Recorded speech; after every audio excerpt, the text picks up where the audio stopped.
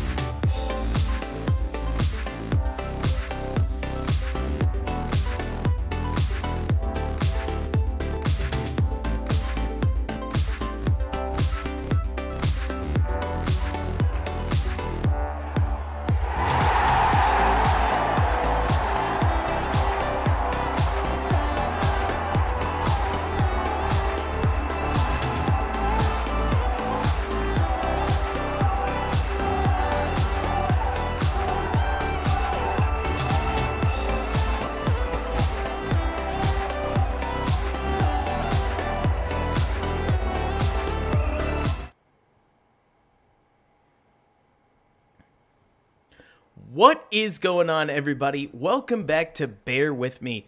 Not Bear With Me. It's a draft stream. Gracious alive. That's what I get for going straight into my tool bag. 2 seconds in. Oh, man. That's what I get for going straight into my tool bag. 2 seconds in. Oh, man. That's what I get. Aaron Lemon. 2 seconds in. Oh, man. That's what I get. Aaron. We have been working on this. We're really excited about tonight. We've got a bunch of people that are going to be coming at us. Lester's going to join us in a little bit. Jacob Infante is going to join us in a little bit after that. So we got a lot of people. We're lucky to have Aaron Lemming here with us to kick this off. Day 2. This is the first night that we get to see what Ryan Poles is all about. He's got 3 picks right now. Hopefully he can manifest another 1 or 2. But I'm excited. The first round went great for the Bears in the fact that they didn't make a pick. So I'm very excited about that. Poles did not get anxious and try to trade up into the back end of the first round. But let's just kind of start off at the top. Aaron, what did you think of the first round from like a global perspective before we get into Bears specific stuff? It was crazy. Like I honestly, like I think everybody knew this was going to be kind of an unpredictable first round, right? But then you start seeing all these receivers flying off the board. You start seeing all these trades happen. It was just, man, it was just crazy. Like I still, for the life of me, cannot understand what. Well, there's 2 trades that just blew my mind. The first one was AJ Green. Wow, AJ Brown. Like, how do you, like, if you're the Titans, like, how does that happen? How do you let that happen? I don't understand that. The second one is, why in the world, and I'm a big Marquise Brown fan. I'm an Oklahoma fan, as Robert knows. Like, why would you give up a first round pick for Marquise Brown? Those are the few things that I just don't understand, where it's like, there's just so much craziness, but it kind of makes you understand why the Bears haven't been as aggressive in terms of trying to go out and trade for a receiver. It's like Deebo Samuel would be great, but at the same time, it's like, I don't know about you guys. I'm tired of seeing the Bears not have a first round pick. I mean, this is the 3rd time in 4 years that we're sitting here doing this exact thing, waiting for the second round to happen. I'm over it. Oh, Aaron, I'll take you one further. I'm tired of the Bears being bad, but unfortunately, I don't think we're getting a fix to that just yet. That's all right, though. We're in the process. But if you feel like I do, Aaron, 2018 feels like a long dang time ago. And 2019 was rough enough. 2020 was really bad. 2021 felt like 3 years of my life, for crying out loud. And here we are in 2022, finally starting over. I'm with you. But thankfully, the Bears are in a position where, like Jeff was saying, Poles let the board come to him. I feel like, Aaron, what's been most frustrating is that I don't feel like Ryan Poles has done a bad job this offseason. He's made the best out of a terrible situation, which I don't want to pin too much on Pace. Sure, there are some things like Ryan Bates, like, honestly, like Larry Ogunjobi, or the money that maybe they could have used out of the Larry Ogunjobi deal had they known what was going on sooner. There are a lot of things that Poles swung and missed on. I don't want to make it sound like he's been perfect, but I can't help but feel like the state of the roster as it is and where their cap is right now, it's wild when you take a big picture look at just how bad things had gotten at the end of the Ryan Pace era. You know what I mean? Where it's like you go, well, I knew it was bad, but taking a second look, this is worse than I thought it was, right? Yeah, oh, dude. I mean, and that's the thing is, and I know you were kind of in that boat, with a lot of us, where it was like you just saw what Ryan Pace was doing over basically after 2019. You're thinking, okay, the Bears clearly don't have a quarterback. Like that was very clear. And at that point in time, that was a very big pivoting point for them to say, okay, how are we going to go around this? And then we very clearly saw what they did. And they said, okay, well, 8-8 and getting in the playoffs is good enough for us. And obviously as Bears fans, we've seen it, man. It's like, it's one of those, like 2018 was the highlight of the last decade plus for us, where we're sitting here looking at a team where, I mean, really they were good, but they weren't that good because they didn't obviously have the offense, and they lost in the first round of the playoffs because they were relying on an inconsistent kicker. So, yeah, it's, I think with Ryan Pace, a lot of stuff, because I mean, I was getting all sorts of people like, I don't understand why you don't like Ryan Pace so much. It's like, well, because the moves that he made and all of the kicking the can down the road and the trading all of the high round draft picks away and doing all the gambling that he did eventually catches up. And it's like their roster got older and older and older. Now, I respect Ryan Poles for coming in and basically saying, hey, we've got clear issues here. We got to tear this thing down. We got to do what we need to do. It's a clear rebuild at this point. I honestly thought it was going to be more of a retool. It's a rebuild. Really the only difference between right now and 2015 when Ryan Pace took over is the fact that they may have a quarterback. And I want to say that they do, but obviously, we don't know yet. We just don't. I think Justin Fields is going to work out, but we'll just have to see. But, I think this has been a tough offseason because, yes, they had a decent amount of cap space. But when you really start looking at it, it's like, how much do you really want to do and retool in the midst of everything going on right now without draft picks? So, yeah, man, it's a tough situation to be in. I mean, I'll be honest. I thought Ryan Poles should have done more in free agency, especially on the offensive line. I think he should have been a little bit more aggressive, especially on the interior line. And then the same thing with receiver. I mean, right now you're looking at Byron Pringle. I'm not even going to count EQ St. Brown at this point because, I mean, that dude's a friend roster guy at best. But with all that being said, man, as we've seen everything stacking up, I mean, I'm sure you're probably watching some sort of draft telecast right now too. It's like the Bears are in a really good position to be able to knock out some of their needs tonight. And the nice thing is, I think, at least in my opinion, is that you're looking at all of their needs. And yes, receiver, offensive line, those are big needs, right? We know that. But there are so many needs on this team where you don't have to reach. Like, if receivers don't fall the way that you want them to fall, then take a defensive player. Like, you don't have to just sit here and reach on a position. Like, they basically need everything right now. And as long as they get good players coming out of this draft, they're going to be a better team than they win in. And I think that has to be the goal. And JB, I don't want to steal your voice because it's been a minute since you said something, but I do have to say, Aaron, I can't help but feel like the hardest part about this is that the Bears. Somebody just said this in the chat, but the cap that they had going into this offseason, they had more dead cap than that cap after the Khalil Mack trade.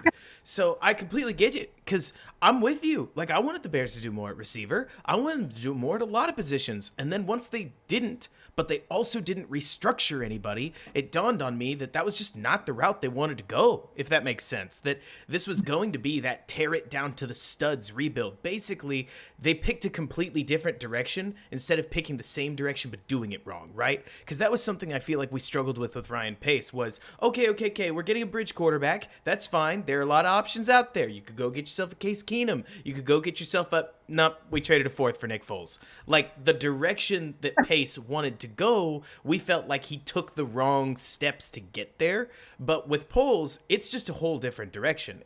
I'm not spending any of that future money. No, we're not doing any of that. We are getting the baseline help that my defensive head coach needs to run his defense, for better or for worse, and we are going from there. I don't know, JB, how do you feel? Are you, like, as in terms of free agency to now, what do you think about the Bears? Like, because obviously if we said they're in a good place, that's relative. It's not like they're looking at a heavy win season. How are you feeling? I mean, I didn't want Poles to make negative decisions. Like, I didn't want him to make decisions that were going to impact this team into the future by trying to compete too early. And this team needed to take a little bit of a gap year. It seems like they're doing that. They're resetting. That's maybe not the most fun thing to hear as a fan, but I think that's necessary. And I think that he's doing what he needs to do to be able to set up this team for success. Hopefully a little bit like, hey, they're spunky, they're fun to watch. And then 2023, they can be competitive. And, the NFC is hopefully wide open. You've got an aging Aaron Rodgers. And then, if Fields is the real deal, then, you could see an ascension for the Bears to take this division and the compete for conference championships for a while. But I just didn't want to see, big overspends or pushing money into the future or things like that. And he hasn't done that. And so for me, it's not like it's it's an A+ for all the things he's done. It's an A for the things that he hasn't done, if that makes sense. Also, Aaron, I will kick it to this. Before we get into where the Bears sit right now, I don't know about you, but even in Dallas, Texas, which you now reside in too, so you probably heard it just like I did, I could hear the tables being pounded to go up into the first round, especially as those wide receivers started popping off in the early part of the draft, that there were a lot of Bears fans that wanted to move up. Were you one of them? Oh, hell no. No. Oh, Thank no. you, Barco, no, by the way. Thank you for $10. Every single bit helps. Thank you so much. You have no idea. Back to you, Aaron. Yeah, of course. Yeah, absolutely not. No, I would have been furious if they would have traded, because again, man, like this isn't a team that is one player away. And you guys both talked about the lack of direction with Ryan Pace, right? Like Ryan Pace is basically the equivalent of my dad. Back when he didn't want to accept GPS, we'd get in the car and we both knew we were going the wrong way, right? But you just start driving and you hope you figure it out along the way. And that was Ryan Pace, man. It got to a point where he had a clear plan in place at one point. Like you have a clear plan getting into the vehicle, you execute getting into the vehicle, and you drive. But then you just basically start driving the wrong direction, and you don't want to rely on GPS or anything else. And that was basically, the situation there. So at least, I mean, here's the thing. We all know that this is not going to be a good team to watch this year. It's not, but I would be very hard pressed to say, and this is my personal opinion, I don't think they can be any harder to watch than they were last year. I don't know about you guys, man, but that was honestly really like, it was a chore to watch that team from basically week one on, if we're being completely honest. Like, they were just not a good team. They were boring as hell. So I think the overall direction, we know they're going in a direction. We don't know how it's all going to work out, but at least we know they've picked the direction. They're moving in that direction. I think the big saving grace should be for a lot of Bears fans right now, and I think this is what we'll find out in 2022, is if Justin Fields is the guy. This is a whole new viewpoint going into next offseason, man. If we're sitting here, fast forward a year later, Justin Fields is a guy that we believe that he's going to be, then this is a whole different conversation we're having next year. We're talking about, them trying to, basically competing for whether it's a playoff spot or the division. Again, you guys kind of pointed out Aaron Rodgers is there, but, who do they have at receiver? Like, it's kind of crazy to think about. Like, when you think about the receivers in the NFC North right now and, like, who has the best receiving core, Minnesota and Detroit are like clearly above the Bears and the Packers right now. Like, for as much as we want a dog on the Bears receiving group, the Packers have Allen Lazard as their number one receiver right now. And Randall Cobb, I guess you can count. I don't know. Like, it's a complete mess over there right now. So again, we'll have to see what happens. I do, at least, even if I haven't agreed with some of the moves that he's made or the approach that he has taken at points, there's a clear direction, and that is something that we have not seen from this team over the last, I'd say, 3 years. Oh, yeah. And I mean, to your point, Aaron, like, I loved the directions analogy, because if you can't tell, to those new to the channel, I just moved into a new house within the last couple of months. And what does that mean? What do you do when you move? Well, you build a lot of furniture. And when you're young, like I am, you build a lot of IKEA furniture. And let me just go ahead and let anybody know who hasn't built a lot of furniture in their life. If you don't study those directions, and honestly, even if you look at the directions, but you see something wrong, oh my word, you build the same piece of furniture 3 times, but with how much effort it takes you to, okay, shoot, I did this wrong. I got to undo that. I got to take the screw out, and then I got to flip the piece over, put it back in. And I don't know about you, Aaron, it did kind of feel like the Ryan Pace era at the end, basically post Trubisky, was just somebody trying to figure out, how do I keep all the good parts of this, but switch out the not great parts? Because I don't have a lot of extra money. Like, I can't just go buy another piece of furniture here. And like you're saying, I think that this looks and feels really painful. I don't want to pretend like the 2022 Bears. Like you're saying, you got to hope that they're a more entertaining experience. The Bears whooped the Giants last year, and I still didn't really have fun watching that game, which sounds so depressing. I mean, you would think that in an absolute defensive beating, we should have a little bit more fun than we did, but it just looked like a terrible team.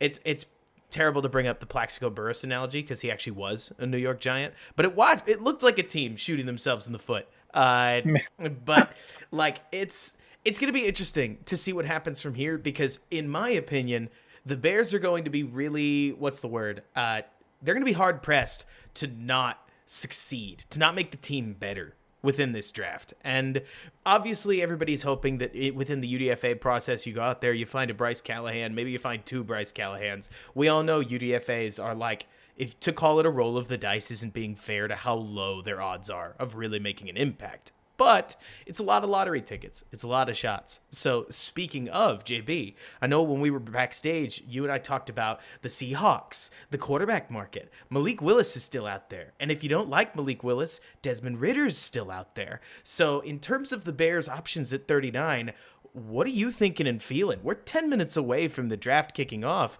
and as soon as we do, the Bears are in a red-hot position to negotiate. You have to consider the board. Obviously, we're going to be doing that. I think maybe we're getting close enough. We're nearing 100 people on the live stream, which is awesome. Kick ass. I saw Patty in the comment section. So hopefully she's going to mix it up all night with everybody. Funniest Bears writer out there by a mile. So that'll be good. I know that Ken, the Den Master, was going to stop by. So we had a lot of people that are going to be stopping by. The board that's up here is Jacob's best player available, his top 20 best player available. He's the one that set the list. So if you have a problem with a player that's not appearing on the list, this is Jacob, right? So that is, there's only 20 names. There's not 40 names or 50 names, Jacob's and it's for opinion. the whole draft. It's not And targets for just the Bears. It. There's I am quarterbacks up there, right? All that, right? So that's what it is. We pulled his top 20 available, and then what we did was we put our little markers next to guys that we like. And so if you see an orange text, or if you see bold orange text, that means two guys like him. If you see bold underlined and italicized text as George Pickens, that means that all four of us like that guy. So that Jacob's going to be here in a little bit. Lesser's going to be here in a little bit. Those are the four people that you're going to see all night. Aaron's going to hang out with us until he gets sick of us, and then he's going to go hang out. Probably finish his In-N-Out burger and have a drink or something. But that's kind of the setup here tonight. Really excited about what we have here. And then Robert's actually just going to physically, digitally scratch off players on that list. Yep. You so better we can believe kinda that keep we track. have the technology to just slowly but surely take these guys off the board. It'll be like baseball scoring, honestly. It's gonna be a lot of fun. So But so that'll be fun, and we'll reset that every time the Bears pick. We'll do a reset. So I think that sorry, go ahead, JB. I don't want to chomp at the bit. I think overall, if you guys have anything that you want to throw at us, make sure that you're using the chat. We are trying to up our subscriptions for Second City Gridiron YouTube page. So I will repeat that throughout the night. We are trying to get to 1,000 subscribers by the end of the night. We're about 400 right now. It'd be really cool if we could get people to go over there, subscribe to Second City Gridiron. We're going to be putting a lot out there. We're going to be live streaming a ton of basically every Windy City Gridiron podcast is going to be live streaming to some extent here in the future. And we're going to be putting out specific videos on that channel that aren't just podcasts. We're going to be doing some specific video content. So please go over there and add a subscribe there.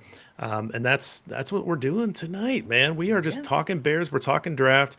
I actually wanted to kind of circle back to what Aaron mentioned about trading wide receiver in the first round, and that the Hollywood Brown and the AJ Brown on the move, and the Vikings, they traded away Stephon Diggs because they didn't want to pay for him, and then to the Bills, and then they used that pick from the Bills and they drafted Justin Jefferson, who I think is better than Stephon Diggs, or at least he's in the same neighborhood. And I thought, well, that's exactly what the Packers are going to do. They traded away probably the best wide receiver in the league. They got a first round pick. And what do? They went defense. So I'm not sure that that's the way to do it. But was that in your mind that what the Packers were going to do with that pick once they got rid of, once they made that trade to give Adams over to the Raiders? Absolutely. Yeah, the defense times two. Like, I'm not gonna lie. Like, I sat there and held my breath for both picks. Because I'm a big George Pickens fan. I know a lot of people are. I'm not saying anybody else is not. I'm just saying, like, me personally, like, that's the guy that until he goes off the board, until the Bears pass him over at 39, that's who I'm holding out hope for. And yeah, the entire time I'm sitting there holding my breath and like, oh my God, they're gonna take a receiver. It's gonna be somebody that I want the Bears to get, and here we go again. And yeah, they went out. To their credit, though, I will say, I mean, they got two really good defenders. Obviously, I think Wyatt had some, at least from when I was reading, there was some borderline character concern. Was it character concerns or was it health? I think, does Robert know? Robert, do you know? I was reacting to our new subscription that we had pop up. I think you were trying to say that. Like, I saw you reacting. No worries. I was like, yeah, whoever that was. Yeah. So, it's just one of those things where, I don't fault them for doing what they did, but at the same time, it's like, man, again, man, like we dog on the Bears receiving group right now, but look at the Packers receiving depth chart right now. It's an absolute mess, man. Like, and that's the thing is, like, it was not great to begin with before they traded away Devontae Adams. Like, a lot of people forget, like, Devontae Adams held a lot of things together. Like, we've been kind of assuming that the Packers were going to take a receiver in the first round the last 3 years, basically, since they took Jordan Love, and yet here we are. So, no, I was shocked. And I mean, there was some talk that basically said that the Packers are kind of going to do what the Bears are going to do in terms of not forcing things. Now, I do think, at least in my personal opinion, you have some guys that are definitely in that tier 2. I'd almost call it like a 1B almost with some of these receivers right now: Sky Moore, George Pickens, Christian Watson. I know, some people are a little higher on Alec Pierce than I am, but, if you want to throw them in that group, whatever. But I do think at some point in time, yes, this is a deeper receiving group, but I think at some point in time, probably mid to late second round, I think things are going to start to fall off for a little bit. So I don't know, man. I would like to see the Bears make a pick at receiver before the Packers are able to do it, because I think the Packers are probably going to make one sooner rather than later. And obviously, we know the Bears they're slated to have 3 picks. I mean, we'll see what happens. My fingers are crossed right now. I'm hoping we see like 2 or 3 quarterbacks go and at least 1 running back go before the Bears pick, because that puts them in a really good position. Not a lot of teams in front of them looking for receivers right now. But there's just something that tells me, I don't know why, man. And I saw like a Biggs tweet pop up on my phone. I'm doing this on my phone. I'm trapped in my bedroom right now. I got people out in my living room. But I saw something about Brad Biggs tweeted out something about, I think he's mocking Logan Hall to them at 39 again, and that seems to be kind of the sexy name right now. It'll be very interesting to see, because I know the Bucs are probably going to go defensive line with this first pick here.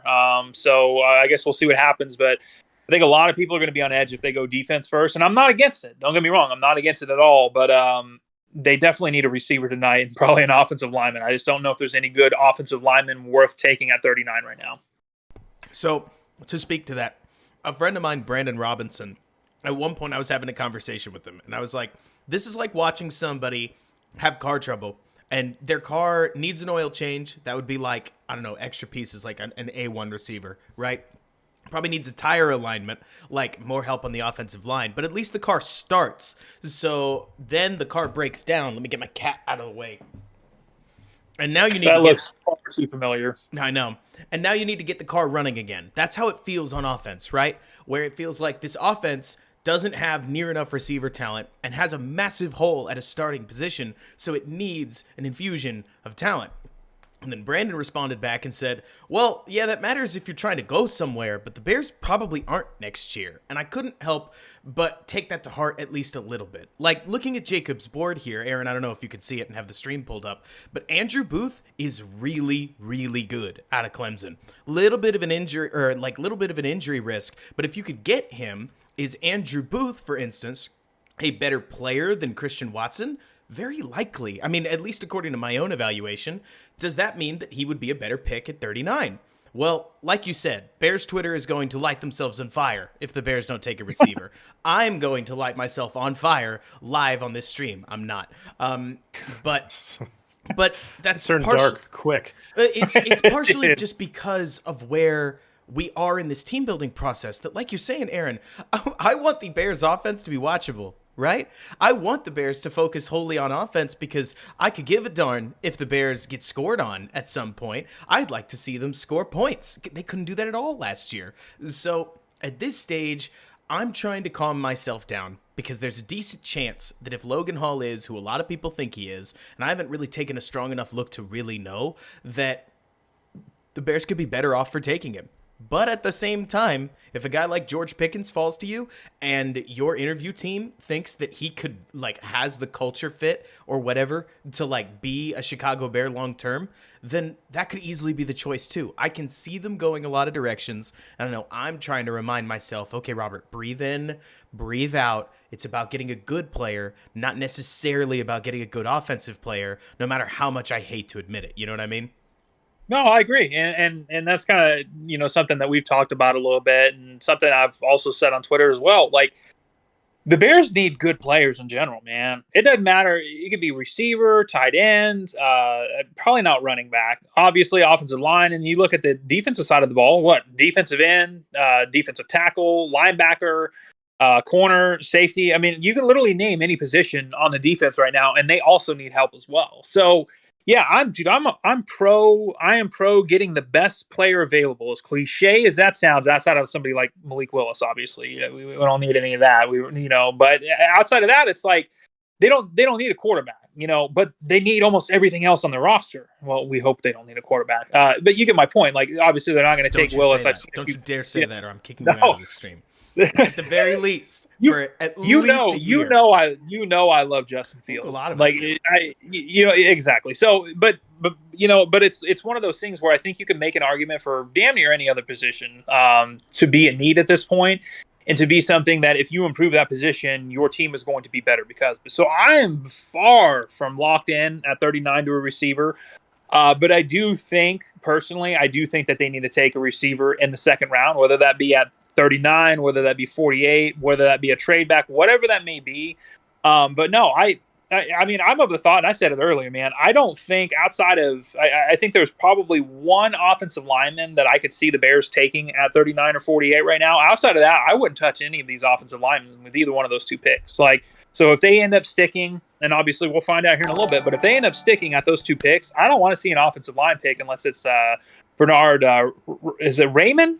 Ryman? I'm pronouncing it Raymond, but that's okay. That's right. What I thought, and yeah, because I actually haven't heard it enough for it to lock into my head yet.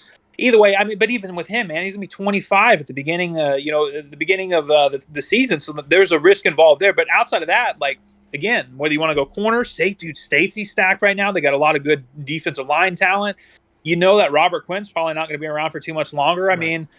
There's so much out there for the Bears to go out and get right now. I'm far from locked in at receiver at 39. My whole thing is I don't want to see what the Patriots did last night and the Bears lock into a player of a Cole Strange caliber, that high. And don't get me wrong, I like Cole Strange. Cole Strange shouldn't have gone in the first round last night for a multitude of different reasons. So that's what I want to see the Bears avoid. I don't want to see them reach. I don't want to see them make this off-the-wall pick and this turn into a Seattle Seahawks draft.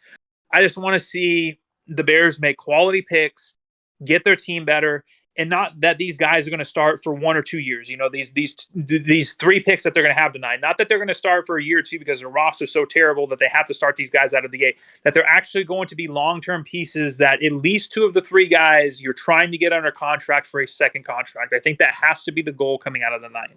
Right. And thankfully with Ryman in particular, because I want to pick on the second contract thing, he's 24 or 25 years old, which is obviously old. He can play. I will give my stamp of approval on Ryman in particular. And when he does sign his second contract, that would more than likely take him out until he's about 33, 34. And obviously, Aaron, you know that with guys like Andrew Whitworth, Jason Peters, not a bad example, there are plenty of linemen that can play to at least that 33, 34 range. And personally, I know I've heard this before, Aaron. I think with quarterbacks, it's okay to use the phrase, we've got our quarterback for the next 15 years. But with literally any other position, we don't know.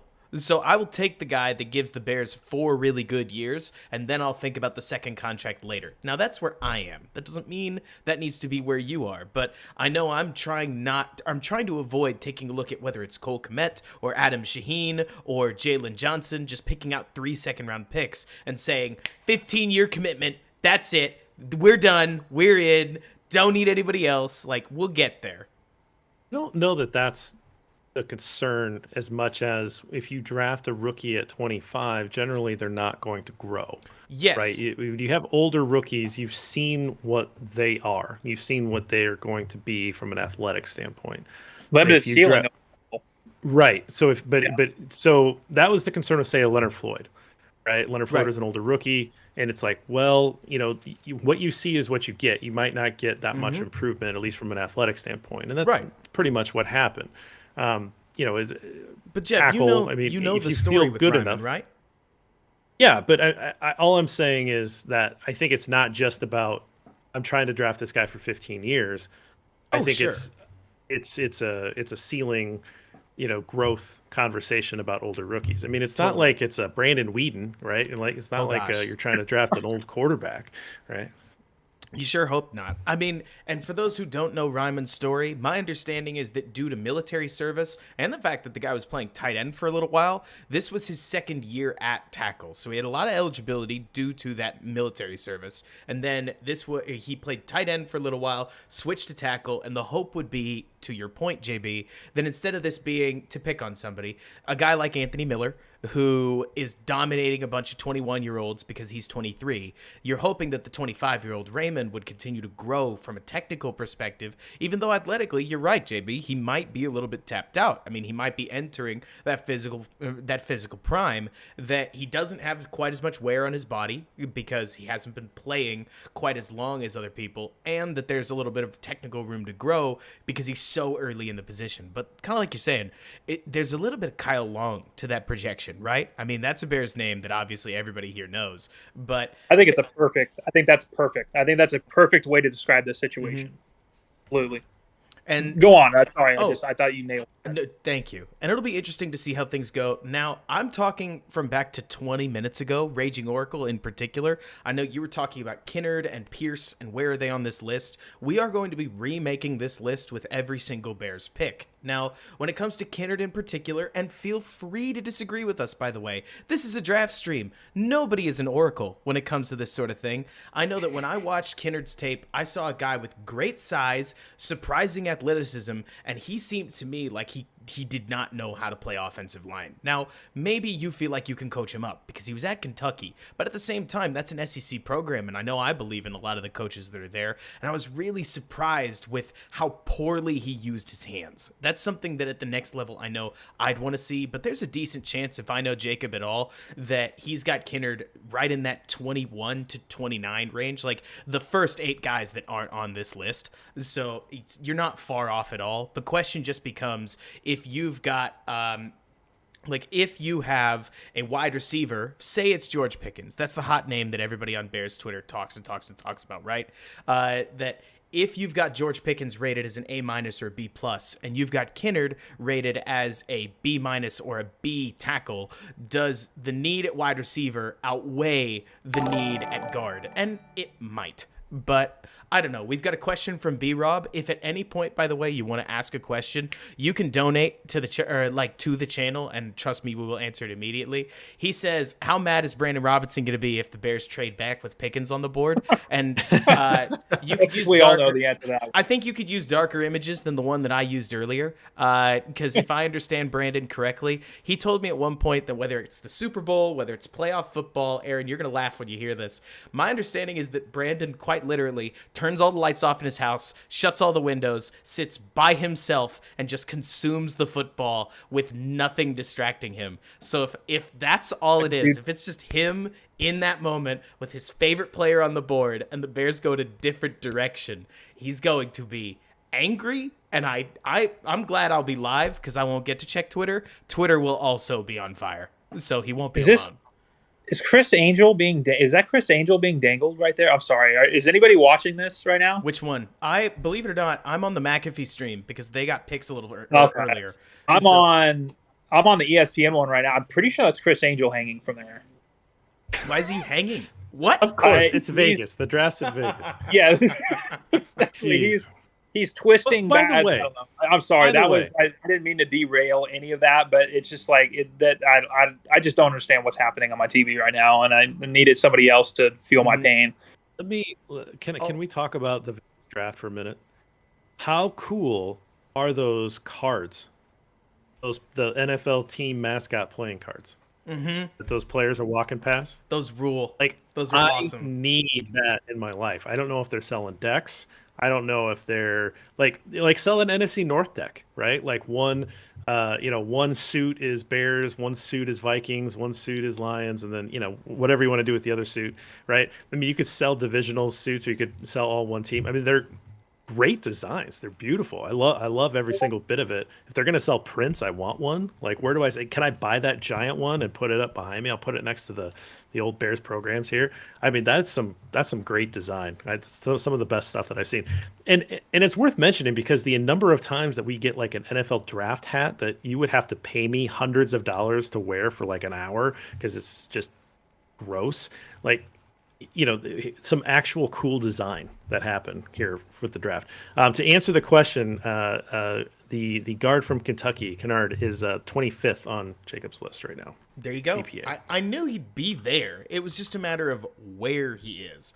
I know okay, it looks like the Bucks are on the clock, by the way, so we are kicked off. Let's do this. Draft day 2 live. But let's ride. I'm really interested to see where things fall because, I mean, as you were talking about, JB, the Seahawks, it would make too much sense for them to get a quarterback. I mean, I don't know if the media just scared everybody off because obviously in 2017, this is not how the NFL operated, letting a lot of the guys that were quote-unquote round 2 guys actually fall down.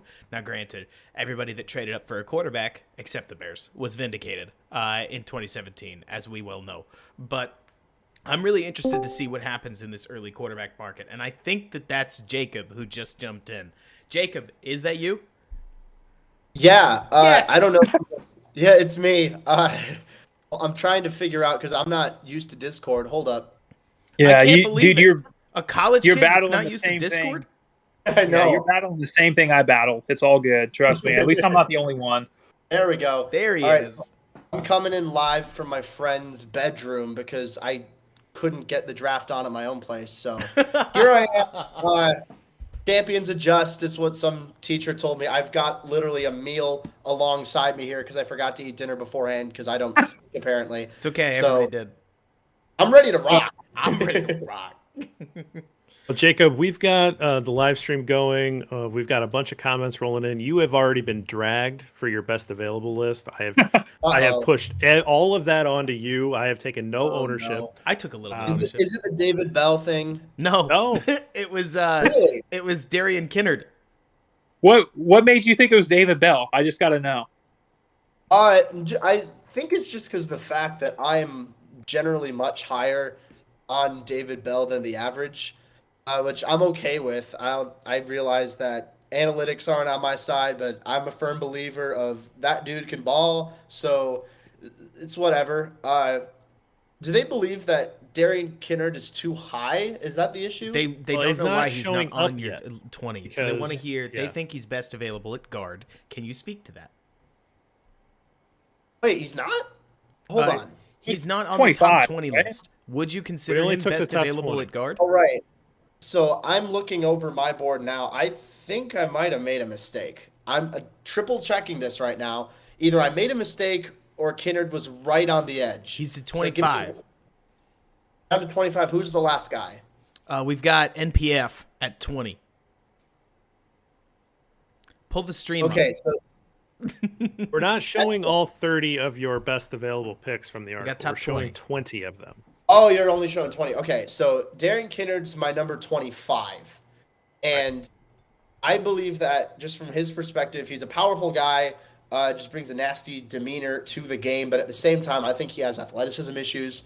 Maybe not as flexible in his lower half as I'd like him to be. I don't think he's a great fit for the Bears, if I'm being honest, because a lot of it, at least from what we're expecting, is going to rely on that wide zone ability and the ability to block on the move. I don't think Kinnard's fantastic at that.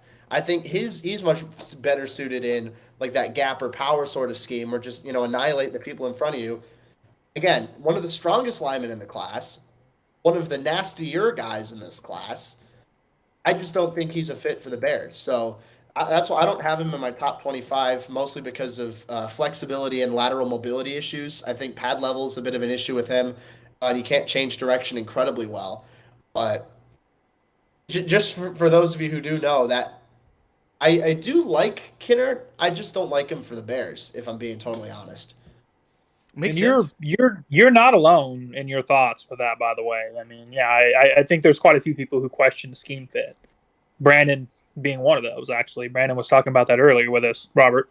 So and that's kind of the thing. Like with a lot of these offensive linemen that we also have to keep in mind is just because they're on the board doesn't make them a good fit for the Bears, and especially for what the Bears are trying to do. Mm-hmm. Absolutely. Now, here's a question, because I want to go around the horn, Aaron, while we still have you. Okay, so Bernard Raymond, George Pickens, Christian Watson, your other favorite player, be that Logan Hall, whatever, are on the board. And the Falcons are calling to jump the Seahawks, and they're offering a fairly decent offer. I don't have one off the top of my head. Which direction do you go? Starting with you, Aaron. Well, I think you already know my answer. I'm going to tell them to piss off, hang up the phone, and I'm running up the podium and handing in my pick, George Pickens. That's it. It. That's probably irrational. I'm probably being idiotic about it, but George Pickens is my dude. So that's where I'm rolling. What about you, Jacob? Yeah, so just repeat the names that are there at that point. Bernard Raymond, Logan Hall, Christian Watson, George Pickens, and a trade back. Okay, so, as tempted as I am to consider the trade back, I'm not going to lie. I do think that George Pickens would be a really good fit and a very good pick. I know that there are concerns about maturity. I can't speak to that. That's nowhere near my place to determine whether that's true or not. But from an on-field perspective, from what I'm able to see, he's a very good football player, and he's a great fit in the Bears scheme. I take the opportunity to get a potential alpha dog at number 1 receiver. So that's just what I do. I think that generally I'd look to trade down with that next pick if possible. Makes sense. But generally, I do believe that Pickens would be a very good pick at 39. What about you, Jeff? Are you heavily one way or another?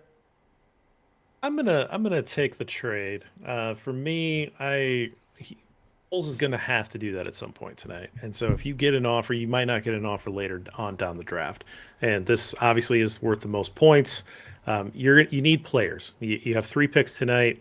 I think that you need to generate an extra pick and make it 4 at some point. So Packers just jumped up to 34. And trading with the Vikings? Oh man. It's gotta be. It has to be him, doesn't it? Oh no. Oh no. It's gonna be a receiver. You know it's gonna be a receiver. Has it's to just be. a matter of which receiver it is. And then of course, because I pulled up ESPN, I assumed that McAfee was going to be running, only to find out I'm an idiot and he's not. So let's see. There goes. Where are you guys at in this thing? Because I'm on YouTube TV, so I just saw who the Buccaneers took. And there you go. It's Logan Hall. So let's go ahead and take so him Logan off Hall's the board. off the board. See, now we get to use. So that's interesting because that was a pretty polarizing. That was a pretty polarizing person. Okay, I'm going to be honest, Jeff. We didn't get to talk about it. Logan Hall was, I don't know how you feel about this, Jacob. Logan Hall was on my personal list of, I kind of hope he just gets drafted so that I don't even have to consider what it would look like for him to get taken in place of somebody else. Like every player, Tyler Linderbaum was kind of on this list for me. I'm not even going to lie. Yeah, we need to have that conversation some other time. Another time. The point being that everybody's got that list, especially now at 39, of players that it'd just be nice if they weren't even in the question, right? Because as neat as Logan Hall would have been, and he would have been really neat, I know that there are enough people out there that would have, again, done really angry things had Logan Hall been taken in place of receiver, and this kind of helps tee up that receiver pick. But I do think, like Art Vandalay is saying in the chat, that I think there's a decent chance that now that the pick is in, that the Bears aren't going to get George Pickens. Just call it a feeling. Oh, man. There have been too many of my favorite people that have already gone to the Packers, and by too many I mean Devontae Wyatt. I'm gonna say this is gonna be. Haven't they been tied to Sky Moore? What do you think they're gonna do? If they go to Kobe Dean, I'm gonna die laughing. Like if they get 2 Georgia linebackers to play next to each other. I'm just gonna say right now, I'm not gonna tip the pick in here, but I saw what the pick is. Okay, so take that. Okay, well. Is it something that is going to upset us? Why wouldn't you tip it? Potentially, depending on your feelings. Look, we are pro-tipped picks here, Jacob. Yeah, just it's man. not. You're fine. It's not Pickens, right? Should I say? Come on, Jacob. just We're go ahead and say pro-tip picks here. Break the bad Okay, news. it's not Pickens. Oh, Okay. So you want who Christian is Watson? it? Sky Moore? It's Watson. It's Watson. Oh, I'm gonna go. That's first of all incredibly interesting. I'm gonna put a little dot next to Watson, but first of all, I love Christian Watson. I had the awesome opportunity to go down and watch him at the Senior Bowl. Personally, Jacob, I don't know how you felt. That NDSU tape is almost just a chore to watch. Like normally it's fun to watch receivers, but NDSU is watching block, block, block, block, block, block, throw somewhere else. Finally, they give like a carry to Christian Watson, and he just goes ahead and takes it to the distance. Like, he's a crazy athlete. Yes, he struggled with drops, but if we learned anything from, the Jamar Chase pick last year, drops kind of don't matter. Like, I don't want to be the guy that says dropping the ball is unimportant, because I think the Bears learned their lesson with Josh Bellamy that not everybody overcomes this. But of all the things to develop, Aaron, route running, harder to develop. Speed, you're as fast as you're going to get, right? By the time you're 23. But dropping the football, it's like, that's something you can improve on. It's somebody, I'm not going to lie, I'm not excited to see him go to Green Bay. That's a really good player. But yeah, no, it is. But you know what? I will take the win for this time being. Again, I don't think the Bears are going to take Pickens, but at least I'll be upset about it with them not taking him. I just want him to get to 39. That way I can have something to be mad about, right? Right. Let him get to 39 and we'll see what happens. But, it's a good pick. I'm actually kind of interested because we're at pick 35 now with Tennessee, so we're not very far away from the Bears. I'm curious to see. We still have yet to see a quarterback taken. Yeah, we're in full on. Here it comes. Let me say this, since you guys are all slurping the pick for the team up north. Which, I'll slurp it. That's a good pick. Give me a break. I like it. I mean, I don't know if this is still a project. Wait, let the draft guy go. Well, hold on. Let me do it. Lester? Let me talk for a second here. Bossman's here. This is still a project. They traded the best wide receiver in the league. They passed wide receiver in the first round, and then they traded up for a project. This is still a win overall. He might not be anything. So, Lester, welcome to the stream. Welcome to the stream. What's up, guys? Before I we on? Already got a muted? trade up from the Packers. Nice. No, we can hear you. Nice. I saw that. Packers, Watson. That's an okay pick, but like you guys are saying, he's a bit of a project. It's a bit of a reach. Hang on. Let's pass it off to our resident draft analyst, Jacob. How do you feel about it? I think from a pure schematic perspective, it's a perfect fit. I honestly thought that the Packers would target Watson in round 1, and when they didn't, I was like, okay, that seems a little bit weird because he's basically turbocharged turbocharged Marquez Valdez-Scantling, and I mean that he brings a lot of similarities to the table in that he's a long guy who can stretch the field with really good deep speed. But I also think that he brings a little bit more. I think he's a little bit better of a route runner, or at least projects to be that in the NFL than Marquez has been. And drops, obviously, are an issue, but it's not the end of the world. Because I do believe that this Packers offense, for the same reasons I thought Watson would be a good fit with the Bears, they need someone who can stretch the field. They need that bigger guy who can win with that size-speed combination, take the top off of defense. I think that Watson can be that guy. Will he contribute really well right away? I don't think so. I think he's, definitely raw. And coming from such a run-heavy North Dakota State offense doesn't give him a ton of reps to iron out his route tree. But I think the upside is there. I think it's a good pick for Green Bay. I had a higher grade on Pickens than I did on Watson, so I'm not furious. But at the same time, I can't necessarily complain. I think it's a good fit for the Packers, and as long as there are still some receivers on the board for the Bears, I'll be all right. We'll see. Lester, what were you saying about the pick before we move on? No, I mean, it's a good pick. Well, I have a lot of the same thought that you guys have. He's a bit raw in some areas, but it's a good scheme fit. He will stretch the field. He will get those crossers. He's a physical player, so it's a good pickup for the Packers. I mean, the Packers, and the Lions are both, looking pretty good. I mean, the Packers' first round draft was a defense, of course, but, still good players, and they're building up that team pretty good. I'll tell you what, we got another pick in while we were talking about it. Not only did the Giants trade back, but the Titans came up and they drafted Roger McCreary. That's another guy that I know a lot of people had talked about in Chicago. Frankly, Jacob, at this point, I'm surprised to see him go in the 30s, purely because I know at the Senior Bowl he was starting to play a lot of nickel. Given that he's a slightly shorter guy with admittedly short arms, that started to make a lot of sense for him. But now that the Titans have him, what do you think of the pick overall? He's a great player, obviously.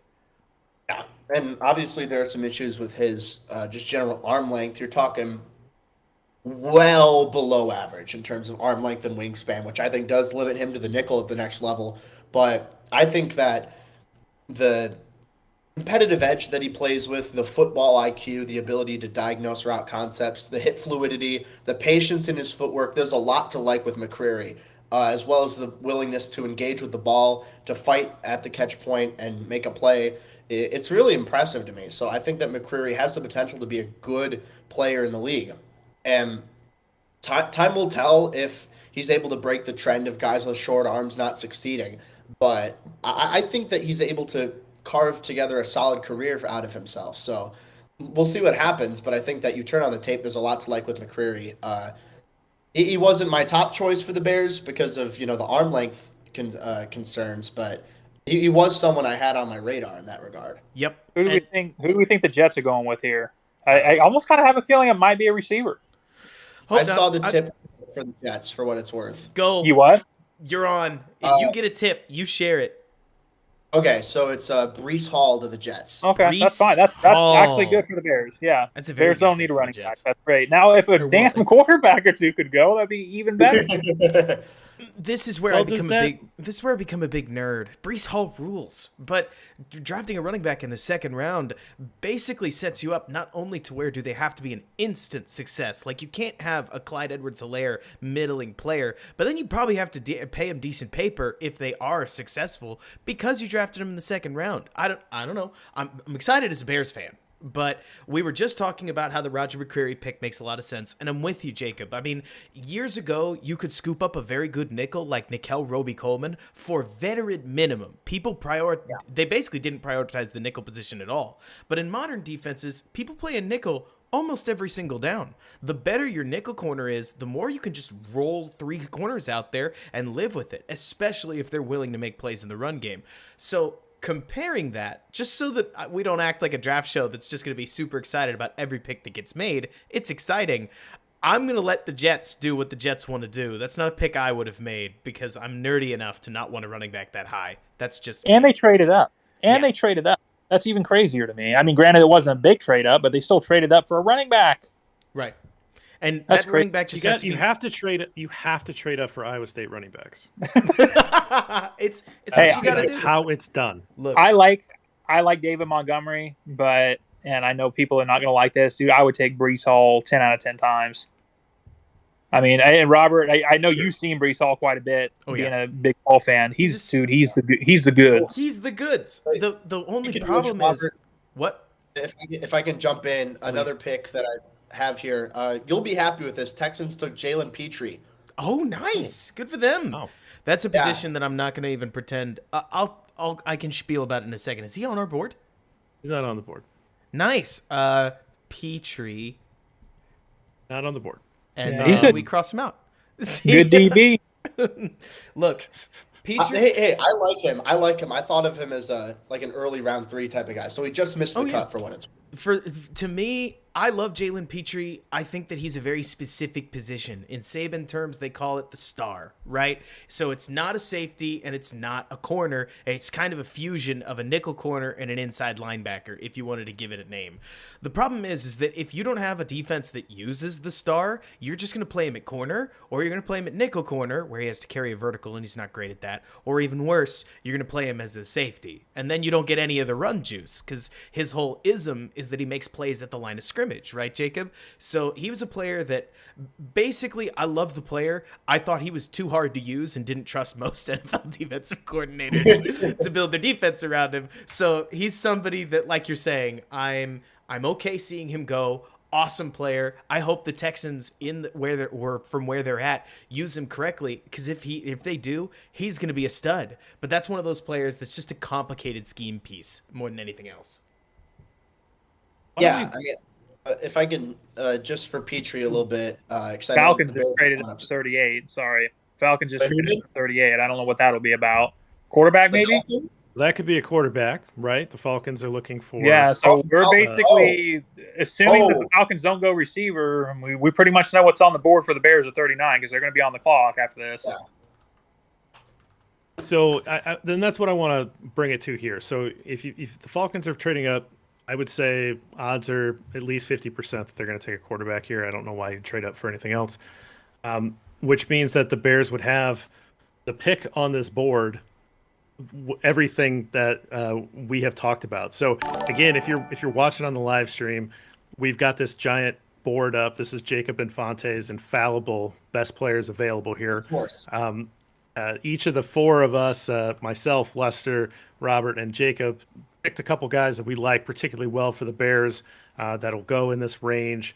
Those are the guys that are highlighted in orange. The orange, bold, underline italics for George Pickens means that all four of us put our little marker next to there. It's a guy that we really like in terms of his potential. He's got a higher ceiling than any of the other receivers that are left, at least it's from what we can tell.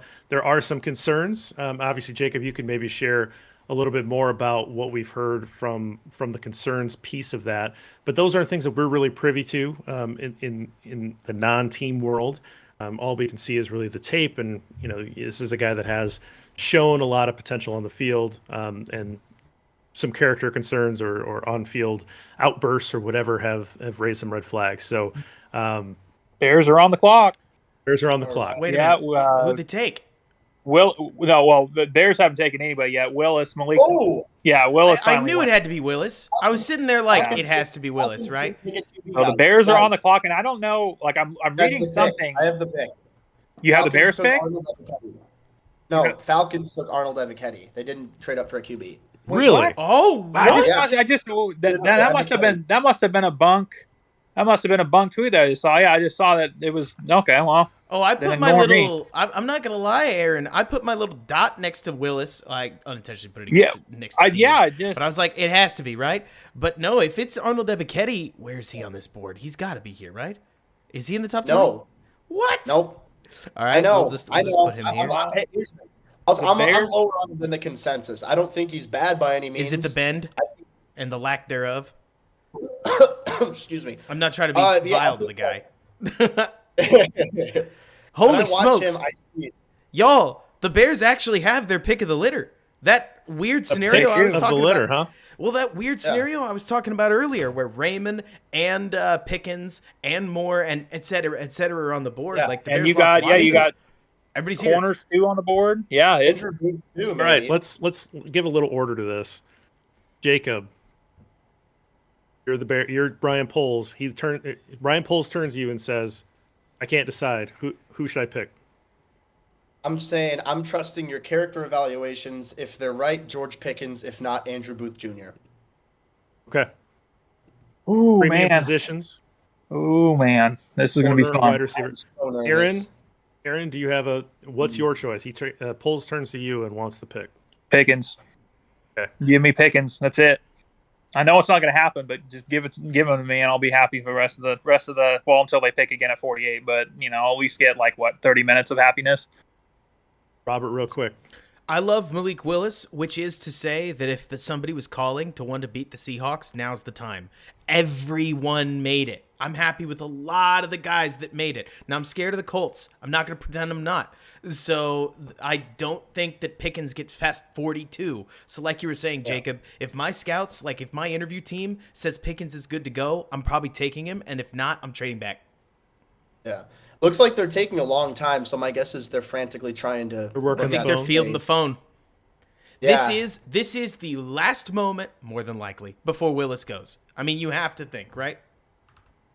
Well, you would have to think, but we've been saying that since the middle of the first round too. This is crazy. I don't understand it. Mm-hmm. I don't either. It must be the traits thing. I'm not 100% sure what the Steelers were thinking. That's just my 2 cents. That I am personally within that group of people, because I've seen this group pop up on Twitter. Jacob's going to know what I'm talking about. Where if you wanted the prototypical quarterback, I probably would have taken Desmond Ridder. He had a lot of really nice tape in terms of processing. And if you wanted the traitsy guy, the more Josh Allen experience, I would have gone with Malik Willis. Nobody did. So who knows? Maybe all these guys sucked on the whiteboard. But I'm certainly just sitting here. Okay, is anybody else seeing, by the way, ESPN's draft stream like still on the Falcons, for crying out loud? Yeah. Oh, my Yeah, well, it's the broadcasts always get behind. Like if you're looking for just plain picks, you got to go to Twitter for that. Gracious. So I guess phones are allowed here. I think the Falcons have now told us that they're in the quarterback market for 2023. They are going to take a gap year themselves. They're going to be bad this year, and they are going to try to put themselves in a position to get one of those more highly touted, talented quarterbacks that are scheduled to go next year. Hey, man, if nothing else, I respect it. I mean, that's... it's in. Okay. It's Tyler Gordon. Look. Yep. Yep. I meant to not look, but I did. I'm fine with that pick. That's a good pick. Okay. I'll take that. Where is he? Kyler Gordon is... Is he He's on there? He has to be. Well, he's not on the top 20, but he's on there. He's not on the top 20. Perfect. Tell us about him, Jacob. All right, give me a second. Okay. I'm ready to start the podcast if you guys are. All right, well, I'll back out then. Jacob, tell him about him. I got to run one errand real fast before we do the official pre-draft podcast. So Gordon, you're looking at a lot of hip fluidity. You're looking at athleticism. I think on tape is a big thing with him. He's intelligent. He's sticky in man coverage. I think he can play zone as well. One of the better tackling corners in this class. So I think that's a really good fit for what Eberflus wants in this defense. So I think ball skills are decent. I think that does drop him a little bit, and he didn't test super well, but he's sticky. He changes direction very well. Solid pick. Not the one I would have made, but not a bad pick either. This is a guy that can come in and play right away, likely, right? I mean, he's going to be in that mix to take snaps on the opposite side of Jalen Johnson and Thomas Grant compete in the slot. Is that kind of your instant reaction? Or Yeah, I think that Gordon's a day one starter alongside Jalen Johnson, and then Graham and Tavon Young compete in the nickel. That's my guess. Okay. Are you surprised? I mean, obviously your board is stacked in such a way, but are you surprised that you would see that over a guy like Booth, or was there something about Booth that might not fit here? There were some injury issues with Booth, so I'm not surprised that the Bears did pass on him. But generally, I mean, we'll see what happens at the receiver position. I think that's going to be huge. At this point, with how many receiver-needy teams there are, I wouldn't necessarily be as keen to trade down because you're risking losing more and more receiver value. I don't know. Maybe that's just me. I'm not super high on Alec Pierce in round 2, and I fear that that's going to be the guy that they really like. But I don't know. That's just me. I will never be mad at a team for taking corner because it's a harder position to fill than wide receiver, to be honest with you, in my opinion. So if they really like this guy and they like him, ahead of a guy that like Booth that a lot of people like, you're not the only one, Jacob, that has a high rating on him. That's great. Like, okay, I'm fine with the corner. They need players. They do need to address the offense. Hopefully they'll address the offensive line and wide receiver, but that's not bad for here. So Robert, you ready to roll to cut I'm ready to record a quick one. All right, so I'm gonna take myself out of here. Aaron, I appreciate stopping by. I'm gonna head out too. I figured I'd stick around for the pick. Thanks so I'm much, gonna Aaron. Thank you so much, man. Appreciate it. Absolutely, man. Thanks for having me on, guys. And like Jeff's saying, the order of operations after every pick is going to be a nice 1-2 punch. An initial reaction, just like we got from Jacob. The quick usual WCG pod that Jacob and I are going to record. It's just a couple minutes long, probably 15, max 20. And then right after that, I'm going to quickly edit while Jacob talks a little bit more about the pick. And then Jacob, I just downloaded Kyler's 2021 game against Washington. So we'll take a quick look at a little bit of tape. You mean Washington State? Washington, I'm seeing... Oh, Oregon. Apologies. He plays Washington. Yeah, no, you're good. Thank you. That's where I misread it. So, CD from Washington playing against Oregon. But so, we'll quickly go through a little bit of tape while we get to the next pick. Ready to roll? Let's rock. Awesome. We are recording, so what's going on, everybody, and welcome back to Bear With Me, a Chicago Bears podcast hosted by yours truly, Robert Schmitz, right here on Windy City Gridiron podcasting channel. And I am coming to you live with Windy City Gridiron's lead draft analyst, Jacob Infante, as the Bears have just selected Kyler Gordon, a cornerback out of Washington, with the 39th pick in the draft. Jacob, how are you feeling? I like the pick. I'm not ecstatic about it, but I'm not angry about it. I think it's decent enough value. I mean, it's a big need, that's for sure, that I think that not a lot of people talked enough about, because obviously the glaring needs on offense are so big. But I think you're looking at with Gordon, a guy who can step in right away, start alongside Jalen Johnson. They needed that for their defense. I think that Eberflus was given a gift here. He's like, okay, I'm going to give my new head coach a toy here, and then I'm going to work with the offense here to figure something out here with the next pick. So I think it's a solid pick. I can dig more into exactly why I think that, but just right off the cuff, I think it's decent.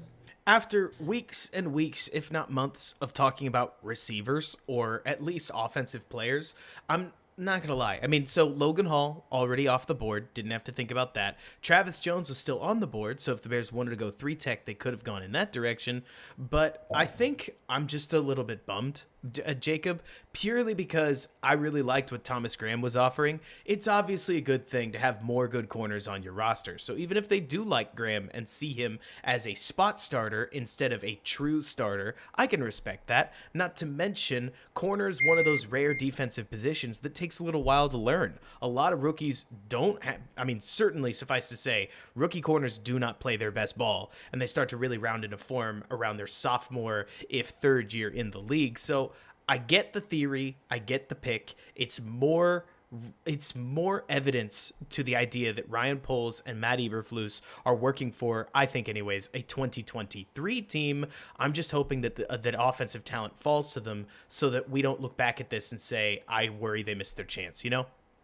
Yeah, no, most certainly. I think that this is a team that's looking towards the future. I mean, there's no reason to think otherwise, at least in my opinion. I think that you're several moves away from being able to contribute. And even if they took a wide receiver here, even if they took an offensive lineman here, there's still a chance that they can do that. But I think that this isn't a team that's ready to compete now. So we'll see what happens. But I think it's something they needed to do eventually. I didn't know if they're going to do that this year or next year, but time will tell. We could talk more about the theory later. Right now, Jacob, tell me about Kyler's game. What do you think of him overall? Yeah, so with Kyler, I think a big thing is hit fluidity. He's the type of guy who can change direction well, who can mirror route concepts. Pretty solid football IQ and diagnosing route concepts and whatnot. Good upfield speed. I think he does a good job of, accelerating upfield, coming out of his breaks, out of his back pedal. I think he's quick to change direction, like I mentioned. One of the better tacklers at corner in this class. I think those who watch tend to agree. He plays with a high motor, intense type of guy. Maybe didn't test out of this world, but did test pretty well, at least in my opinion. He might not have lived up to expectations, but I still think he did a good job. I think he's the type of guy that, sure, maybe doesn't have elite ball skills, but he's developed in that regard, and he's developed in terms of his ability to play with physicality, not just the want to, but the play strength itself. It's a well-rounded guy. Maybe not the highest ceiling out there, but certainly a pretty high floor. I think he's a good starter in the league, and having a good starter at corner is never necessarily a bad thing. No, not at all. I mean, especially given that the hope would be that there it is. The Bears have addressed corner. Now they can roll with Jalen Johnson, Kyler Gordon, and if they do like Thomas Graham, they could see him, like we said earlier, as CB3. Maybe he fights for the nickel. Honestly, I don't know with a guy like Graham, who didn't test outstandingly well either. But the nice piece is that in zone, you don't need the world's most athletic corners unless they get taken vertical, because like in most cover 2 schemes, they're going to be doing a lot of hanging. They're going to be doing a lot of dropping back into cover 4 with a lot of cushion underneath them. Like you're saying, they don't need to be superstar athletes to play in the that cover 2 scheme. I'm just Yeah. hoping, like we said earlier, that he can be everything that they want them to be, because I can't help but think, Jacob, that when your first pick is at 39, you can treat it like a first rounder, and that's not always fair to somebody like, I mean, anybody, honestly, in the second round, because they don't have near the same pedigree as a first rounder, but I can't help but thinking about it way, right? Yeah, no, definitely. And when I watch Kyler Gordon, a lot of people did have him in the first round. A lot of, the general consensus was he's a potential late first round type of guy. Okay. And he was in the upper tier of cornerbacks that could potentially fit in there. So again, I think it's solid value. I was a little lower on him than the consensus, but again, I don't hate him as a prospect by any means. I think he's a solid starter. I'm now intrigued to see what they do at 48, more Right. so even than that, because going defense first makes me think, okay, what's the plan now? What are you going to do going forward? And honestly, I mean, Jacob, I have to say, because George Pickens has been the name on every Bears draft board, every Bears tweet, every Bears mock draft for about a month now, maybe there's a chance that those interview concerns that we heard about are a little bit more, let's say, real than we would have thought, because at the very least, I don't know when we're going to see George Pickens get taken, and so I'll keep my eyes out. Maybe he goes in Indianapolis, just like we would have thought, and the Bears just prioritized corner over wide receiver. I can't necessarily blame them either, because I know you're not the biggest Alec Pierce fan, but there are a lot of good wide receiving options down in the draft. You just may need 2 of them to make up for the effectiveness that one higher picked wide receiver would have made. But but I know this is a good pick for the future. It's never a bad thing to add a talented defensive back to your team. I know I need to do more film study before I have an educated opinion on him, but it sounds like, based on what you're saying, the Bears are in pretty good shape in the defensive backfield with him on board. Yeah, I think that it's huge for them because they were admittedly pretty thin, at least in my opinion, on the back end.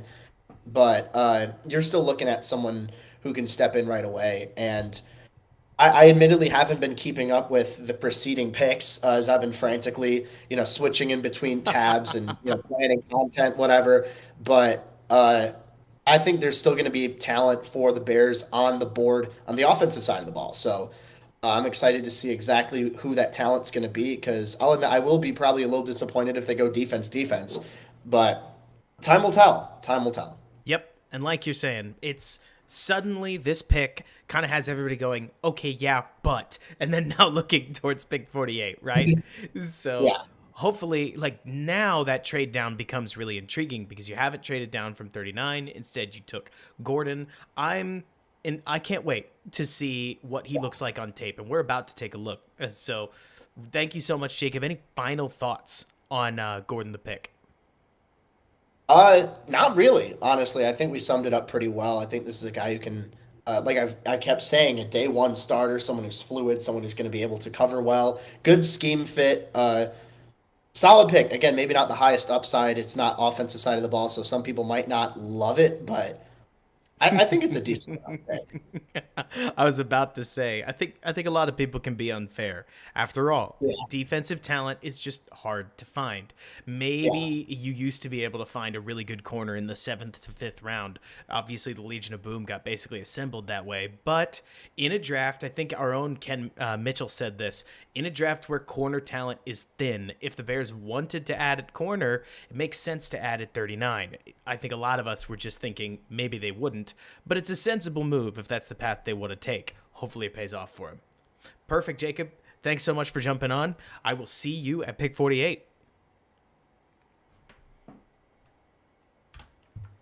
We're clear there. Let me go ahead and edit this bad boy real fast, and we'll get that pushed to the site. Got an update on the background for you. You guys are doing, what'd you say? Got an update on the background pick for you, too. Perfect. That's sent to you. Yeah, you guys are seeing this live. We have got everything rolling for you, so it's all just being done up. Yeah. How do you feel? Right. What were you saying, Jeff? I was gonna say, Robert, go focus. You bet. Jacob and I can hang out here for a minute. I got to ask Jacob, what were you eating? I was eating a salad. I'm still not done. Okay, all right. Well, we'll let you munch over the. You sound disappointed in his salad choice, Jeff. I wasn't Yeah. sure what it was. I mean, it was Hey, just I mean, I have a pizza here too. looked like it was smothered in ranch. Boye Yeah. Mafe off the board, by the way, Blue cheese. Jacob.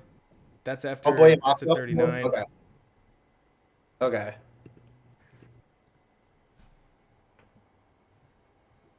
So, Jacob, philosophically, taking a corner, I mean, they needed to add to that part of the roster, and corner is one of the more difficult positions to fill. And so, in a way, I What's understand going- some Bears fans may be upset because it's not an offensive player, and I can understand that.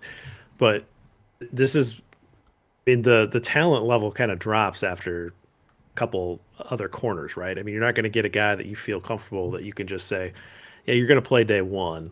There's only so many of those guys in a draft like this.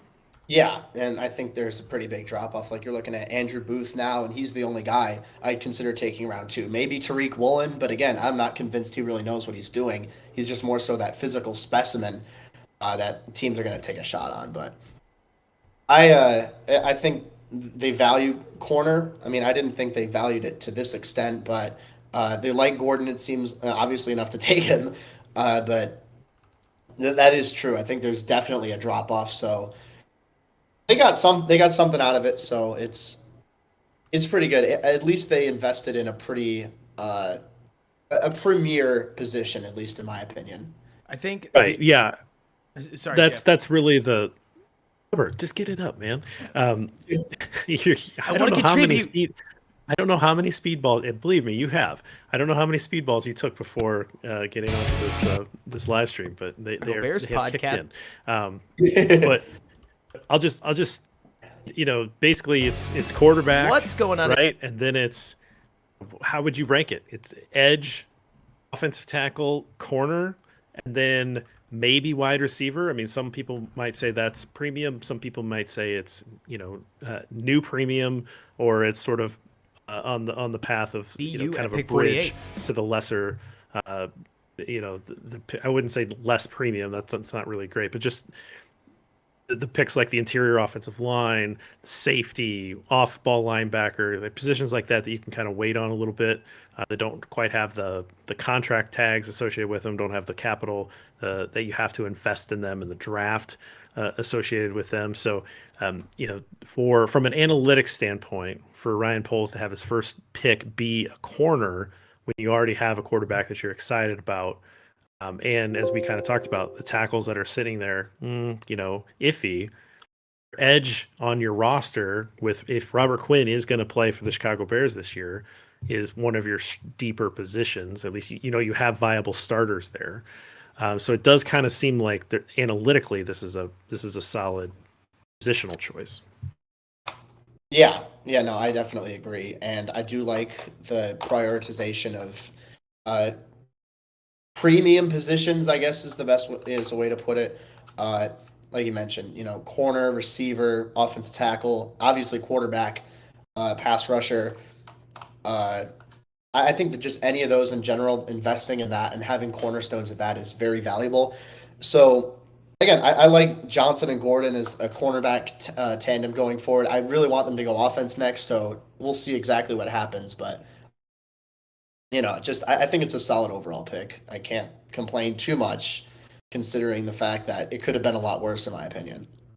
Well, and he was your 30th overall player when the day started. So, you did have him listed, but it wasn't necessarily, you had Booth up at the top and you had Gordon at the bottom of your top 30 that when you started the day. So, I mean, he was listed, but it wasn't necessarily the guy would you have been significantly more excited if it had been Booth, or do you feel like, oh, okay, there's only a couple corners, it's just necessarily expect him to go that direction? Yeah, I mean, I thought obviously by the fact that I had him ranked higher, I thought Booth was the superior prospect, especially from a ball skills perspective, but I think Gordon's much safer, especially coming off the injury. The Bears have been screwed over by injury with Larry Ogunjobi.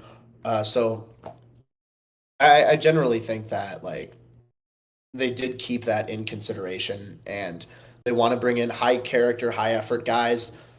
If that's the case, I'm feeling less and less confident that Pickens is going to be a pick for the Bears. I hope I'm wrong because I think he's an absolute baller and I love his game, but I don't know. I feel like with this current scheme, they might not be the best fit for him. Not from a schematic perspective, because I think he's a really good scheme fit, but I think he's a very just a good. Pickens needs to be in a spot where it's a little more stable, I guess. He has got like a more senior leadership group in the wide receiving core that can kind of somebody can put him under his wing and bring him along. Is what you're saying? It's a young group with the Bears. I mean, they're young or they're not. Byron Pringle might not be 22, but he's not necessarily a guy that's like proven that he's the best, right? So you got a talented guy that comes in. No one's necessarily challenging him for the talent. I mean, we love Darnell Mooney, but different skill set. So it's just a tough guy that walks in that maybe needs somebody to have that senior leadership. The Bears don't really have that in the room right now. Yeah, and there we go. Perfect. Like you guys. For what it's worth. Yeah, go ahead, Jacob. Sorry to just jump to fill people in who have been listening and following along. So, Boye Mafe to the Seahawks at 40, Kenneth Walker to the Seahawks at 41, and then the Vikings just traded up to 42, and they're taking Andrew Booth. Okay. So let me grab the. Let me get the. What is it, Jeff? You had a new image. You got to get the new background up. And we can dive into the tape really quickly before we end up, before we get to 48, because things are moving a little bit faster than I think I was anticipating they would. Rob, do you want to wait and do two films together, because it is only a few picks away? We could just start watching. Corner tape is a little weird to watch through because you don't always get targeted, especially since this wasn't a player that in particular that I'd specifically studied. I think kind of like the center and free agency thing, I just got myself hooked on. They're not going to take a corner, and they took a corner.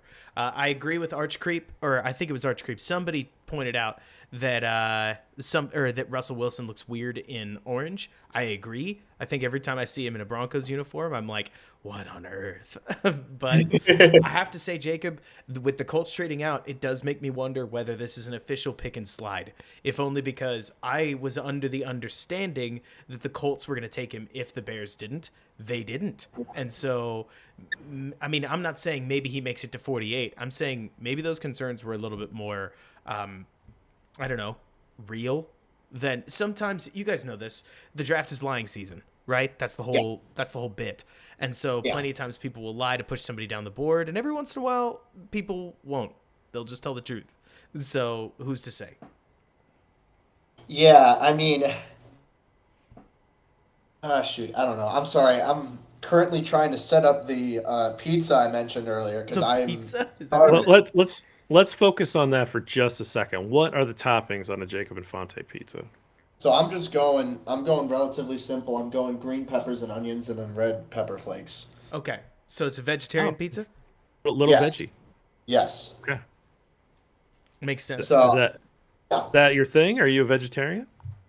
Yes, actually. I don't think I've talked about it literally at all. I didn't know that at all. Yeah, I don't think I've literally ever mentioned it on Twitter, but yeah, word's out. So yeah. See, that's why you ask those interesting questions. Yeah, now you know. Get interesting personal information. Yeah, you can learn a little bit more about me. So I'm glad. It looks like we got a little troll in the chat there. Yeah, I think I got it. We really should. It'd be great if Ken could just. I was about to say the Deadmaster. I wish I could see Ken apply the ban hammer. Live? That'd be fun. Yeah. It's been I mean, years. you can't get Kev. Ken would be an amazing ban hammer to add to. I don't think I can see. I don't think I can see the comments. Should I be? You should be able to see the comments. At least little top chat off to the right of the live stream. So they've been showing this Vikings guy for so long, and all I'm doing is waiting for the pick to get started, like watching tape. Because I'm like, who'd they take? They traded up. Yeah. Which, by the way, how funny is it that the Vikings, after trading down so many times, like truly brought the nerd to the forefront in the whole trade down every pick meme. Finally traded up. Maybe somebody was like, okay, Quessy, you can't trade down every pick. He was like, fine, I'll go take somebody. But but I don't know. Rob, do you want to run this? You want to run some film, Oh. or do you want to hold off? Oh, yes. They took Andrew Booth. Wow, I'm behind. Thank you. Perfect. Yeah, so let's do it. Jacob, if you see anything in particular or you remember this game, feel free to point it out. But we're just going to watch. You'll see a little arrow because the place I pull the tape from has those. But we're watching Kyler Gordon here up in the top right. And I wish I had more what to say about him, but at least for the first little bit, I know what I do. Jacob, I'm curious. I guess we could talk a little bit of scouting process here, but I know the first couple snaps, it doesn't even really matter what happens with where the ball goes, because I mostly just want to get a sense for how the player moves around, right? Yeah. Because that's something that doesn't necessarily change from a snap-to-snap basis. Now, obviously, ball skills and whatnot, you get there when somebody gets thrown at. A player isn't always, per se, trying. But with the first couple snaps, it's starting to look like, you tell me, does Washington play a cover 2 defense? Okay, so for what it's worth, I don't have the actual split screen itself, so I'm trying to figure that out. No Go worries. to YouTube and actually Well, pull I up can't see. the stream. I can see. I'm trying to pull up the stream. I think it's a little delayed. It's a little delayed. Just a little, though, I think. But at this stage, we should be on the third or about the third play at this point. But yeah, let me know at this stage, whenever anybody sees it, whether you guys are seeing the tape. I'm seeing it come through on my end, obviously, but I'm also running the stream. So I get a little bit of priority, per se. But so he's clearly an outside corner. I'm seeing a lot of too high, so I can understand why Eberflus would be excited about him. Yeah. It looks like, if nothing else, he's comfortable. It makes me feel like they wanted a day one starter. I don't blame them for looking at a 6th round pick that had one good game against the Vikings and was a little undersized and immediately got beat by DK Metcalf in press. And they said, okay, we're not starting Thomas Graham. I'm your defensive head coach. You can't just roll me out there with no defensive personnel, no matter how much all of us wanted offensive upgrades over everything else. Oh, shoot. Wan'Dale Robinson just got drafted. 43 Giants. They took No Wan'Dale. way. No way. Yeah, way. There goes the pocket rocket. Why? Put that in a frame. Wan'Dale Robinson drafted. Why? So I think it's fair to say then, Jacob, that you would have had your eye on just about any other receiver. Yeah, I don't get this. I guess they're really trying to move on from Kadarius Toney because this is literally just worse Kadarius Toney, in my opinion. I don't know. I think he's a good player. He's electric with the ball in his hands, but holy cow. Right. That's a reach. So the last thing I need to do is dig myself an instant hole. Jacob, you've done probably a much more tape review than I have, but at least watching Kyler move around, I'm seeing a lot of shades of Kyle Fuller. Is that a ridiculous comparison? In the same way where Kyle Fuller was really, really, really confident both dropping back into cover 4, which is like a pseudo safety role for corners, while also driving his feet and attacking forward, and made plays in the run game. Do you see any similarity between the two? If struggling Bears fans like me were looking for an archetype of player to just immediately put him in and then start getting a sense for who he is. Yeah, I think that's not an unfair comparison. I think that Fuller was a little bit better ball skills, at least down the stretch. I didn't study Fuller coming out of college because I wasn't at that point where I was studying film yet. But I think from just that value of a guy who can step into cover 2, he's scheme versatile. I truly believe that. I think his best fit is cover 2, but he can also play whatever, cover 3, cover 4. I think he's good enough to play in, more man-heavy schemes. I just think it's a pretty solid pick, and that's the best. I feel like I keep repeating myself, but Yeah. that's the best way that I can describe it. Is, I mean, and as you're watching on tape, I know that I'm on a bit of a delay, so I might not be breaking down the exact perfect play that is showing up on screen right now. But you're seeing someone who's fluid. Right. You're seeing in his back pedal, he's coordinated. He has a pretty low center of gravity, and he uses that to his advantage. It's a lot easier to change direction. It's a lot easier to shoot downhill when you're lower to the ground and you don't have those tight hips. And I think that that's something that you see a lot of in Kyler Gordon. Just that overall, just that fluidity and just that's the best way I can describe it. It's fluidity and footwork. That's the best way I can describe it. He makes so much sense in a cover two. What are you seeing, JB? Don't want to steal your words. Just a point of order, I guess. Just Jacob, you're watching what everybody else is watching. So for the audience, you're seeing it as everybody else is seeing it. Rob might be a little ahead, but, I am a little but ahead. you're going to see it as everybody else is going to see it because we're all seeing the same stream. So I wouldn't worry about that. But one thing that I know I'm seeing is, so I'll highlight this. First of all, corner tape, especially in college, really annoying. If only because when the defense runs the ball for an outside corner or when the defense passes in the complete other direction, the corner doesn't do much. So there's a whole lot of, all right, time to see what he's like. Next play. Time to see next play, because you just move on. At least that's been my experience, Jacob. But one thing I am seeing an awful lot of is that Gordon has the skills to play in man, but like we're going to see on this play, it looks as if they rotate into, hard to tell whether it's true cover 3 or cover 6. My gut would be that it's a little closer to cover 6. But it looks like one of the biggest things you talked about, fluidity, Jacob, that importantly, Washington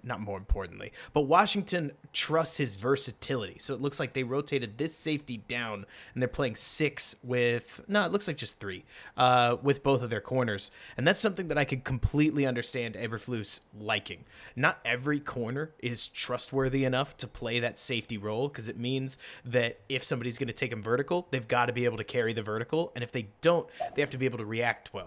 But with Jalen Johnson, who's good at this too, and showed that a lot at Utah, and now Kyler Gordon, maybe they think that they can run a little bit more disguise in their defense than they have, at least in the Pagano years. They try to do a lot of that in the Desai years. But I can understand it, because from a corner perspective, or for, honestly, defensive backs in a cover 2 scheme, you want to see that kind of versatility. I can understand this. We haven't seen him make any plays on the ball yet, like you were talking about.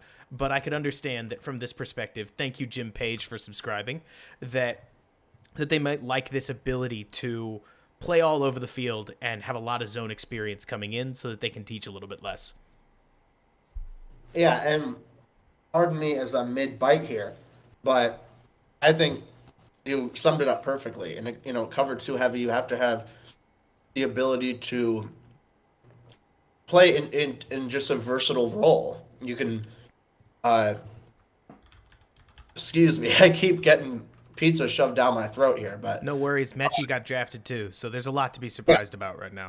there's a lot of run on receivers there. But in terms of Gordon, I look at someone who, fills that ability to, okay, do I serve in that safety sort of role? Do I drop all the way back? Am I athletic enough to do that? I think he is. I think that, he has the upfield speed. It's been shown in man. It's been shown in cover 2. It's been shown in cover 4, cover 3. Washington, did run a decent amount of looks over the games that I've watched of him, and he seems to be pretty well versed in basically all of them. Right. Which I believe it. That's encouraging, especially for just the NFL level, because I feel like you blend a lot more coverages in the NFL than you do in college. And correct me if you feel the other way, but I feel like just the NFL defenses get more complex and they disguise more coverages. I think that Kyler Gordon's quick enough mentally and physically to be able to diagnose that and to be able to act on his reads. Right. From the college tape that I watched, it looks like everything's simplified in college. A lot of times you'll hear dear viewer, you'll hear, oh, that guy's route tree is really undeveloped. And from what I saw, Jacob, it is rare to see a wide receiver trusted to run more than about 4 routes. Justin Ross in particular, I remember, he runs like 4 total routes. And it's not that I don't think he can, because it's not as if the guy's incapable of running an out route just because I haven't seen it on film.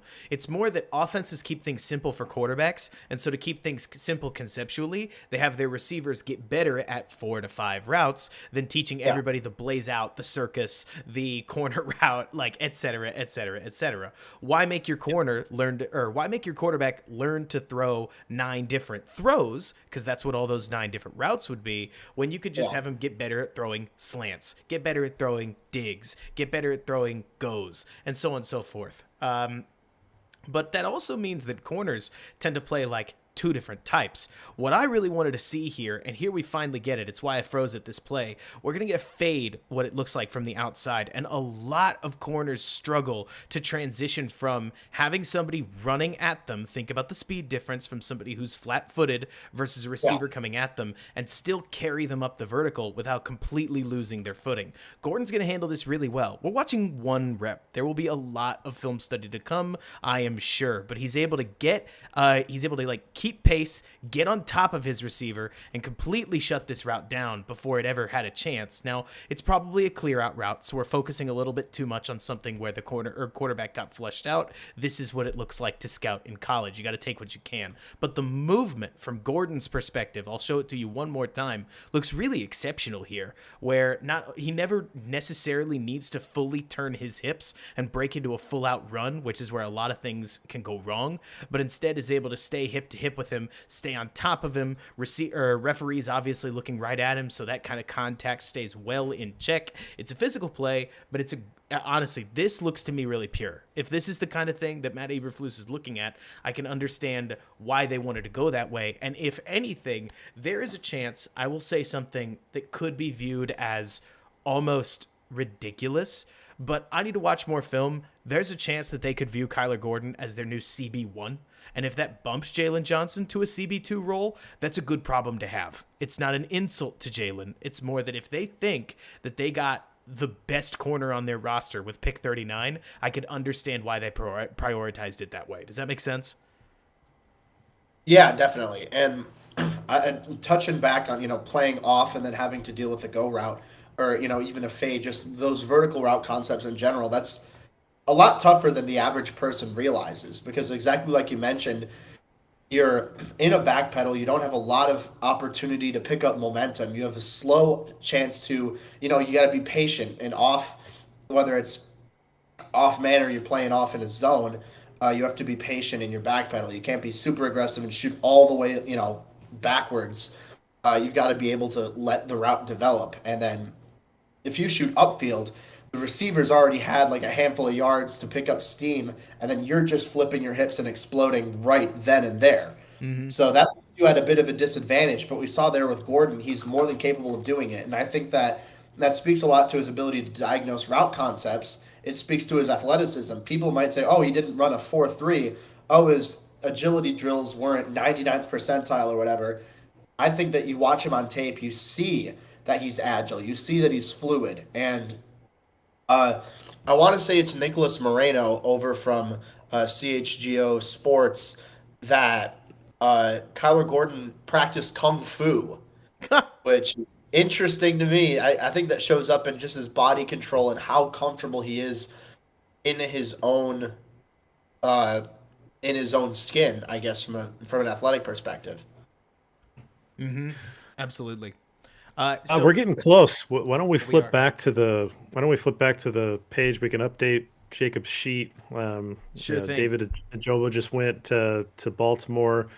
Their Baltimore pick. That just makes sense because that's what they do.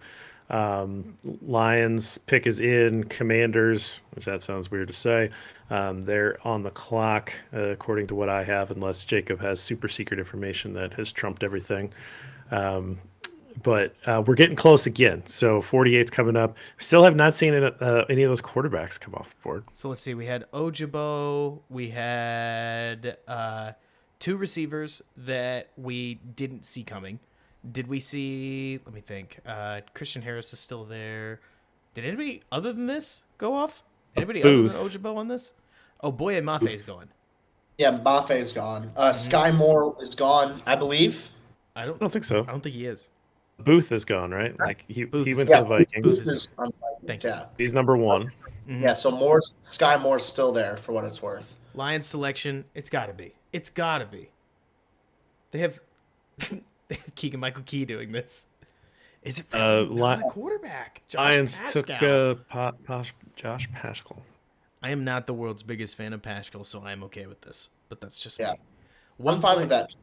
One play I want to walk through just while we still have it. And by the way, for the next pick, Jeff, I've figured out a rhythm that whenever Jacob or you are talking about the player, I can sift through and find a play to highlight because not everything's a winner.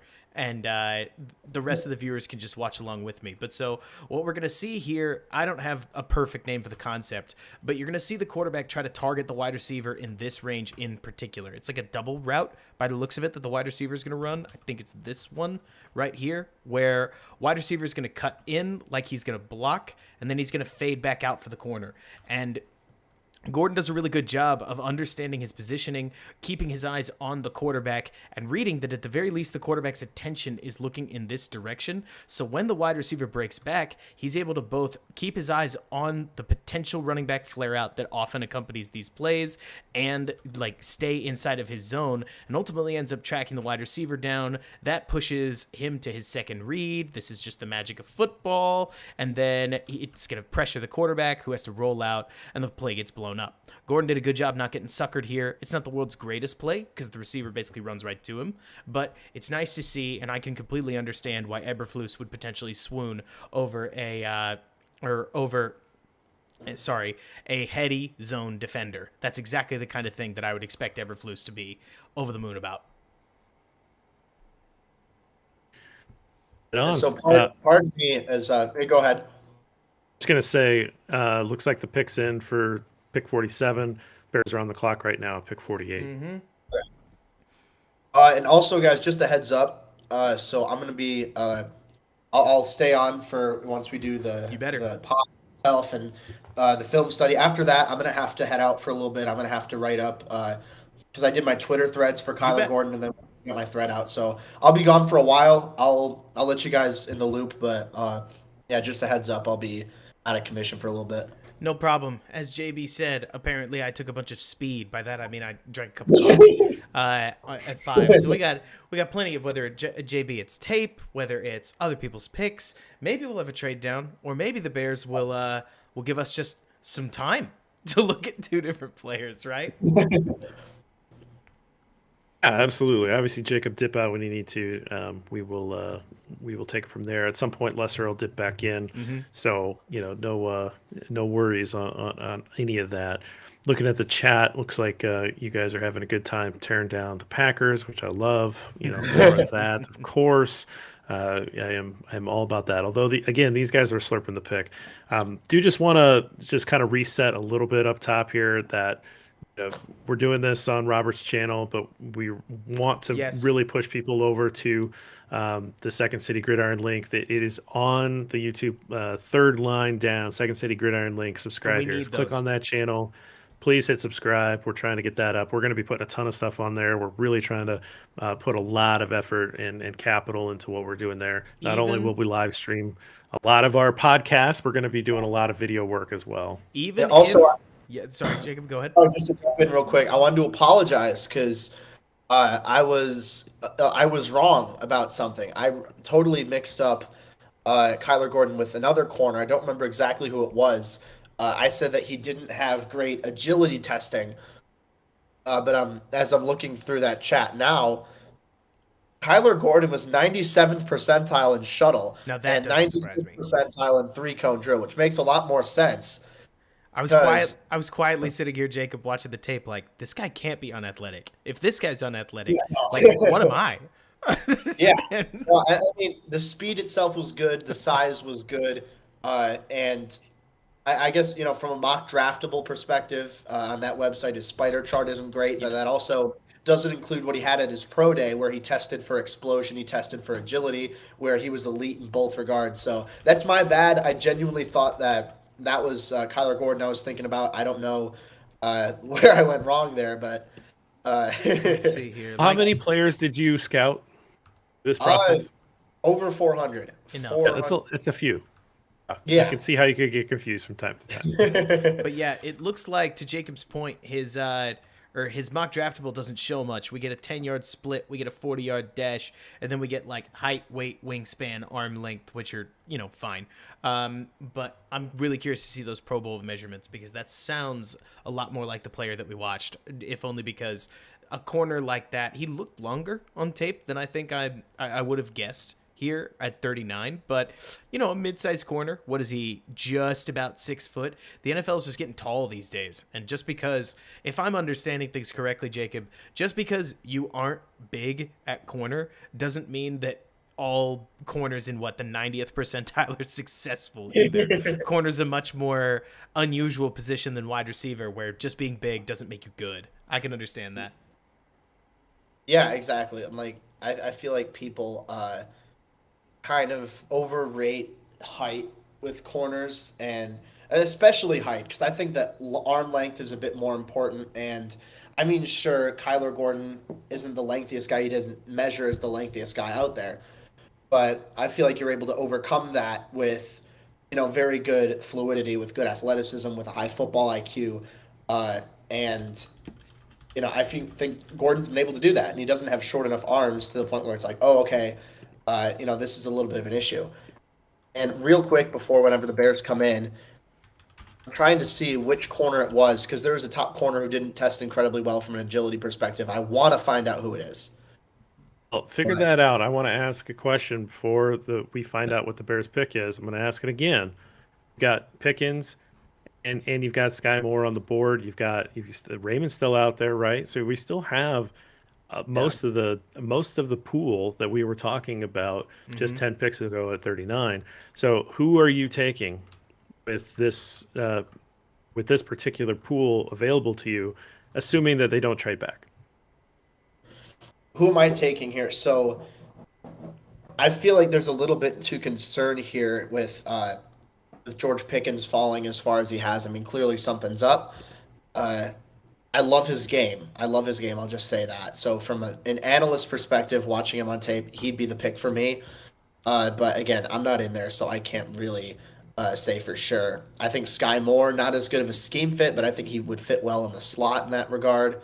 I'm kind of iffy on Bernard Raymond. I'll be totally honest. Like, the physical tools are insane, but I mean, he's an older prospect who's new to the offensive line position. How long is it going to take him to figure it out? And you're not going to be able to get as many years out of him on that rookie deal before, he's already like 28, 29 years old or whenever by the time his first rookie contract expires.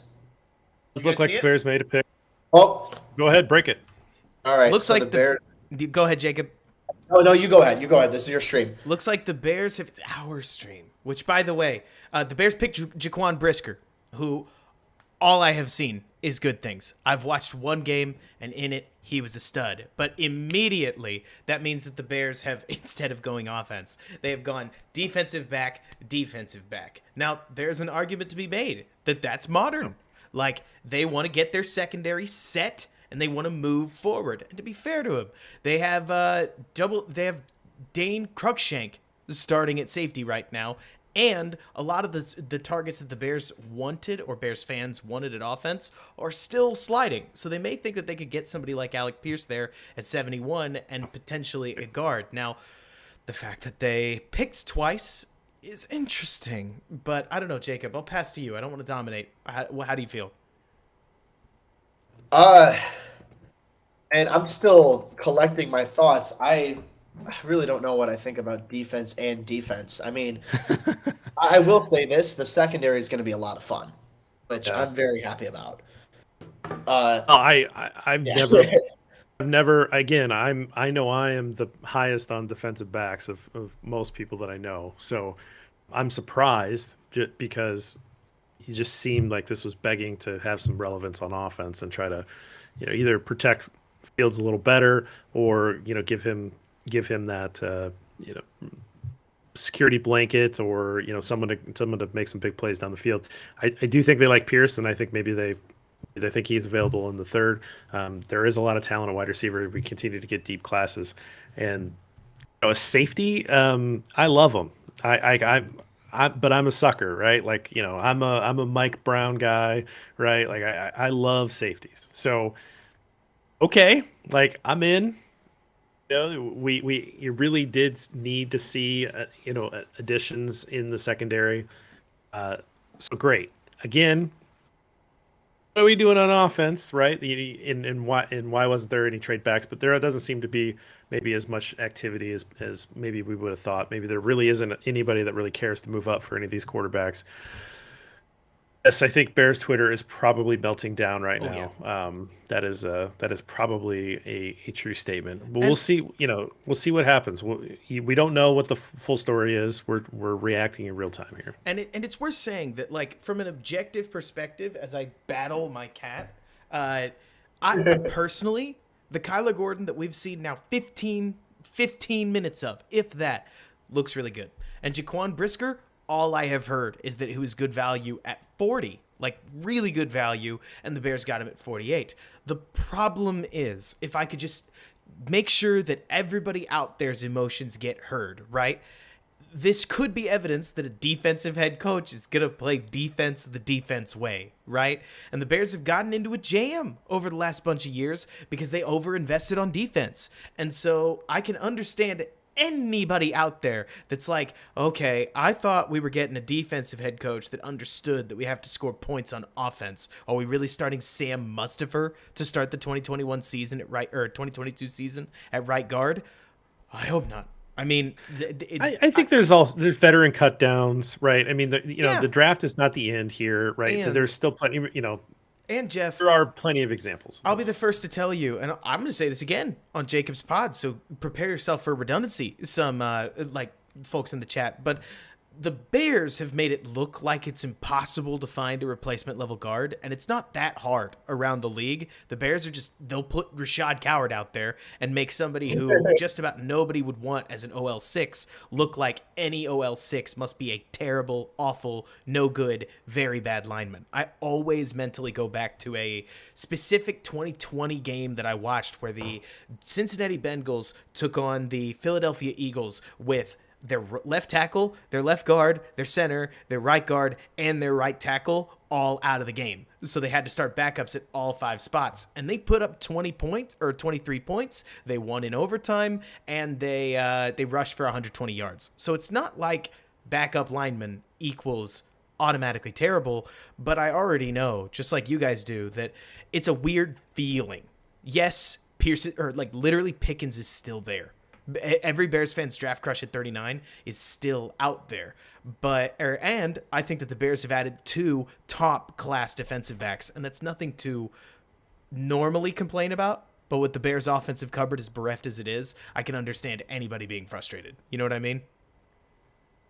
Yeah, and I'll just pop back in here as I'm working on my thread. Brisker's a very good player. I mean, I'm okay with the pick. Again, I have no idea what this team's going to do at wide receiver. I think that's a massive issue, and we'll see what happens down the stretch. I feel like they've got to go offense at some point. I mean, in round 3, I mean, for crying out loud, this offense is one of the worst in the league on paper.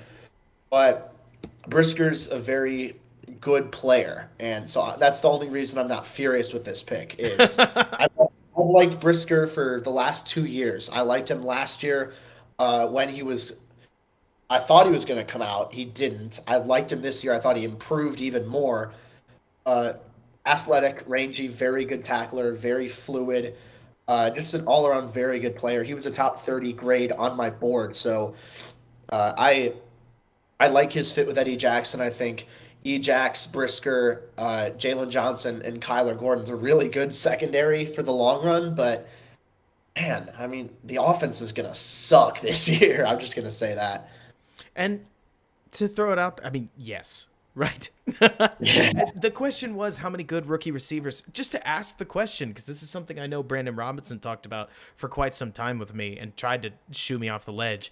How how many offensive rookies? Because we've seen it with Jerry Jeudy, we've seen it with basically everybody other than Jalen Waddle, Jamar Chase, and Justin Jefferson. How many of those guys jump in and really dominate? We would hope for a 500 to 600 yard receiver, which would be a huge improvement of what the Bears have right now. Right, right now, Equanimeous St. Brown's starting. Is that really the plan? Like, I understand how anybody would feel. On the other hand, and I can't believe I'm saying this, the Bears could be setting up to take somebody like Alec Pierce at 71 and then trade up using a future pick to go get a guard. I mean, it's possible, right? But like you guys are, like we're saying, I can understand not feeling like they're going in a direction that they need to. But if you want me to, Jeff, I am just about ready to immediately do the podcast. Do we want to do that? Do the podcast. Cut the podcast, guys. Perfect. Jacob, you ready? Yep. What's going on, everybody? Welcome back to Bear With Me, where we are going to be talking about pick number 48 as the Bears have selected a safety, a second defensive back in a draft of offensive need, which we'll talk about in just a second. Jaquan Brisker out of Penn State University. Jacob, your thoughts? Yeah, so as I'm quickly, browsing through Twitter after this pick, I see a lot of people are not happy with this pick, and I totally get it. I mean, this is one of the worst offenses on paper in the league. I don't know who's going to play receiver. I don't know who's going to get touches other than Darnell Mooney. Is it Byron Pringle, Equanimeous St. Brown? I mean, it's a terrible wide receiver room. There's still some good receivers on the board, but all that aside, I think Brisker's a very good player. He's going to be a very good fit in the defense. That secondary is going to be really good. I know it's tough for Bears fans to see right now. I get it. Offensively, it's looking like a disaster. I can't see how, aside from scheme alone, it's going to be any better than it was last year. But we'll see. The only reason I'm not furious about this pick is because I think Brisker's a very good player. I think that's a great way to put it, right? If we took a look at this in a vacuum, that is, the Bears picked Kyler Gordon, who, like the tape we just watched together, it seems like a very, very, very good cover 2 fit. I completely understand where Eberflus would look there. And the Bears also have Dane Cruikshank starting at safety. So I can understand them taking Jaquan Brisker, who we're about to watch some tape.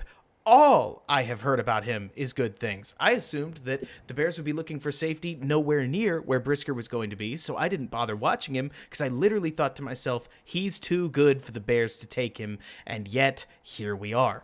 All I have heard is good things. This sets us up with potentially, Jacob, a defensive backfield of Jaquan Brisker next to Eddie Jackson, which could help Ejax return to form. Jalen Johnson, who plenty of Bears fans were willing to call or let be their cornerback 1, and now a cornerback 2 that might overtake him in a couple years. I mean, Kyler Gordon looked really, really good. Got to get used to the new names, but yeah. Nobody's on offense. After mock of the Bears getting ready for offense, they neither traded back nor did they give their young quarterback any help. So again, while in a vacuum this pick looks good, I have to start out by saying I understand anybody being just livid right now, because if you were expecting the offense to be any more watchable, you are betting it all on Luke Getsy right now, because Darnell Mooney, Byron Pringle, and Equanimeous St. Brown is not the world's most fearsome receiver core. Let's just say that. Yeah, absolutely not. And again, time will tell. The Bears have been able to see, and several other NFL teams have been able to see production at receiver in rounds 3, 4, 5, and what have you. So I do expect, obviously, they're going to add some sort of receiver talent, but I understand if you're mad at this pick, 100%. I'm not furious at this pick for the reasons that I mentioned, but I get it. This offense is going to be shaky, and I don't know what their plan is. I don't know if they're really giving Justin Fields a fair chance to properly evaluate him, but there is a positive to it, and that's that the secondary should be really good. I don't think there's a weakness in the secondary. Maybe nickel, but even then, I'm willing to run with Tavon Young and Thomas Graham Jr. competing for that starting spot. I think it's a very good secondary, which is huge in today's NFL. Yep. It's a pass-heavy league. To be able to stop the passes, it's huge. And I think a lot of people get caught up, like looking back at the 2018 Bears, a lot of people get caught up in, oh, well, they had Khalil Mack up front and Akeem Hicks. Yes, that's true, but they also had one of the best secondaries in the league at that time. Kyle Fuller was playing out of his mind. Prince Amukamara was solid. Adrian Amos was playing very well. Eddie Jackson was playing out of his mind. They have a complete, and Bryce Callahan too is playing very well. They have a complete secondary now, which is good. That'll help their defense out a lot. Again, I get it. It's not offense. I would have gone offense here too, but Brisker's a very good player. Trust me on this one.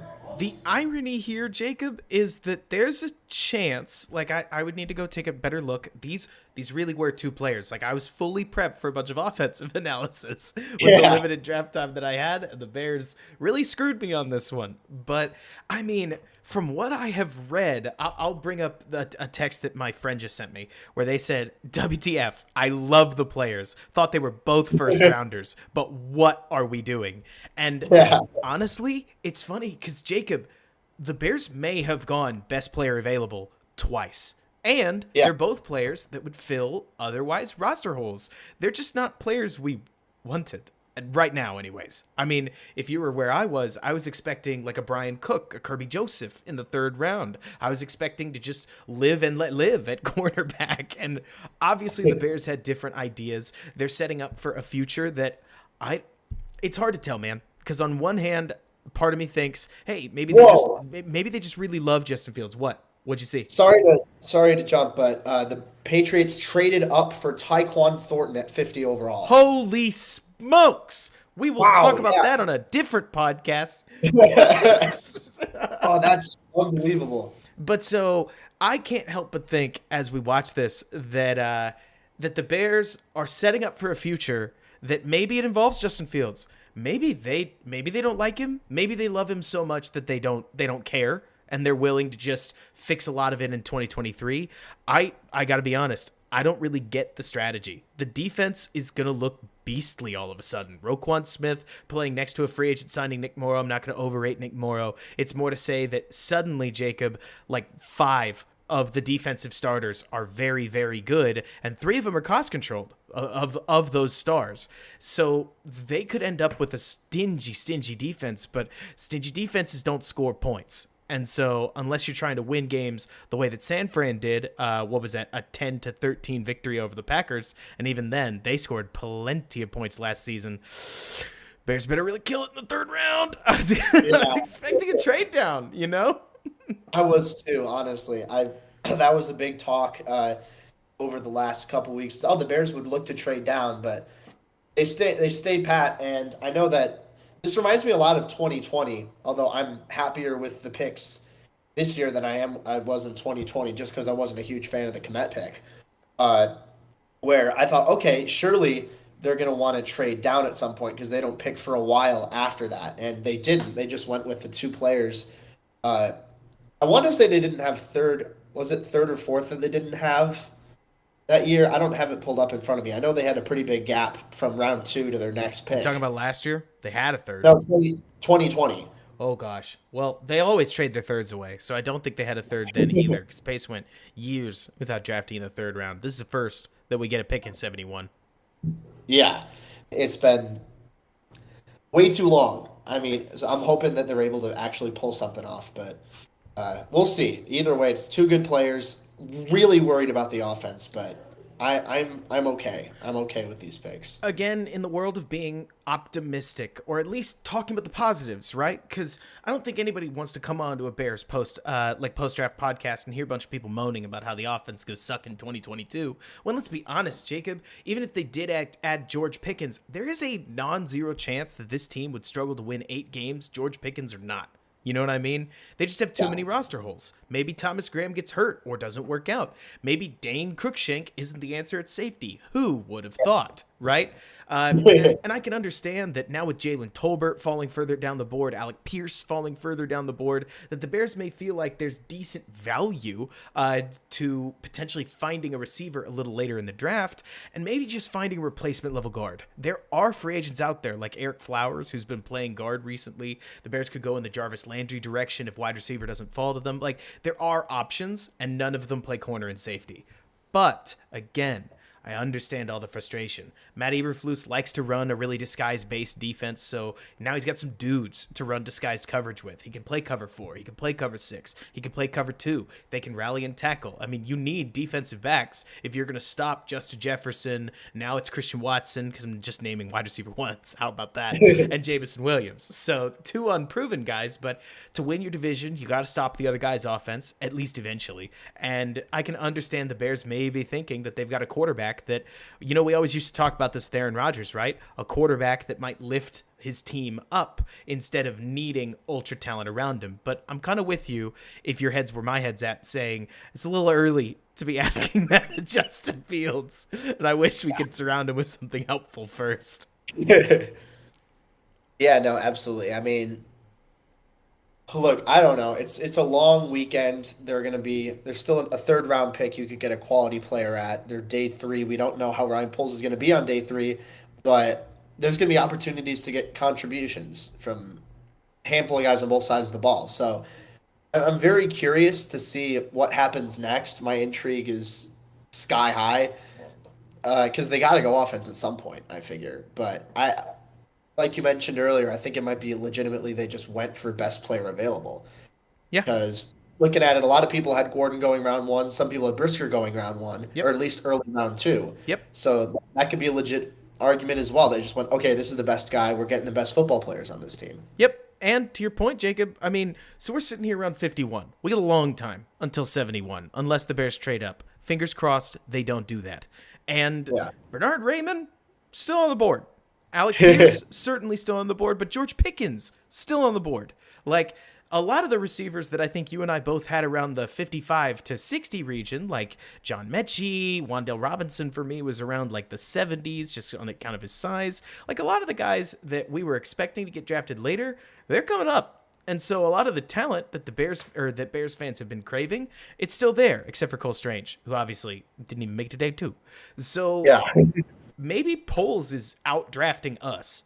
Like, I'm okay admitting that, especially if the Bears land something later.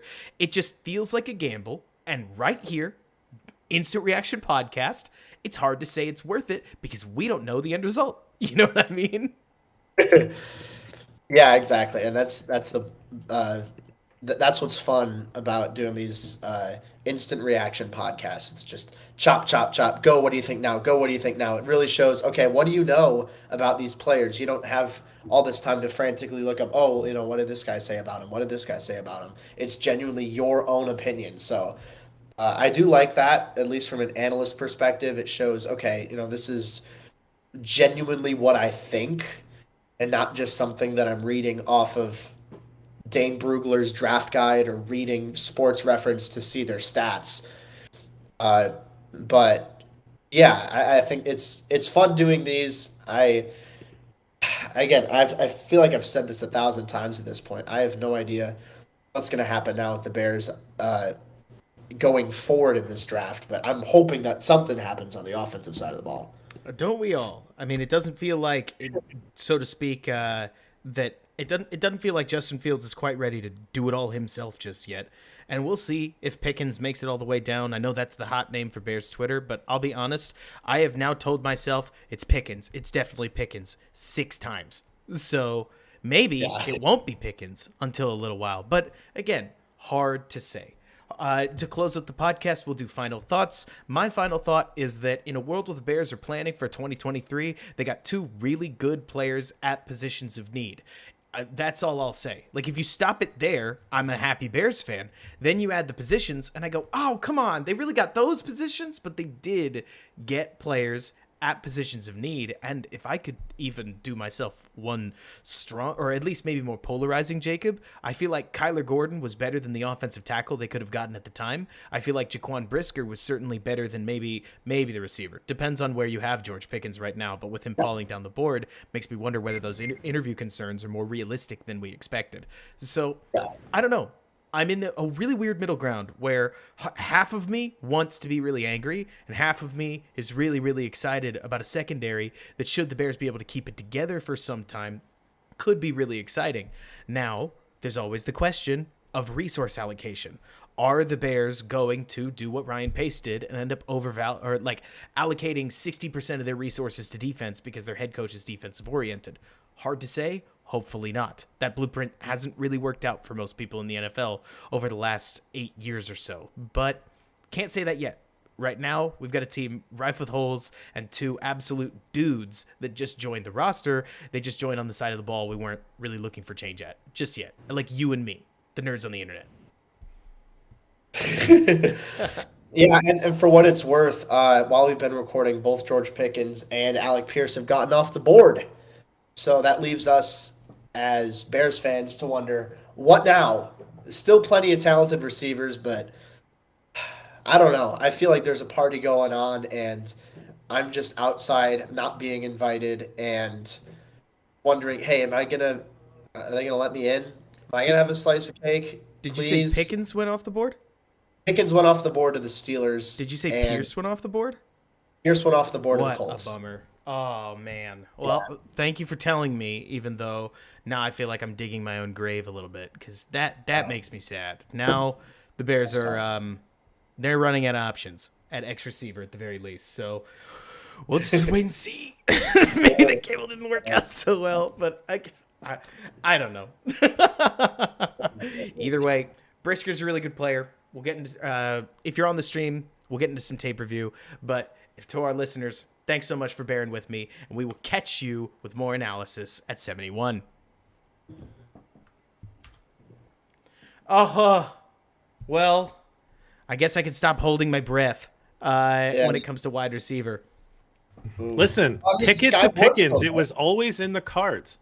That's how these things work. That's just phonetically. That's just going to be an all-time connection. Pickett to Pickens. What bums me out is that I also it sucks when you see the NFL validate something that you had your finger on, so to speak. Like, I know that you were able to get Pierce at 71 pretty comfortably in the PFF mock, but I was like, oh, I don't know. You might have to pick him at 48 or you're going to lose him, and he didn't make it there. So even the backup option isn't there. That's all. Like, it's purely frustrating because it's not really a good answer right now. I mean, I guess Tolbert, but at the rate that wide receivers are going off the board, I don't know why we should just expect Tolbert to get there.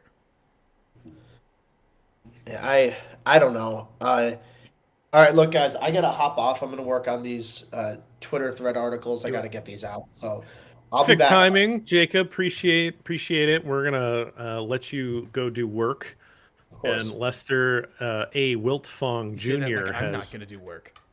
You're doing work. I'll think are happening. We can't appreciate you enough. You are running 7 different screens. There's a cat that's constantly jumping up and trying to turn the power button off. Your wife's running in and out, giving you food, right? Like, I mean, there's just so much going on. It is, it's kind of amazing. So many things. But we're going to let you focus on that while we bring in Lester to get his reaction on what just happened here. We talked for a long time about adding to the offensive line. Would they get that 3 technique that they wanted so much? What are they going to do here? And here they go, corner and safety. They go defensive backfield. What is your take here? If I was in the live stream, I probably would have dropped the what the F for you guys, because I was not expecting those guys at all. I'm not like Jacob. I'm not like Robert. I'm like EJ. I don't grind hundreds and hundreds of prospects. I look at a few guys I think the Bears will take. I didn't even look at these 2 guys. I'll be honest with you guys. I mean, I knew them passing because they were top prospects. I didn't do much stuff on them at all. But after I calmed down, after I started looking at them, I realized, are these probably the 2 top guys on Ryan Poles' board? Did he just go BPA with his first 2 picks? Is that what he did here? I think maybe Lester, and I think what's funny is, not to pick on this chat that we're watching, but so many people in the chat, PA, take the best player available. A lot of holes, take the best player available. Then when arguably they do, now people might say, well, that guy wasn't my best player available, or that's not the best player available on the screen that I was looking at, and certainly wasn't on the screen that we were looking at, right, at the time. Jacob's BPA didn't have Gordon as the top corner. They had Booth, right? So I mean, like, even we're not showing that, but we don't know what the Bears board looks like. Yeah. The Bears board may very well have had those guys as, hey, these are the best two players on our board. We're going to take them. We need good football players, and we certainly, in modern NFL, need coverage. I said earlier, I like coverage probably more than just about anybody. I heard that. And the crazy thing is that I'm here like, how do I process this? Because I should like this, like, I'm a coverage guy. I had just so much convinced myself that we're going to address major issues on the offensive line and the wide receiver room. I would like to see, I'm sure at some point he'll talk, Poles will talk, probably tonight. That's usually what they do. I want to hear what he says. I think he will say these were his top two guys on his board. I'm sure there were options to trade back, but honestly, if you come up and it's your pick, I say this every year about the draft. I said it with Pace. I said it with Emery. I said it, with Jerry Angelo. I say it all the time. If you truly believe it's your guy, you got to take your guy. Don't fool around. Don't move back. If this is the guy you value, you think is the guy, and let's look at it. Both these guys, according to a lot of analysts, a lot of scouts, had first round grades on these guys. If it's not first round, then a really early second.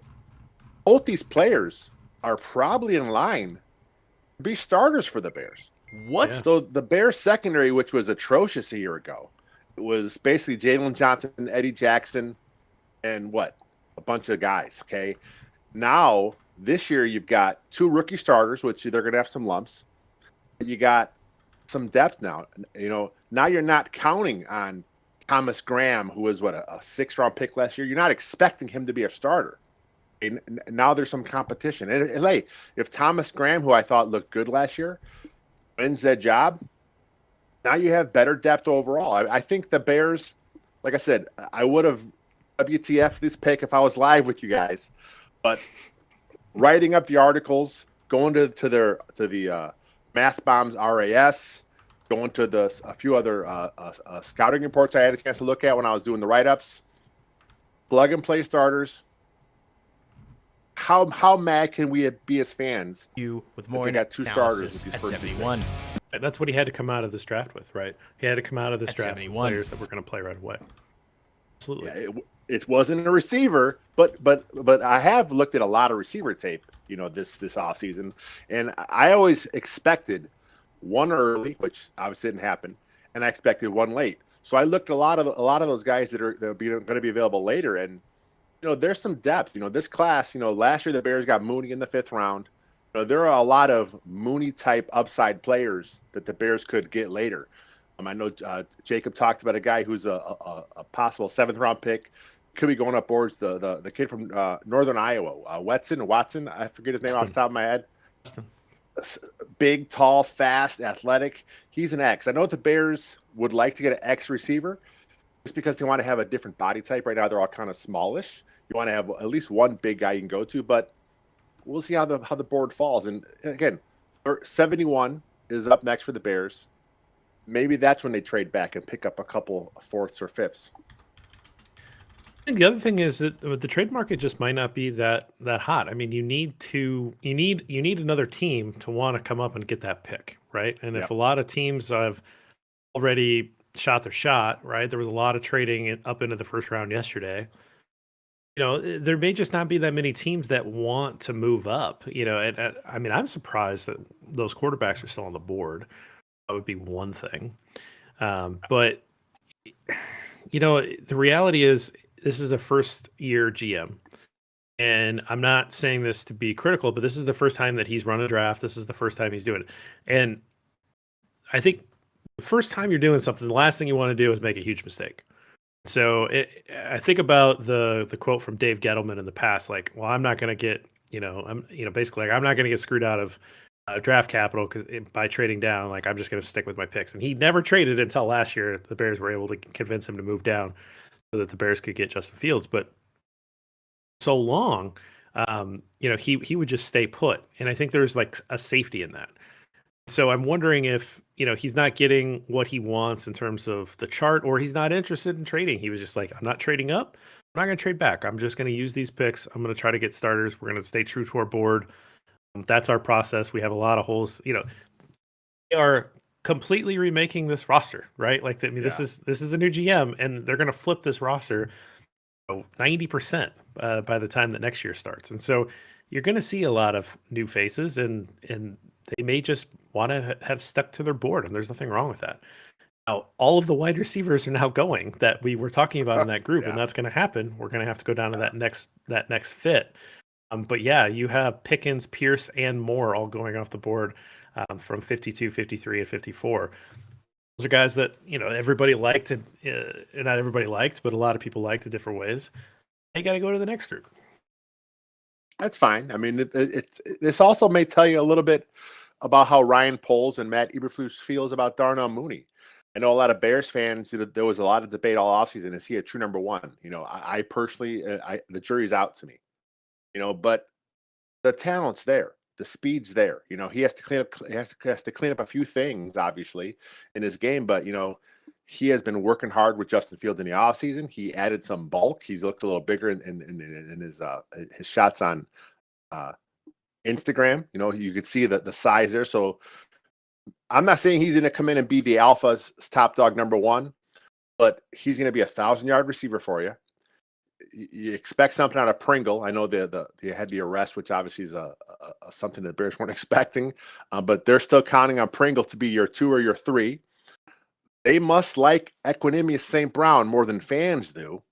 I mean, he didn't get a lot of money. He's getting league minimum, but he is taking a 1-year deal because he feels he has a chance that Luke gets the offense where now he'll have a bigger role. He may get a payday next season. So maybe, who knows? This group may come together.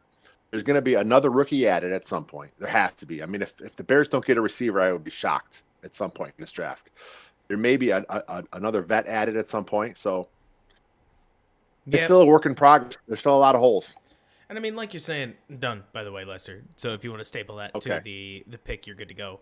I don't know, guys. I mean, like, I'm so caught dead between emotions. Because on one hand, it's hard for me to be outrageously mad about truly going best player available and fixing a position that you need to be good if you're going to win in the NFL. On the other hand, I can't help but feel like this is maybe fixing it out of order. I mean, to me, from what I've seen generally be a more stable method of building a team, you want to build your offense first, and then you want to build your defense, because defenders, you used a phrase, Lester, I want to key on, are plug and play, meaning that you generally could get a starter in the 2023 offense or in the 2023 draft that would immediately play defense, whereas wide receivers certainly take a little bit more time to develop. Not always, but in many cases they do.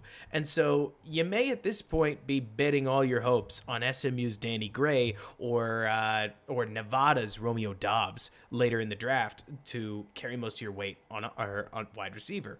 There is the free agency market, so the Bears could go in that direction. But, you've got options like Jarvis Landry. I believe Odell Beckham Jr. is still unsigned. Emmanuel Sanders. They don't have to start Equanimeous St. Brown purely because they didn't draft Alec Pierce. But at the same time, Lester, if this thing takes any time to get off the ground, you're going to have to hand out an extension to Jalen Johnson. Obviously, you're going to be extending Roquan. You might be re-extending Eddie Jackson, or you let him go, and now you have to draft another safety. Defense is hard in the NFL, because when you finally assemble a good one, you can't keep it together. And so starting with defensive cornerstones, I can understand why a defensive head coach would want to. It's just generally not the way people are building teams right now. And I want to emphasize that because it doesn't mean it's automatically bad or automatically wrong. God knows that every time everybody starts zigging, somebody like the Rams comes along, zags, takes advantage of a trade market that overvalues draft picks, and they end up winning a Super Bowl. So there's two sides to everything, right? The Bears came away with two dudes in the second round, guys that in some cases, like you guys said, could have been first rounders. It just doesn't help Justin Fields get any better. So I guess we just got to hope that Luke Getsy's a magician, you know? I mean, this also could point to the kind of offense. I mean, they've talked about wanting to build in the trenches. They haven't done that yet. But Right. wanting to be strong up front means maybe they want to lean more on the run game. They realize they have a young quarterback. Maybe they want to run the ball a little more, focus a little bit more on that. Do more of what probably we should have saw last year with Justin Fields, heavy play action, a lot of boots, a lot of rollouts. Maybe that's what they want to do and kind of, I'm not saying protect Justin Fields, but kind of ease him into the offense slowly. And it kind of harkens back to John Fox's first season in Chicago, kind of what they did there with that. Just kind of play a slow down game, slow things down, and then eventually, hopefully, things pop. And then the big difference, of course, now with the Bears is they have Justin Fields, a quarterback they believe in. So maybe he'll bring a little something extra to the table. We'll see what the other receivers happen here. But I mean, I'm going to dip back out and I'm going to go finish up stuff on the site. But I'm going to keep listening, guys. So keep it going. Oh, thanks, Lester. I appreciate it. Rob, I'm kind of thinking about that. I think in the lead up here, a lot of what we had talked about and a lot of what was covered was that the Eberflus defense, you didn't need a shutdown corner. Yep. You needed somebody to be able to play, mostly zone. Yep. You could kind of find those guys. You feel pretty comfortable with it. Obviously, a guy that wants to come up and tackle is a good thing. And we even talked about like, hey, are the Bears maybe in the market to bring back Kyle Fuller, right? Like, is that something that we do and see if we can squeeze another year out of him, right? Yep. And I wonder, that mentality of that interpretation of what the defense is, thinking like, well, okay, if that's true, then you're probably not going to use one of your premium picks on a corner.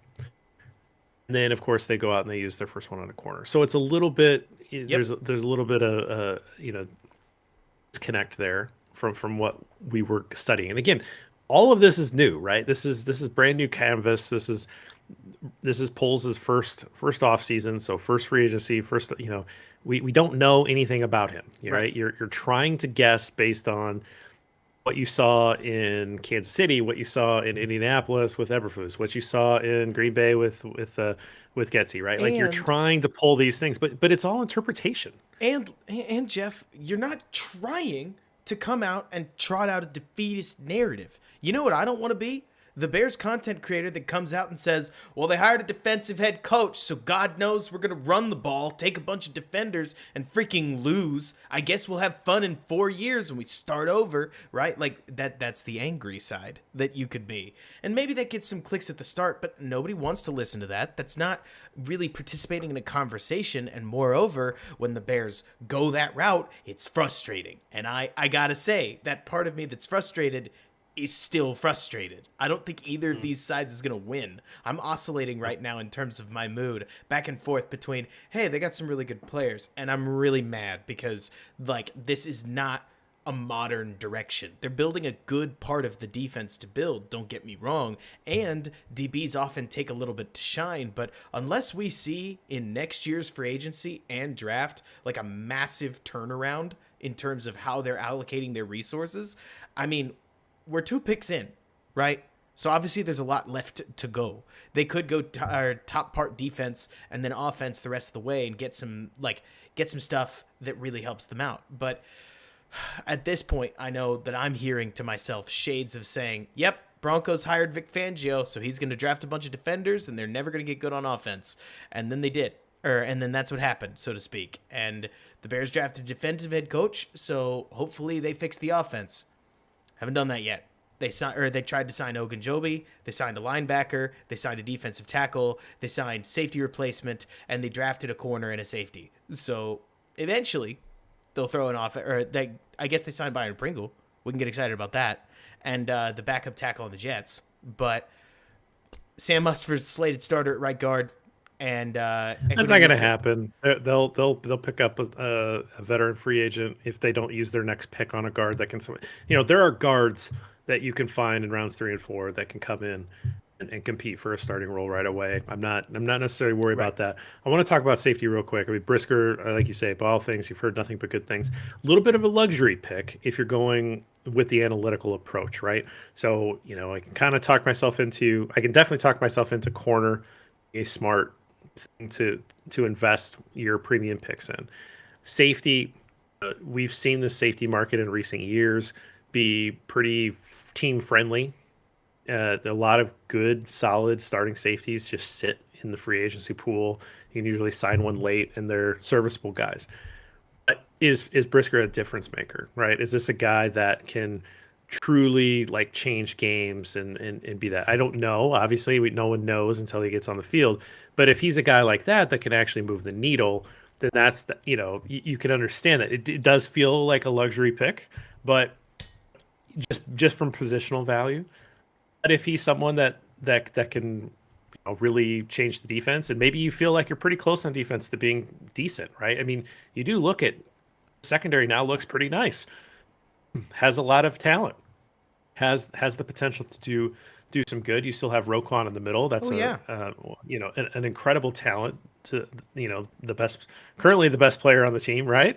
Yep. And then you have some good defensive linemen still, right? I mean, again, Robert Quinn's still on this team for now. You don't have Khalil Mack anymore, but you have Travis Gibson who's coming into his own. You still have some good players, and so maybe this defense isn't that far away from being relevant. Now, does that matter, right? If the offense can't do anything, of course, we're just describing Chicago Bears football for the last how many ever years that this thing has existed, right? So that's a little frustrating. Again, I might have wanted to prioritize the offense, but I don't know what the board looks like. And if you're really truly about letting a guy try to rebuild this team, you gotta let him trust the board. Right. Exactly. I mean, that's the thing. I'm really between, because I think you phrased it at one point where you started talking about how people want to review the movie before the movie's over, right? And I understand people's desire to do that. I mean, I really do, because in a lot of cases, you end up with, what would you say? That somebody will make a free agent signing, and you can pretty quickly go, that's bad. And then there are other people, or a draft pick. Cole Kmet was one that I know a lot of Bears fans still feel this way about, that some people went, I hate that pick. And then a lot of people say, well, we got to wait 3 years. And the person who hates it says, I don't want to wait 3 years. It's bad. In 3 years, come back and see if it's better. And so I can see both sides. Truly, if that's where the board is, I appreciate that they went with it. I just want to see the Bears. I think everybody does here, right? You want to see the Bears good by 2024. You want to see them competitive in 2023. And the hope would have been that if you draft some offensive player, that things turn around. And there is no real hope for that. I mean, maybe. That was probably a little overdramatic. It is less realistic at this point to hope that a third-round receiver is going to be the engine that takes this offense up a notch. And with somebody like Alec Pierce, who I know I had my eye on, but also George Pickens and also Christian Watson off the board, it's hard for me to see them adding an X receiver that's going to be that guy. Maybe it is Danny Gray, who's 6 foot, can stretch the field decently. Maybe you look for Gabriel Davis-esque production out of him from he played for Buffalo last season, and obviously everybody learned his name when he caught for 200 yards and 3 scores. But for most of the season, he was not that guy. He was just the guy that ran down the backside of the field and featured Stephon Diggs, which is a role that I think Mooney could emulate. I think a lot of people are honestly too low on Mooney. I mean, that might sound ridiculous amidst all this, but you say that now, you sound like just a homer, right? But it'll be interesting to see what happens. I hope they prove us wrong. You know what I mean? The Bears have on their hands what was one of, if not the most sought-after GM candidate, such that the Vikings got basically bamboozled from what we understand, and the Bears just won the bid for Ryan Poles. They then hired a coach that I've heard only good reviews about from people that have talked to him, and they took 2 picks that were really good defenders. And we're going to get into the tape of Jaquan Brisker here real soon. But everybody wanted offense. Like, the vibe of the town right now is Justin Fields. Justin Fields is the face of the franchise, even if he's not the best player on the team right now. And so when you see your face of the franchise hung out to dry, I can understand frustration, you know? Yeah, I if I had to put down $1 for what the next pick would be, I would have to say that they're going to go offense, and I would say they're probably going to go offensive line at this point. It just feels like it's a sweet spot for that area, whereas those wide receivers that you're talking about now that slug of wide receiver, you're that talking second 4 or 5. tier, now you can maybe try to add those in round 4 or 5. So that really means that Darnell Mooney is the unquestioned number 1 coming into this next year. I mean, he probably was going to be anyway, but this, no one's going to challenge him for lead dog status. So that's pretty interesting. They do seem to have a good connection off the top. He's adding some weight, like Lester said. So I think that there's some hope for Darnell Mooney. At least put your hopium in that basket. But they gotta add. And whether that's the free agent market of who's out there now, maybe not. But there's going to be guys that are going to be cut down after the draft. There are going to be guys that are going to be cut down in the summer or in training camp. Ryan Poles has to be working the phones constantly. He needs to be the exciting thing is that you can add a lot of undrafted free agents. This roster has a lot of spots available. You can add a lot of guys that are, have a lot of tempting talent. Right. That just need an opportunity to see, is it really talent that can develop into anything, or is it just this guy isn't anything?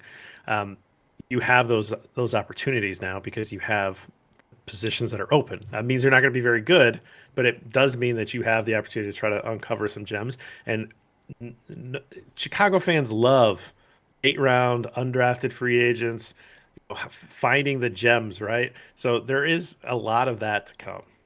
Right. And like KL's saying in the chat, the people that are saying they're trying to get rid of Fields, that to me seems ridiculous. Like, that's a bridge too far. What they may not be is committed to Fields. Like, let's put it this way. I can guarantee you guys that Fields is the franchise starter for at least a year, right? That you take the DeBears blog Twitter account as gospel, who has stated that, quote, apparently the communication is that Fields knows the situation for 2022, so to speak, and that 2022 isn't going to be held against him. Maybe. But at the same time, it's a results-based business, and if he goes out there and the team wins 3 games and he looks terrible in 16 of them, it's going to be hard to fight back from that one. But at the same time, I don't know. I'm not actually that upset. Like you're saying, Jeff. The hardest part about this is that the Bears are just going about building their team differently than I probably would. DBs are hard to find. Did Kindle Vildor show us that or what? Right? Like, really good top flight DBs are hard to find. And if the Rams showed us anything, it's that really good top flight DBs can make or break your defense. That when you have a stable of really good top flight DBs, and right now, if your oldest DB is Eddie Jackson and you can keep that core together, the question becomes, what do you do at linebacker? Because you can't pay linebacker, edge rusher, defensive tackle, safety, and corner. Everybody knows that, right? That's all the positions like on the football field. So what are they going to do there? But at the moment, it's not like taking good players hurts them. It just means that they're going to have to cobble something together. You did mention one thing. You talked about free agents. I have to say something. The Bears don't have a lot of cap space. So are they going to get Jarvis Landry on like a 4-year or like a one year deal, like $4 million? Man, I'm mispronouncing everything, aren't I? Like, prove it. Are they going to get Will Fuller on a $5 million 1-year deal? Are they going to trade Robert Quinn? They have to do that after June 1st if it's going to clear any cap space. But are they going to trade Robert Quinn after June 1st and then work more free agent magic, because then they'll have about $14 million? I don't know. But it'll be... I'm very curious to see what they do. There are a lot of pass forward. And you guys have kind of talked about, JB, At this stage, you could sign a lot of people. I'll name a few: Eric Flowers, Keelan Cole, Emmanuel Sanders, that make your team a lot better on offense, because getting anything proven is better than Dakota Dozier or Sam Mustipher. And then you'd still have the dudes on defense, which are hard to find. You can't just go out and sign a good young corner, right? But I'm sure that's just a tough pill to swallow, is all. It is, and I mean, again, a lot of Akeem Hicks is still a free agent. Akeem Right. Hicks is a good player, and so there are plenty of talented players that are still out there. There's just a certain point in free agency where it doesn't make sense for teams to bring any veteran in until after the draft, because now you're close enough where you say, I'm gonna use my draft. To fill whatever else or add competition or whatever. And if the draft doesn't go quite how I want it to, then I'm going to have to go back out into that free agent pool. So a lot of those guys are going to sign in the next couple of weeks, right? It would surprise me if Akeem Hicks doesn't sign with a team that, hey, we went in thinking we might get defensive tackle type that Hicks can fill. Didn't get him. Hey, come in, Akeem, and play with us. I mean, Jeff, that's why they're still there, right? There's a bunch of people out there saying, well, if Jaquan Brisker, I'll use the Bears case, right? They're leaning back in their chair, and they're saying, well, if Jaquan Brisker doesn't fall and Kyler Gordon doesn't make it there, then we're probably taking wide receivers, so we'd take this guy. Why would we get Jarvis Landry now? And Jarvis knows that, His market gets better after the draft. Because if you didn't get signed immediately, then you can take advantage of the teams that now need you, right? Why? Like I talked earlier about a potential cheap prove-it deal. Yeah, that'd be a miracle, because Jarvis Landry has the ability to try to get a 4-year deal done with the Bears that just backloads all the money and does like a 4-year cap hit now or something, just because the Bears need help at receiver. Like one of the, I don't want to call it a poison pill deal, but that's why they sit there, right? So we'll see what happens. I do think, if I could be honest, it's easier to find a guard than it is to find a corner. The problem is that, Jeff, I don't know where you sat on this. I could have cared less if the defense was 32nd overall, personally. Now, my friend Brandon would just about kill me for saying that, but I couldn't have cared less in 2022 whether the defense danced around on the field and gave up touchdowns on a play-to-play basis. That's obviously not how Matt Eberflus feels. He clearly feels like his, if you will, way to speak through the Bears is to play Bears defense. And I bet you George McCaskey loves it. Like, I bet you he loves every second of hearing that the Bears are going to get back to basics. If there's one player that I could say that is probably the big loser of the moment, believe it or not, JB, I don't think it's Justin Fields. I feel horrible for David Montgomery, because there's a non-zero chance here that the plan is we are just going to run the piss out of this ball. And we're going to take this one guy who doesn't even have a contract extension lined up, and we are going to run him into the dirt. And when he says, Coach, I can't run that ball again, we are going to call another run so that our quarterback doesn't get hurt. And we're going to throw 15 to 20 play action passes a game and 5 quick outs, and we're going to call it. And if we lose, we lose. Too bad. Not worried about the play action. That sounds great. No, that sounds great. How many games did it take? Did it take the last regime? I won't even name them by name, but how many games did it take the last regime to run 15 play action plays? Oh, they never It's did. like 5 games. But I'm saying, like, add up 5 straight games, they might have run 15. Oh, yeah, probably. What I'm more saying is that if Montgomery gets the Howard treatment, if you will, his like shelf life gets spent by a team that 100% doesn't like, or like that doesn't care about his future health, I'm gonna feel bummed, because he's been nothing but good to the Chicago Bears organization, right? But we'll see. There was just so much to fix in one offseason. It was never going to get fixed in one offseason. Plus, with your cap and with the lack of draft capital, so you couldn't fix everything anyway. They're choosing this route. I get it. It's fine. Like you said, I would have wanted to make sure that Justin Fields is protected. I would have wanted to make sure that he has some interesting weapons to throw to. They went after the secondary first. They needed to go after the secondary at some point. They have a ton of money starting next year. I have to throw something in that Ken said, because Ken, I gotta say, now that we're here, I'm willing to listen to what you just said. So Ken, Salt and Pepper in the chat, just said, I completely disagree with that take, because if you put Fields in a position where he's down by 30, so I'm going to bring that in the world of realism. Say that every single first quarter, Justin Fields was already down 14, right? That at the end of it. So by the second quarter, already down 2 touchdowns. There's not really a world, unless you're starting Mike Glennon and he's already turned the ball over 4 times, where a team just relentlessly runs the ball and truly quits on the season. Like, that's a surefire way for your hits culture to just not land, you know? So I can understand, even if it's something that I don't necessarily agree with, if you're thinking that a patchwork offense, but it's supported by a defense that you think can keep the score low, lets you stick to your offensive game plan that literally protects your quarterback. I can understand that even if you think your offense isn't going to score, by investing in your defense, they may not score. And if they don't score, then your quarterback stays out of the obvious past situations that got him destroyed in the Cleveland game, among others. So, like, I can get that. I can hear that, especially since I think these guys are dogs. But, I mean, it's an instant reaction for a reason, right? These are the no context reactions. The Cleveland game doesn't exist. I don't know what you're talking about. That tape has been burned. There is nothing. Never. It's been burned to see into here. my brain, but it's no not kidding. burned. Well, we'll let you run some safety tape, which Yeah, is going to sure. be even less exciting than corner tape. But I just want to real quick. Baloney. After the Pickens, Pierce, Moore trio went off the board, Trey McBride, a tight end from Colorado State, Who went to the rules? Cardinals. Sam Williams, defensive lineman, went to your second team, the Cowboys. I don't know. You just live there, but you had a pet. Hey, Tyler Smith went there. They're my team now. Like, Oh, that's true. That's true. Bears are my team. But let me see. Who'd you say went there? McBride? To the Cowboys, Sam Williams, defensive Williams. Gotcha. lineman.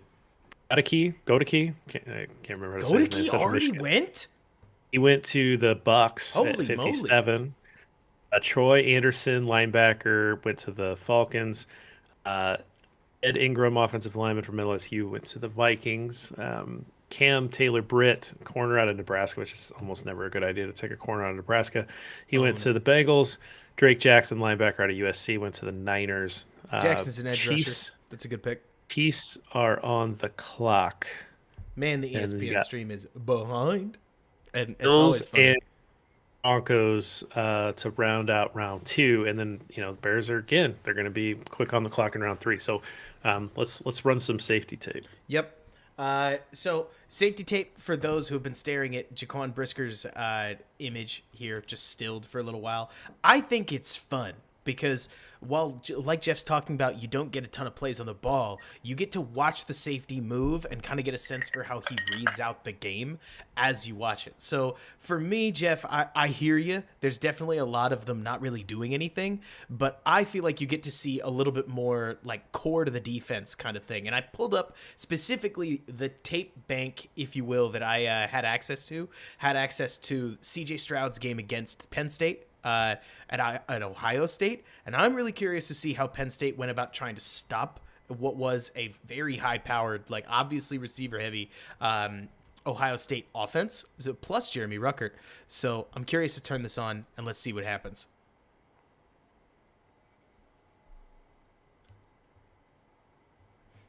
What a bummer with those receivers, though. Think about all that Bears draft tape.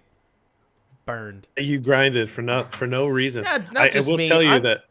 Look, I'm having a child in September. I moved in January. We only conceived the idea to move in December. So It's like we don't need to talk about your conceiving. this was babies. on the I live threw stream. that word in there for a reason. I wanted to make you I uncomfortable. figured as much. I picked up on it. But this was like baby's first draft season for me. I realistically got to about 45 players, so not a ton. For the guys like Jacob, though, or like Tom Cavanaugh, I know he's out there. There are a ton of guys I can think of that it's like, oh, guys, I'm so sorry. This is interesting. So it looks like they do like a quick little rotation, and Brisker's going to end up cutting off an in-breaking route. Ooh, I like his eyes here. Okay, so Ohio State likes to do a lot of things on the backside of plays. I'm no savant with Ohio State's offense, nor do I want to pretend to be.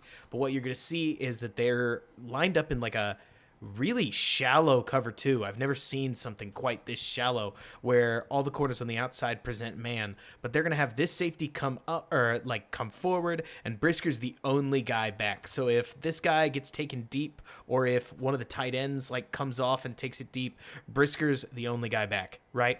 And if you watch his eyes, he's going to watch the play, diagnose the receiver coming in that direction, and pick him up.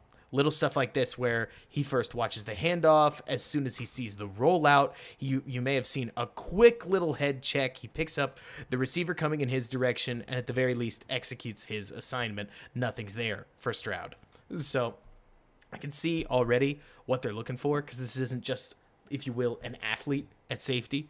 They're clearly looking at somebody who they think can be another heady defender, very similar to Kyler Gordon, whose tape, if you don't mind, Jacob, like, after 71, we may get a good tape session in, but we'll see. Yeah, cover one hole. That's exact. Or thank you, Brandon. The names are something like. Eventually, I just need a copy of a defensive playbook, because I don't know any of these. I'm like, it's this kind of defense most of the time. But so let's see here. He didn't really do anything there. Happens. One other funny thing about tape is that there are a lot of guys, and I used to be one of them, that will try to break down literally every play. And sometimes, like in this spot right here, he's just going to sit in a spot and like maybe he's watching the running back, maybe he's there on run support, but he doesn't do much. So he ends up running over. Let's see. Yeah, doesn't do anything. Not good nor bad. The play doesn't go to every defender all the time, right, Jeff? Oh, it does not. No, you need it. I mean, unfortunate that there's not a little more curated tape where there's here's relevant reps. You know, sometimes there would be, but you got to remember that there are thankless people out there that curate per player tape at all and take out the ones where the guy isn't on the field. Like this, everybody in the draft community wants to grind tape. Nobody wants to go procure tape, and less people want to cut tape. So you take what you can get. But if anything, I'm already seeing him 100%. Just use. One thing that I always look for in defensive players in particular, Jeff, with offensive players, it's really easy to be like, Alec Pierce didn't get used enough, which is something I legitimately believe, by the way, that Fickle probably could have used him more as like an offensive hammer. But on defense, I really like watching the way that the defensive coordinator thinks about the player. Like Brisker's playing a lot of roles. You've already seen him up close to the line. You've seen him deep. You just saw him challenge backwards and then drop into a shallower zone. Like, let's go right here. He's going to creep up to the line of scrimmage, but he starts in what looks like a high, or like more of a like standard 2 high. So he seems to be the more mobile safety of the two. As he pops forward, he's going to try to guard the shallow underneath. I'm curious why. Didn't catch the down and distance. Let's see here when it pans out. Because part of me wonders whether it's third down, so he's on the sticks by the looks of it. Which I like the call. I like the situational awareness. I like the way that his eyes are moving around tracking receivers instead of doing the Deshaun Gibson, just stare at the quarterback and sit in my zone. I don't know how often you've followed my channel stuff, Jeff, but we like to call that guarding grass, where the safety basically plays it like a Madden moment, where they just run to their zone and they just sit there. By the way, one more shout out.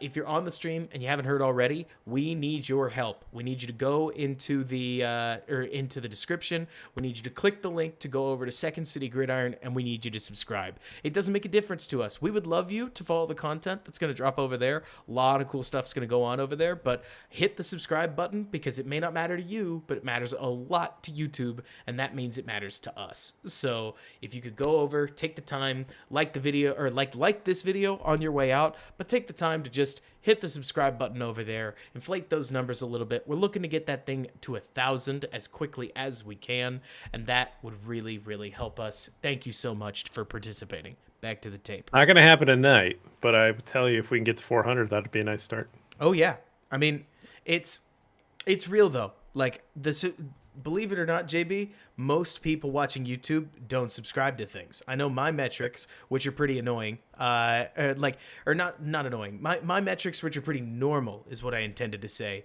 suggest that about 8% of the people that watch my videos are subscribed. And that's normal for most YouTubers, because I've heard other people talk about it, that you don't need to subscribe. As a viewer, if you watch their content, it pops up for you just fine. So I completely get it.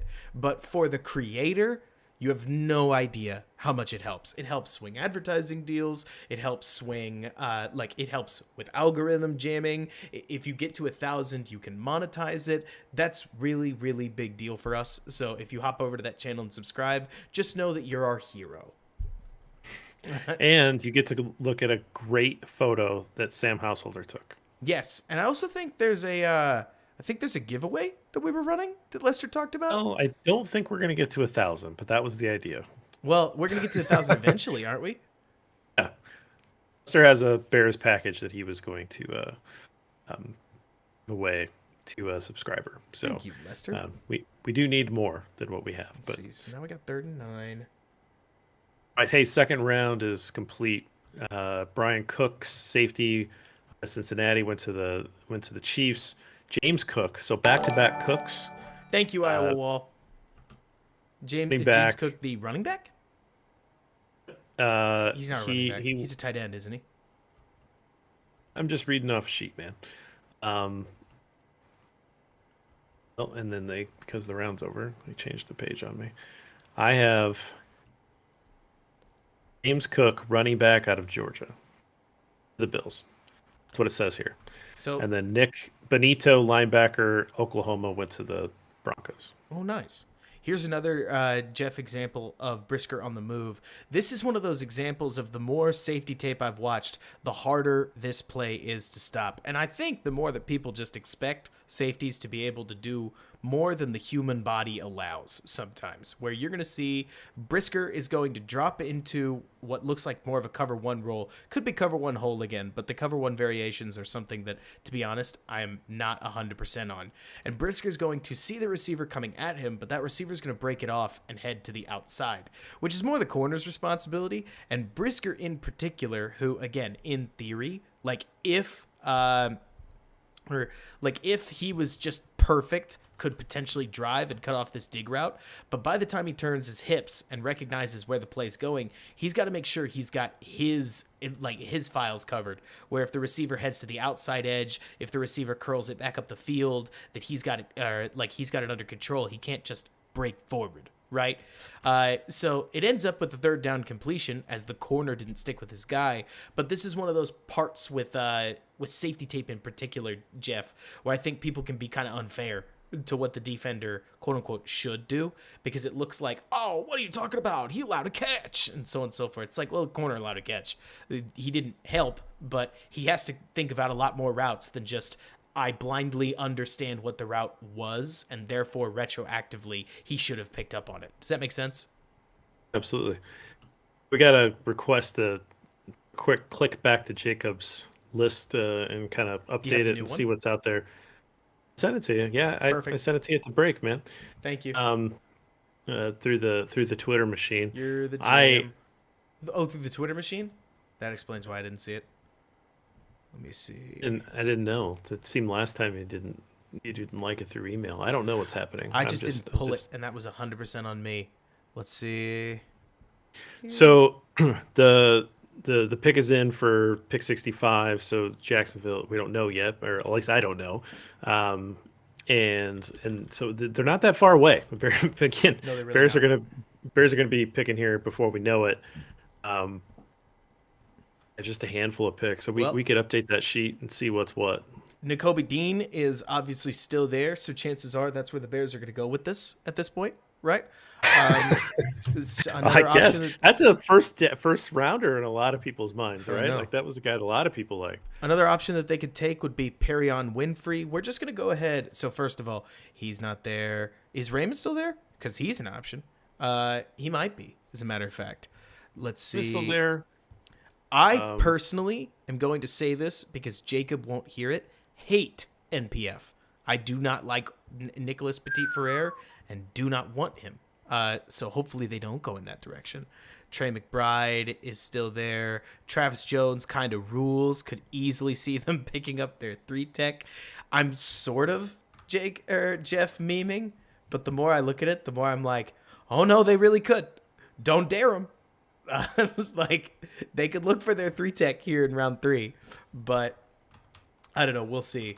I can't help but wonder whether, whether the Bears would they consider fans at all here? No way. Obviously not. But I can't help but think the optics on defender, no trade down. Be tough, You'd lose man. like half your season ticket holders. Not really I half. know, I know a lot of Bears fans are fine with the old school defense mentality, and you got to play defense in this league still too. I mean, that's half the game. So I mean, I'm not going to throw it out completely, but yeah, that'd be a tough look. I mean, you know, you got 3 premium picks. You get into round 4 and 5, you can find guys, right? I mean, you certainly can.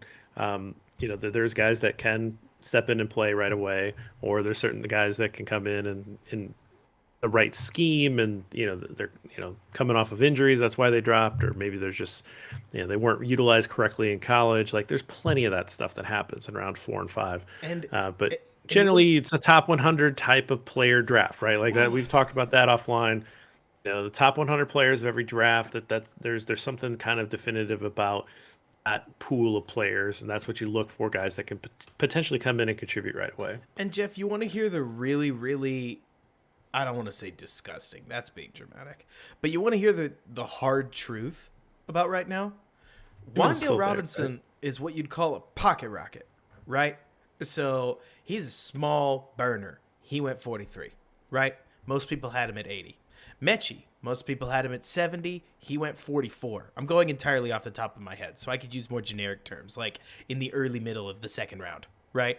Alec Pierce, a lot of people were vehemently against him at 48. He went 53. So if the Bears had gone in that direction, they wouldn't have been far off, right? And then, like, I could keep going with this, but the truth is, the value is there at defense.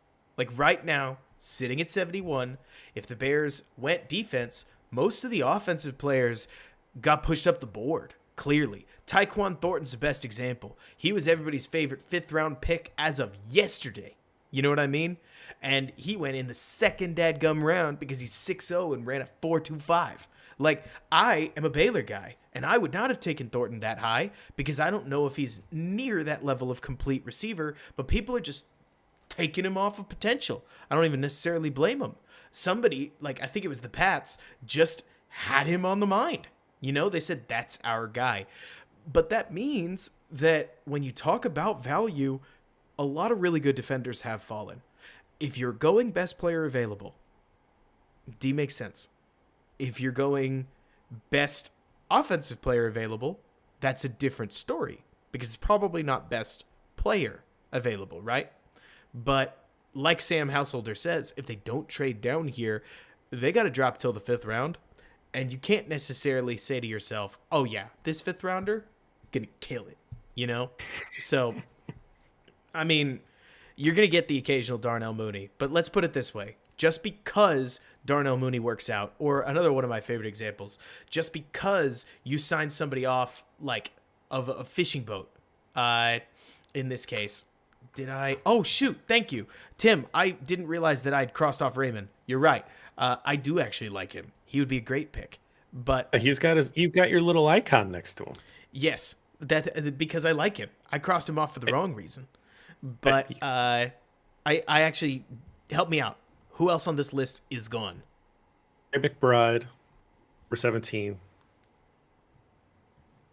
Travis Jones is still there. He's a legitimate 3-tech threat that honestly some people would have taken at 20 or at 38, 39. So that's an option. I think that's it. I think everybody Yeah. else is still there. This is a very different second round than a lot of people predicted, to say the least. Hey, we got to 400 on Second City Gridiron. We gotta hammer that message home. That I try to reset every hour or so, but I don't think everybody wants to hear it every 15 minutes. no, I'm more saying not you guys. You guys are amazing. Thanks for helping. We gotta hammer home that message that I know you don't care about clicking the button. Makes a big difference to us. Like, We're trying to do some big things with it. We're really excited about some of the ideas we have. trust me, I can't express. Want to watch? I'm a big YouTube guy, not just on it, but I'm like on it all the time, right? And I cannot express enough how many channels I'm not subscribed to either. It's the easiest thing in the world to just not be subscribed to things. But on the creator end, it is a huge boon because, I mean, it basically is like YouTube's way of knowing that you're legit. And we at Windy City Gridiron like to hope we are. So if we can get that thing to 1,000 by the start of the season, we are going to be golden. Ken, any help with the WCG den until we get there? That would rule. Because truly, if just readers come through, you never watch a video. I mean, this sounds horrible. We want you to watch all our videos. But if you never watched a video and you subscribed, you are doing your part. Wow, you sound like a recruitment video for Starship Troopers. I'm doing my part. I'm doing my part. That movie's kind of funny. That's a great movie. Yeah. Yeah. I mean, again, this is Jacob's list. I mean, he's not going to get high marks for accuracy. That's okay. He's going off that's his fine, opinion, right?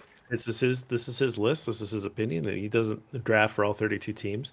But what this does say is that Jacob has a pretty high opinion about, there's going to be 12, 15 guys when the Bears pick here that Jacob has a pretty high opinion of, that he conceivably would be pretty happy with. There are a couple people that we can go ahead and we can cross off if we put our heads together, right?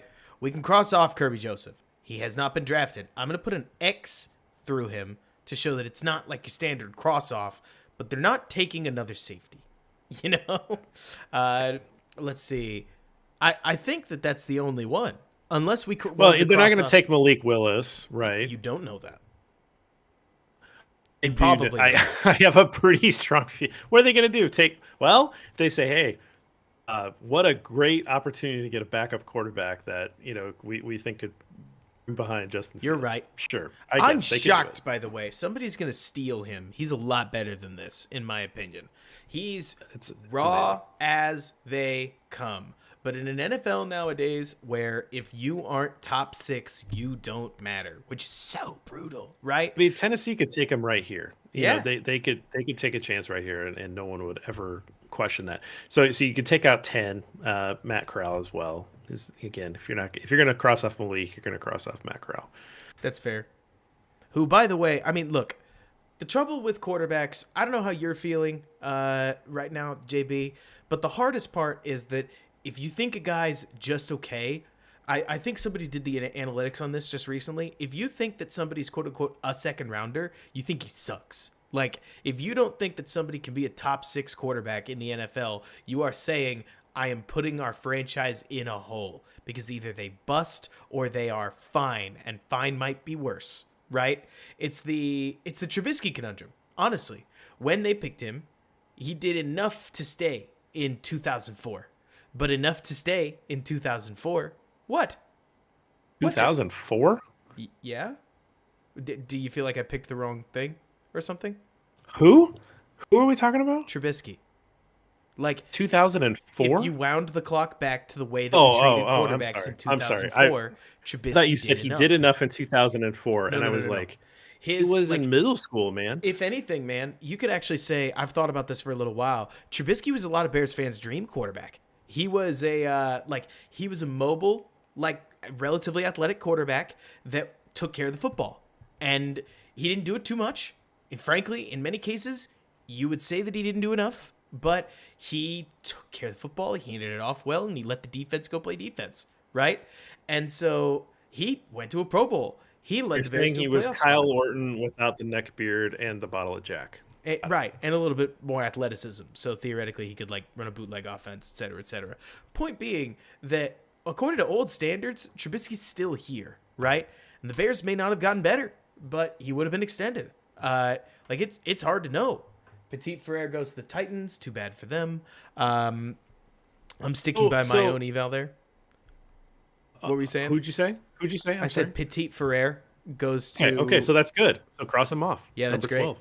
12. So we're getting close. We just got two picks in front of us, and can't wait to dig into more tape. One of the wide later. receivers. We'll get there, that I said I can't wait. By the way, to dig into more tape. That's more of like a channel notice. Like, definitely. We haven't done near enough Kyler Gordon tape, and I can't wait to do more Jaquan Brisker tape. But hot reading tape is definitely something it's an adventure in a lot of this. But where were you?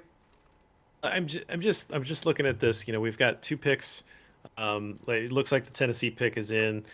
Jacksonville pick is on the clock. So, again, the wide receiver that's on Jacob's list is kind of a polarizing name, but he's in the 3rd round. We're in the 3rd round now. Yep. So, the David Bell talk in the 2nd round didn't make any sense, but David Bell in the 3rd, who's, from what I understand, a pretty polished route runner, a guy that can probably come in and soak up some targets right away, right? I mean, this is a guy that has an opportunity to come in and contribute right away. So there is an opportunity to add at wide receiver here. And then you have a couple of offensive linemen. I know a lot of people like Darian Kennard, right? Do you say Kennard or how do you pronounce it? JB, let me know when what I just put on the stream pops up on your screen. We got a spider chart. Yep. Perfect. This is the problem with David Bell. You are looking. No, he's not athletic. You are looking at a 2 percentile 20-yard shuttle, a 20 percentile 3-cone, a 10 percentile 40-yard dash, nothing above the 36th percentile, and that's the 10-yard split, which isn't really considered that important. What you would be drafting is somebody whose tape you trust. If you trusted him, you would be like Arch Creep says. You'd be drafting. Oh no, wait. He's talking about Trubisky.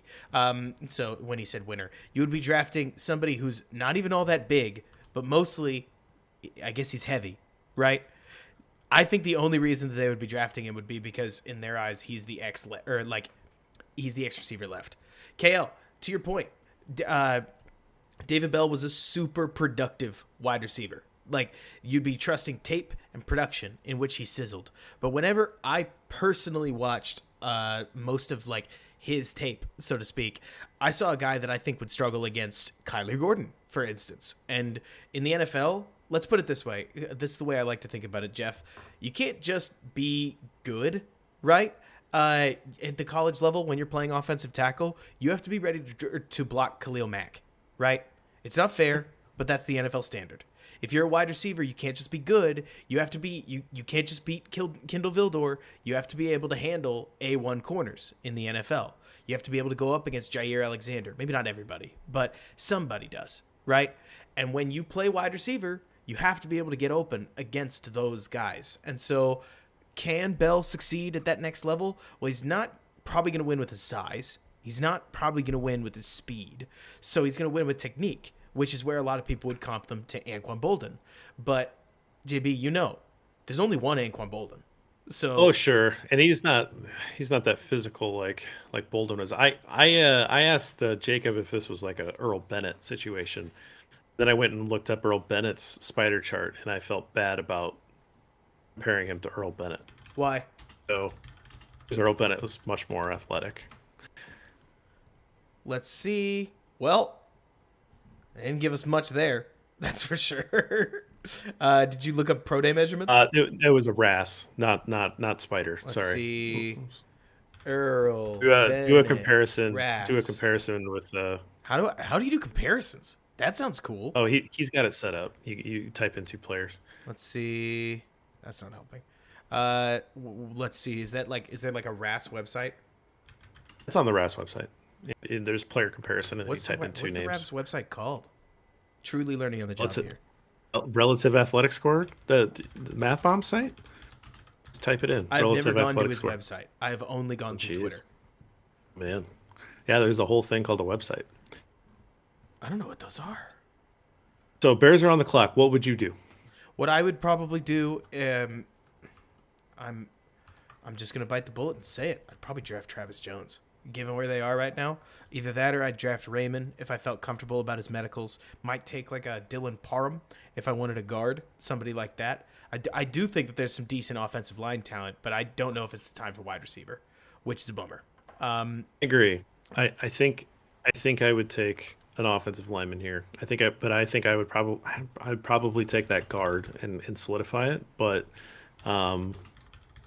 EJ Snyder was pretty high on Raymond. You're right. It's a bit of a tightrope. Feel good about him. By the way, finally got the RAS comparison up, so it looks like. I mean, Earl Bennett's not. This was off the top of my head when we were recording, and I said, "Oh, is this? Is he kind of like an Earl Bennett type of guy?"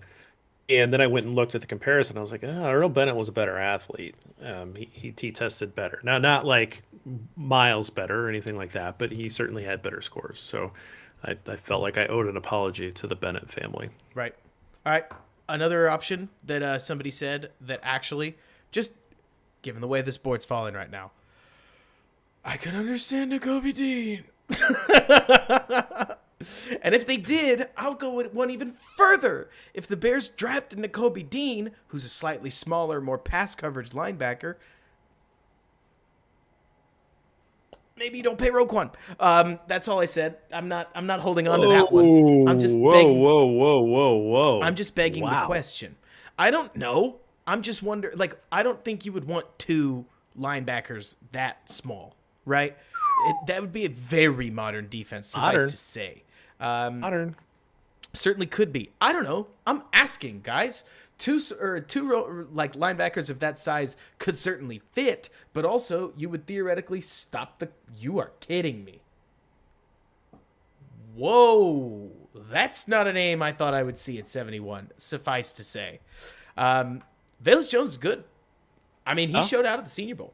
So it's Velus Jones, the wide receiver from Tennessee, and this is a guy who, as of Derek, I'm fine with it. I wouldn't have gone wide receiver, but it's not to say that Velus Jones is bad. It's just that, again, draft simulators have conditioned us that you could get that guy super duper late, and instead we did not trade back. We did add at wide receiver. Let's take a look.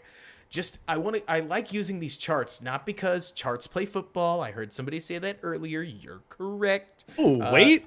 Oh, man, I've invested so much of my life in creating charts. I thought that was the path to the NFL. Oh, I know, but it helps make so the main reason I like using this, especially for wide receivers, is because somebody who's 28th percentile probably isn't playing X, so chances are Darnell Mooney's doing it.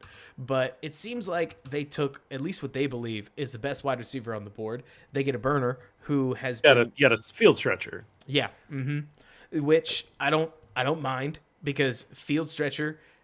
Quarterback named Fields, unironically, like Fields likes to hold on to the football. He likes to throw it downfield. You need guys that you're going to run like 9-8-9 and stuff downfield with. And now that you lost the opportunity to draft guys like George Pickens, like Alec Pierce, that have quote unquote that guy's size, somebody like Velus Jones makes a lot of sense. Now, has Jalen Tolbert gotten drafted yet? Because that bums me out a little bit. He's somebody that I think would have that could have played a lot of roles. He's a bit of a tweener, but it's not like I hate the Velus Jones pick. I mean, you're looking at somebody who athletically comps to Chris Olave. I just need to watch more tape on him, because 71 feels like a very, very. It's a lot earlier than I would have expected to see him. It's not Tyquan Thornton. It's not Wan'Dale Robinson. But I mean, all of these wide receivers that anybody knows are just flying at this stage. I mean, not a lot of production. Right, and he was all SEC first team, but I'm not seeing a lot of solid stats on his little report card here. 40-yard dash time at combine, 4.31, ranks second among running backs and fourth overall. So clearly, this is a guy that can flat out fly, right? Oh yeah. I pulled up his chart for a reason. This guy's fast. Right. So, Pro Comparison on CBS has it as Clemson Sammy Watkins. So that's interesting. Let's see. Is he 25? That's what somebody was just saying. That is Really? old. Take a Wow. look into that and report. I'm pulling some tape real fast, which I'll need anyways. Let's see. Is that Jacob?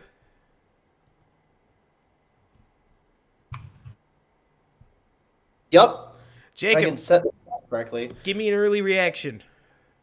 I mean, they went offense. That's something.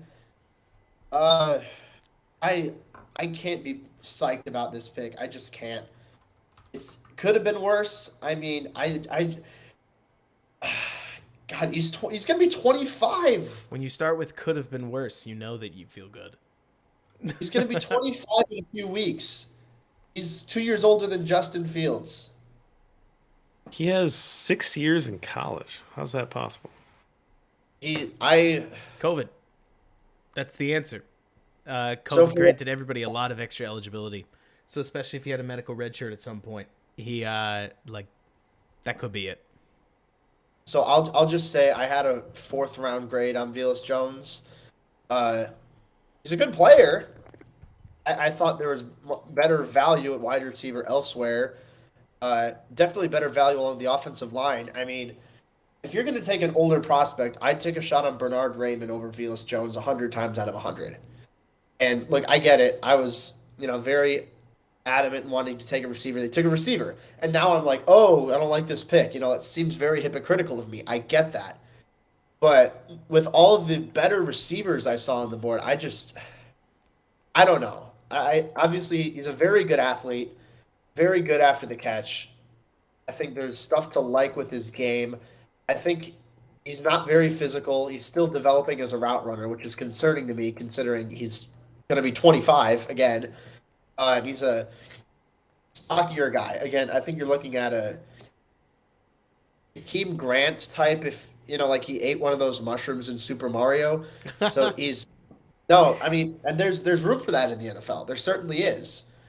But when you consider that it's an early 3rd round pick and it's a guy who's older and I think there are better receivers on the board, I don't know. I can't jump out. Older rookies to me is just I don't love it. 62 catches, 807 yards, 7 touchdowns this last season for Tennessee. Looks like he transferred from USC after the 2019 season. Looks like his usage went down there in 2019, so he transferred to Tennessee. Again, kind of 1 year of decent production in his 6 years of college. Right. So that's a tough look. And it's not the Raymond excuse, right? Like it's not, oh, well, he served in the military and played a different position until he switched to tackle and immediately dominated, right? Injury concerns be what they are. Instead, you're saying, well, his coach must have hated him because why else wouldn't he have popped off any sooner? It's that whole, it's one of, in my opinion, Jacob, my favorite things to come out of fantasy football is this dynasty analysis on something that people call breakout age. It's really important if you're looking at dynasty. And fantasy football, as much as it's just numbers and yards, and I get it, everybody who loves to talk about football tends to hate on fantasy football, there's a sneaky amount of analysis there because people are trying to find wide receivers that are going to produce the most. And most of the time, the players that produce the most are also good players. And so a lot of research goes into who do you draft in your dynasty league to try to get better. And I know they talk about breakout age all the time. The earlier it is, the better the player tends to be. And in Velas's case, it's not early. So I think I'm a little confused. I mean, granted, I'm going entirely off of some pretty cursory evaluations here, but somebody like Jalen Tolbert, Romeo Dobbs, or Danny Gray made more sense to me, just given the receiver room that the Bears need, because the Bears went from they need to add a free agent wide receiver to they need to add a free agent wide receiver. Like, this pick to me, I don't know how you feel, Jacob, literally doesn't move their needle. I agree. It's more or less kind of similar with where you're at to begin with. You just have a little bit more depth. And look, I think that Jones will get manufactured touches in this offense. I mean, he's very good with the ball in his hands. He's a good yak guy. So there's, stuff to like there. He's not just going to be a guy who doesn't do anything. At the very least, he's going to contribute on special teams. But in the grand scheme of things, I mean, I've said it multiple times. I mean, he's older. He's still not a super developed route runner. And just off of that alone, I'm a little concerned. So could have been, again, it could have been worse. I'm glad that they added something to the wide receiver room because they clearly needed to. But I just find myself very lukewarm with this pick. I mean, Jacob, I don't think hearing it could have been worse is particularly encouraging. I mean, what would they have had to do? Draft Matt Ariza? Like, it's not to say this pick's an F for crying out loud, because that may be what it sounds like. It's more to say that, okay, let me phrase it to you, Jacob, this way. If you could have chosen to replace Velus Jones with one of the best defensive players on the board, I'll name a couple of yours, whether that's DeMarvin Leal, David Ojebo's not there anymore. So it would be, let me get the board back up based on what we had. What? Kobe Dean, Marion Winfrey, two guys off the top of my head. Would you have taken those guys over the Velus Jones pick? Like Travis Probably. Jones, another example. Probably. I probably would have. And look, I hope this pick proves me wrong. I really do, because there'd be nothing better for this offense than to have a receiver who's reliable and can, get open and can make plays. But I don't know just how much he's going to contribute in this league. I think he's a solid low-end wide receiver 3, high-end receiver 4. Maybe that's just me being super negative. We'll see. But right. I don't know. Early on, my hopes aren't super high. Jacob, let me read this real quick. This is on the CBS site. Yak phenom in the Deebo Samuel mold. Kick return specialty appears when he's catching the ball on offense. Not a route running specialist. Sounds like, to say the least. Crazy time speed. Doesn't quite play to that level. Old prospect who's already 25. If he was younger, he'd have gone much earlier. Special with the ball in his hands. I will warn you, Jeff, that while I appreciate the effort there, out of 25, Jacob, you're going to have better numbers than me. Out of about 25 wide receivers that I know I read reports on, about 15 of them got compared to Deebo Samuel. Samuel in I didn't write it. I'm reading the CBS site. I'm not mad at you. Reaction. And I'm not saying he's Deebo Samuel. I'm just saying, they're saying this is the prototype that he's trying to, be a 40% facsimile of. Let me phrase it this way, JB. Whenever a scout couldn't think of a way to say, well, I mean, when you put the ball in his hands, he does move forward. They just slap Deebo Samuel on there. It's kind of like how every small guy is Steve Smith and every guy who's unathletic is Anquan Bolden. Deebo Samuel became I don't know, just give him the ball. It tends to do good things at the college level. And that's great. But there is only one Deebo Samuel for a reason. So I'm willing to let this go. I mean, maybe, like you're saying, Jacob, maybe he proves us wrong. Maybe he's the burner that they wanted with a little bit more blocking. I need to actually watch him, and we will do that here in just a little bit. But it's definitely up there with reaching for Cole Strange, who I liked. So it's not like, it's that question. It's up there with reaching for Tyquan Thornton. This is a guy that most people had ranked. Do we have the consensus big board ranking, by the way? I don't have it. I don't know if Jacob knows that off the top of his head. Kidding. Why? Completely messing with you. All right, hold on. So you want the consensus big board itself? Sure. Give me a number. Okay. Just any. Hold on. I'm sorry. I've been trying to put together this thread last second. What do you want here on this? I'll find it. Don't worry about it, Jacob. There's a let's go. I'll go find the consensus big board ranking while you finish that, and then we'll do our podcast. But let me see here. Consensus big board, wide receiver. We're gonna be scrolling for a little bit. Velus Jones was last seen at 152, right next to Tyquan Thornton. peaking at 126. Bears take him at 71. Another thing that means, though, Jeff, that we have to mourn, right, is that means that the Bears pulled off no trade down. So in a draft where they maybe needed more picks, they did not get more picks, which I think might be the biggest bummer. Because, again, 2 dogs at defensive back. Maybe a reach at wide receiver, but hey, not every draft pick pans out for a reason, unfortunately. But we'll see. I mean, I think my struggle here, so there are plenty on this board that are a little higher than him that I wouldn't love either. Like, I'm not a huge Justin Ross fan. I like Jalen Tolbert a lot. Most of these guys out there are gone. Wide receivers just went flying off the board. I think Romeo Doubs is solid little. I don't know if he's like a true X receiver. Most of the guys at this point of the draft are either burners like Velus Jones, or they are what you would call a Z receiver, because they don't really have the size to play outside, or else they would have gone higher. It's kind of, think about it this way, Jeff. A lot of times you get those offensive tackles, right? And offensive tackles rarely fall because there just aren't that many that grow on trees. X receivers are kind of the same way, where it's rare to see an X receiver really surprise you that isn't a role player. Like Gabriel Davis fell to the 4th round, and only the 4th round. Maybe Dobbs will go around there, more than likely. Somebody mentioned Bo Melton. Bo Melton's solid. My understanding is that he's also a burner, because I'm having trouble remembering. But I don't know. Yeah, that's right. Yeah, Bo Melton's another guy. I have to go back and check. I think Melton and Velus Jones are very close together. Within 4 picks of each other. Yeah. So it's like drafting Bo Melton. Velus Jones was another favorite for the late ones.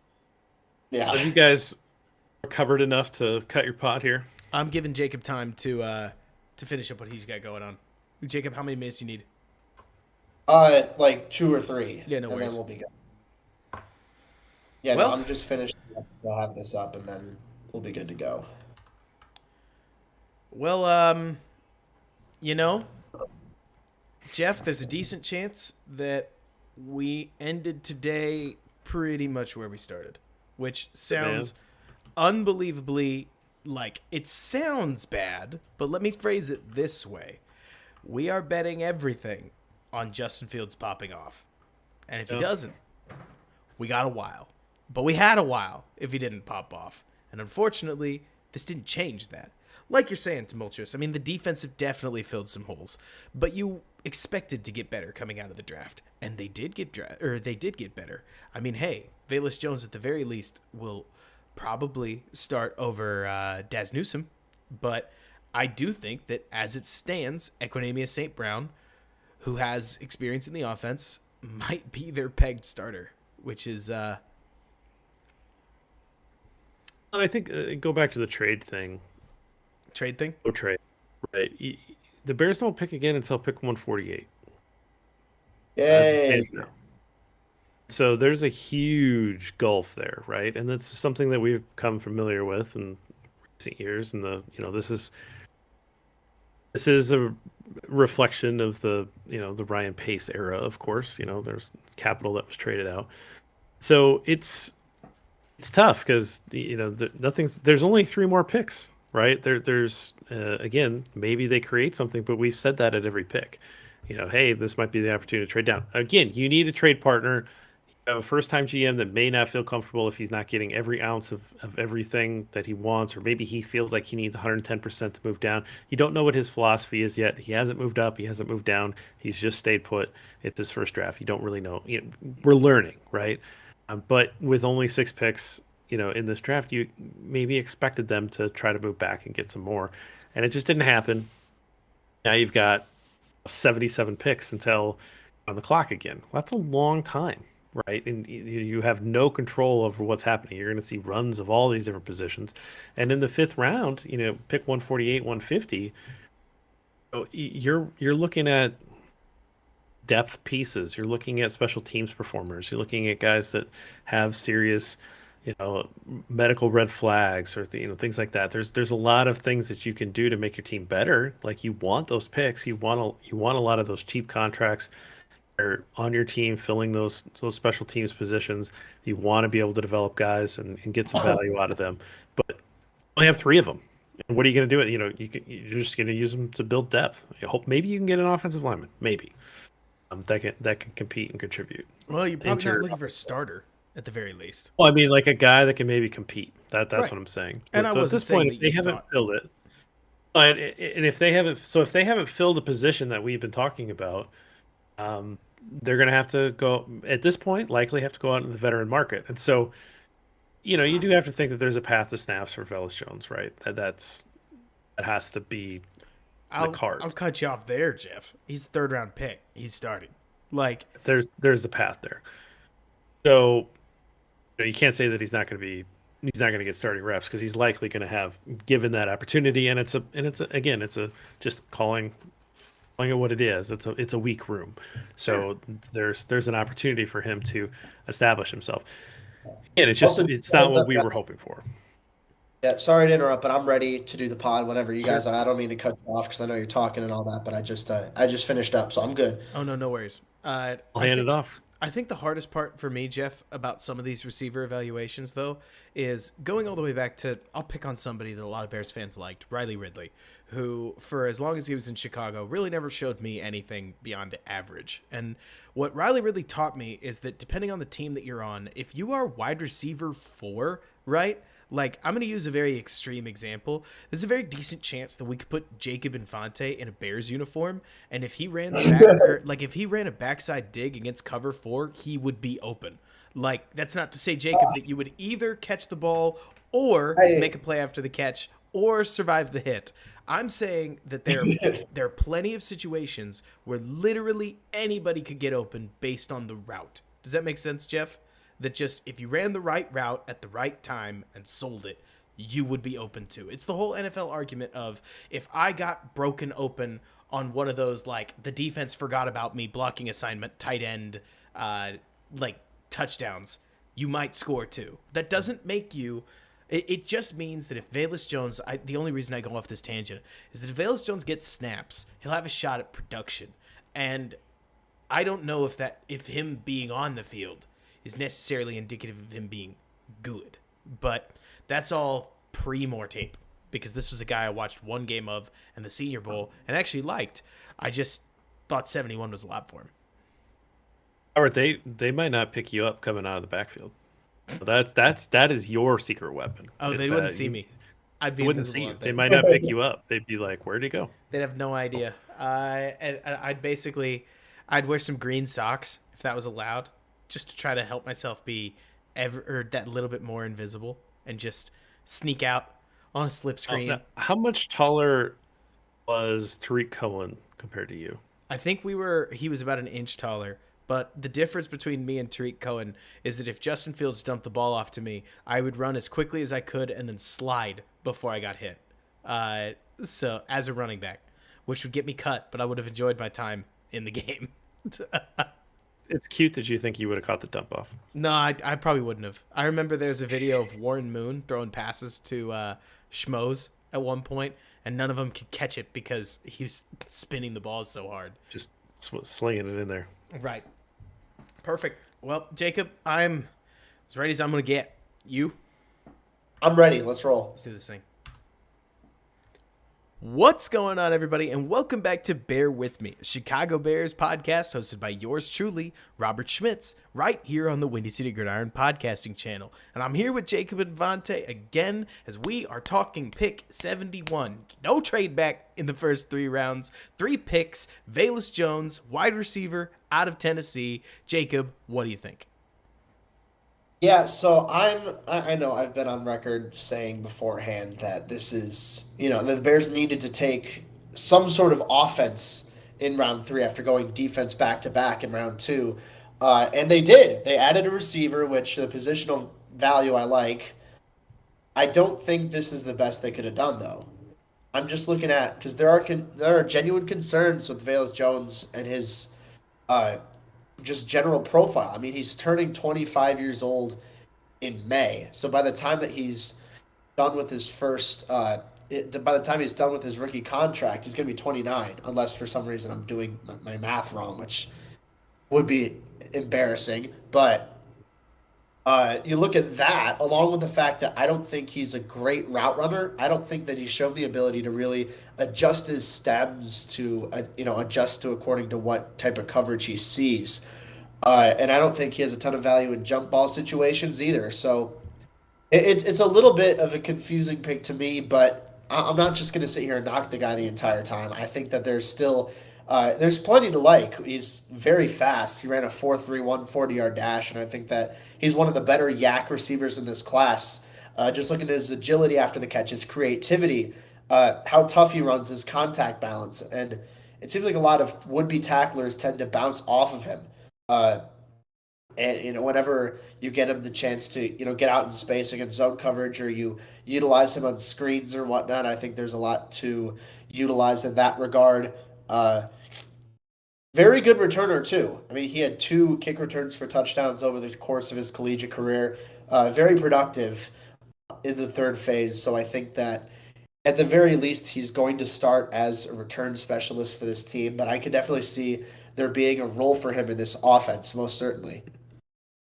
Yeah, I'm glad you're positive about the guy. I mean, the problem here that I have, Jacob, and I don't want to be a Debbie Downer. I really don't. I like to think I attempt to be positive here. Velus Jones is a burner, right?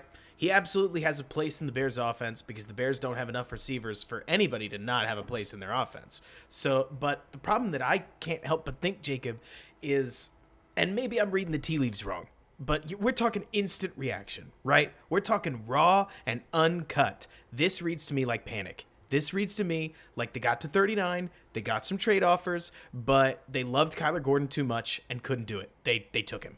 They took best player available. Good for them. Then they got to 48, and they loved Brisker too much. They couldn't do it. They couldn't trade back. Maybe they got some offers because goodness knows there's been enough trades. But they couldn't do it. They took best player available. Then they got to 71, realized they didn't pick again until 148, and just took the best receiver they could find because they weren't getting another one. And they probably knew, now that Tyquan Thornton has gone in the second round, for crying out loud, Wan'Dale Robinson, former projected third rounder, second rounder now, all sorts of wide receivers, come one, come all. They're getting drafted high. And so they looked at their favorite wide receiver on the board, and they took him. And I don't want to be the guy spelling out PANIC, but this seems to me like they just took best wide receiver available. And as ridiculous as it sounds, because an hour ago, Jacob, we were talking about pick 48, saying I can't believe that it was 2 defenders. But at this stage, Travis Jones, Nakobe Dean, there were a lot of defenders on the board that would have made more sense than taking Velus Jones at 71.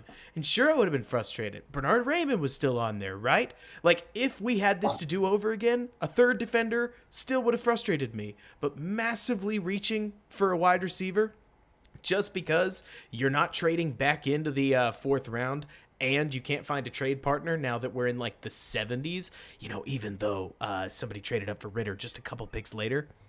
I don't know, man. Yeah. I find it really hard to be like, this is a great pick. Yeah, no, I'm in the same boat. I think that generally, again, I would have preferred offense in most cases. But again, when you have Nakobe Dean, when you have Perion Winfrey on the board, when you have Travis Jones, Christian Harris, those are some legit guys. And even on offense, Bernard Raymond, Dylan Parham's another guy, the guard out of Memphis that I liked. Receivers, Jalen Tolbert, South Alabama, Khalil Shakir, Boise State, David Bell out of Purdue. I understand the league might not be as high on him as I am, but still, I would have rather had David Bell than Velus Jones. And look, I get it.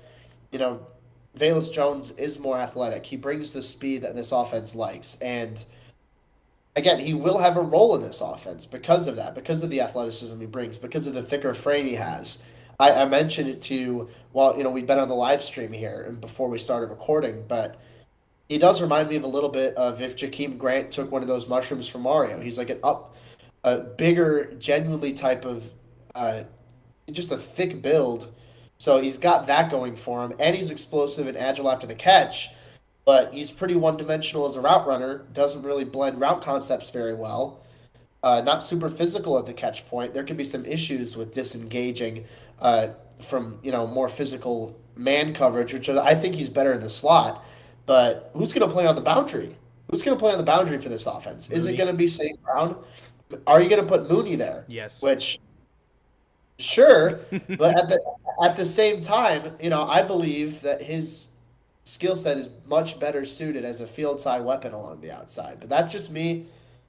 You are probably right. It's going to be Mooney along the boundary, which, look, Mooney's a very good player, so I won't knock that necessarily. I'm just of the general belief that they could have done a lot better at receiver. They could have done a lot better on offensive line. They could have added extra defense as well. And I don't know. It does seem a little bit confusing to me going for someone who, never truly had great production as a receiver.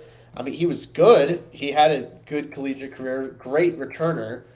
But just looking at what he contributed as a receiver, he had one good year. He had 62 receptions, 807 yards, and 7 touchdowns in 2021.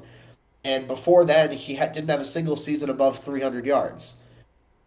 That's just, realistically, he didn't play big roles on offense until 2021, and he's been an older prospect this entire time.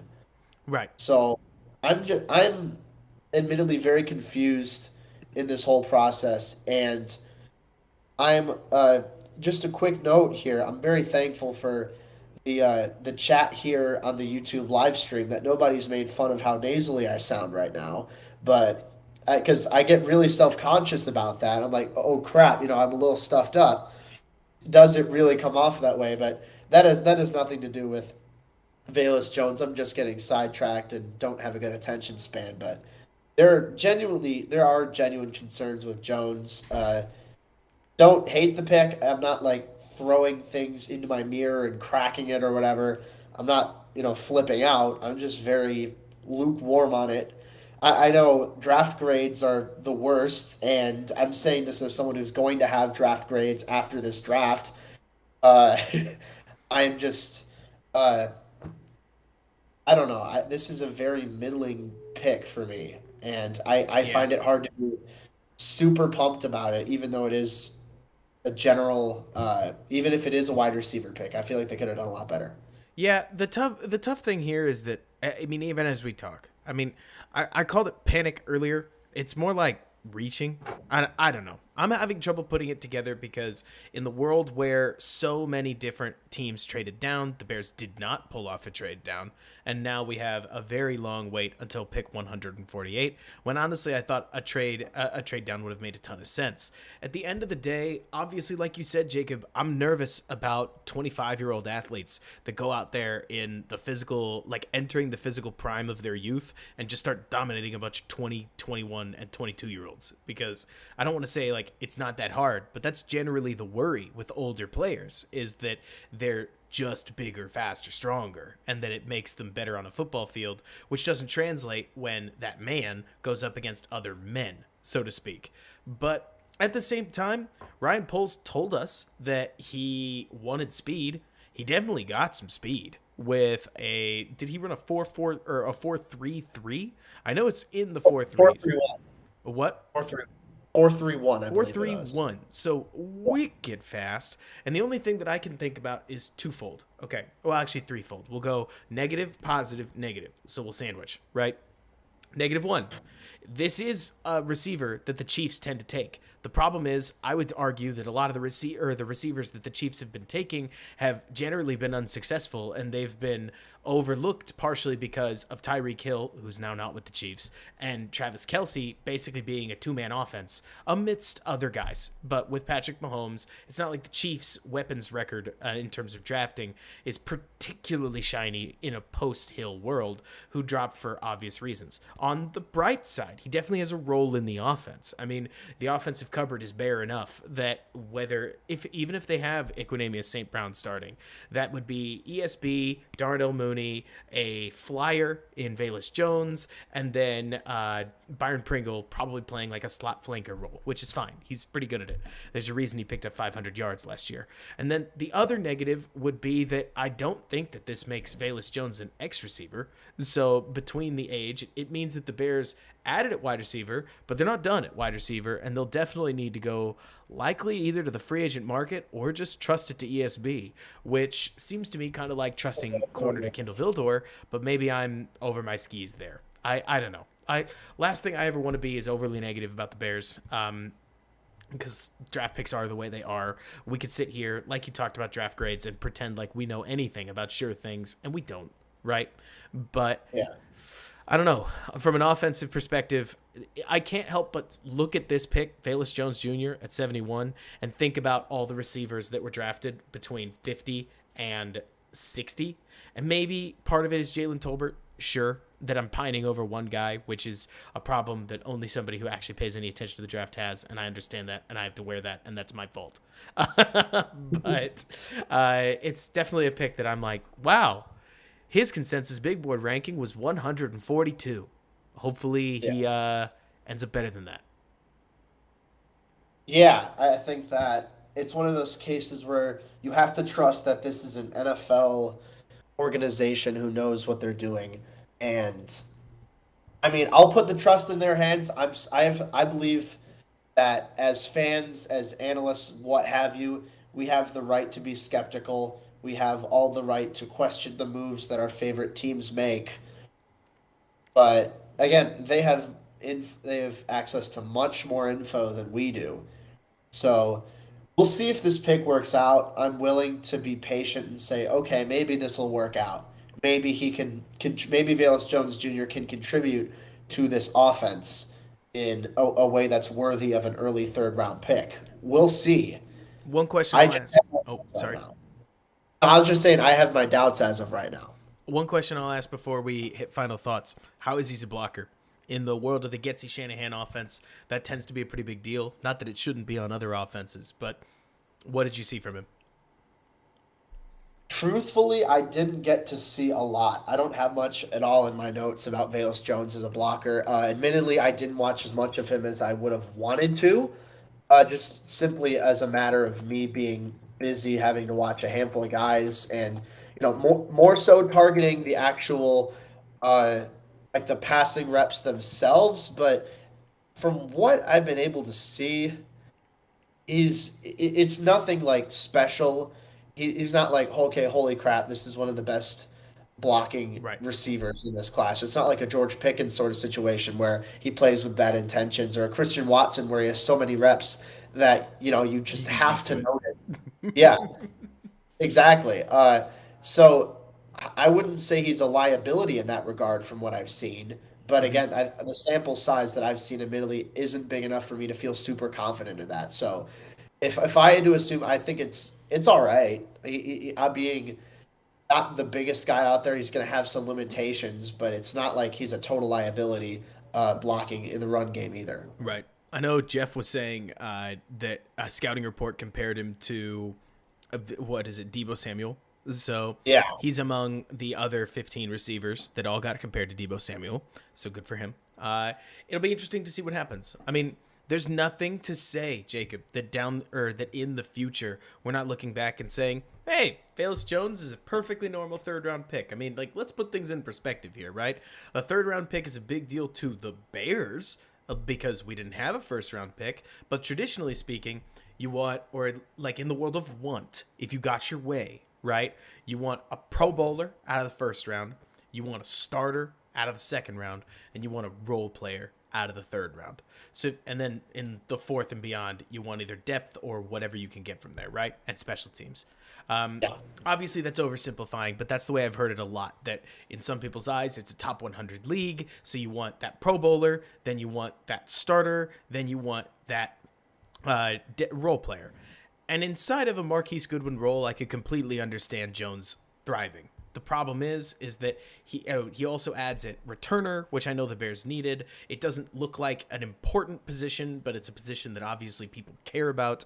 It might, in time, Jacob, only feel underwhelming because of who was left on the board, what we think of them now, and so on and so forth. But from the big picture perspective, I can understand that they want to add that electric speed. 4-3-1 guys are hard to find, and you're trying to home grow somebody. I hope it works out for them because I'm not disputing any of the stuff we've already put on the podcast, right? More trying to think about the way that we could find a way to look back and say, hey, that was decent. Yeah, and the last thing that I really want to bring out here is I'm looking at NFL Mock Draft Database. On their website, they have draft grades that come out instantly based off of, the value in terms of the consensus big board and whatnot. I don't know exactly how it's calculated, but it's just a matter of, like, right away, how does the positioning work from a consensus big board perspective? So this is what the Bears have so far. Kyler Gordon at 39 was an A. Jaquan Brisker at 48 was a B. Velus Jones Jr. at 71 was an F. That'll And I wouldn't jump to that conclusion. I'd have it higher than that. Obviously, you can't get any lower. But I generally do agree this was a bit of a reach of a pick. It's more position over than anything, but I don't know. Maybe he proves us all wrong. I certainly hope that's the case. I certainly hope he becomes even half the player that Debo does, because that would be a valuable asset to this offense. So half again, is a lot. time will tell. Time will tell. I would love half of Debo. Like, in terms of half of Debo's production, holy moly, that's a decent player. I don't know. Yeah. One, just to hit you with my final thoughts before I let you have yours and we get out of here. I can't help but feel like, truly, just from the top down, I see a pick that comes out of, we don't have a pick until 148, and receivers are ripping off the board. So we're going to have to reach if we want one at all. Are we comfortable with? And then they listed a bunch of fifth rounders, and they said, no, we need this guy. And that's fine. It's just weird to me after spending a month talking about offense. And yeah, there's part of it that's just the implicit bias of being a content creator and talking about George Pickens, Alec Pierce, et cetera, that when they went best player available and best player available, I'm surprised they didn't go best player available, because I don't believe Jones was that. Instead, they reached for a receiver specifically, because if they had gone best offensive player available, Bernard Raymond, other tight ends like Jeremy Ruckert, et cetera, or guards like Dylan Parham were still on the board. So I don't love that they pivoted away from that. I think I really could have gotten around to it, saying it's not the draft any of us thought we were getting, but it's one we can be proud of if it was just BPA. But they added a pass catching weapon, so I guess we should be excited about that or something. Yeah, I mean, I guess so. Like, again, I can't be super stoked about this, and time will tell. I'm willing to be patient. I'm willing to say, okay, Ryan Poles, there's a reason you're an NFL general manager right now, and I'm not.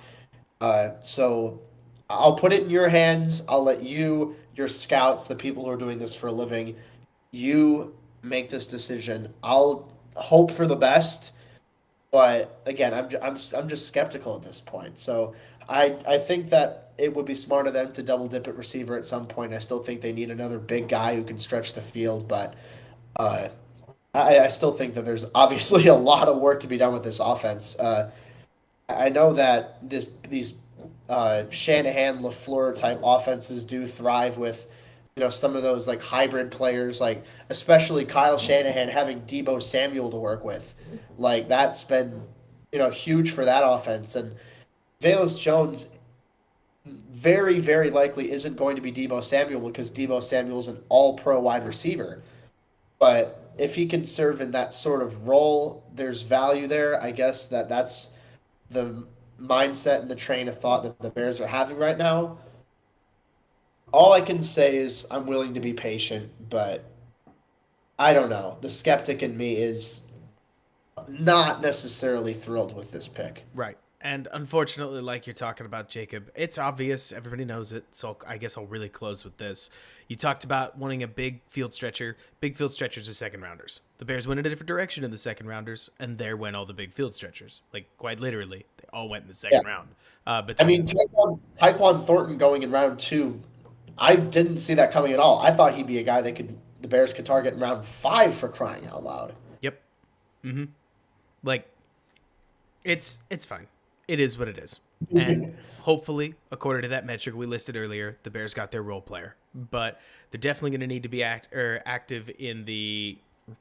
they'll need to be active in the free agency market, Either way, a lot of action coming. So they got 3 more picks tomorrow, assuming they don't trade up. And if they do trade up, I'll be honest, Jacob, I'm not really going to get it.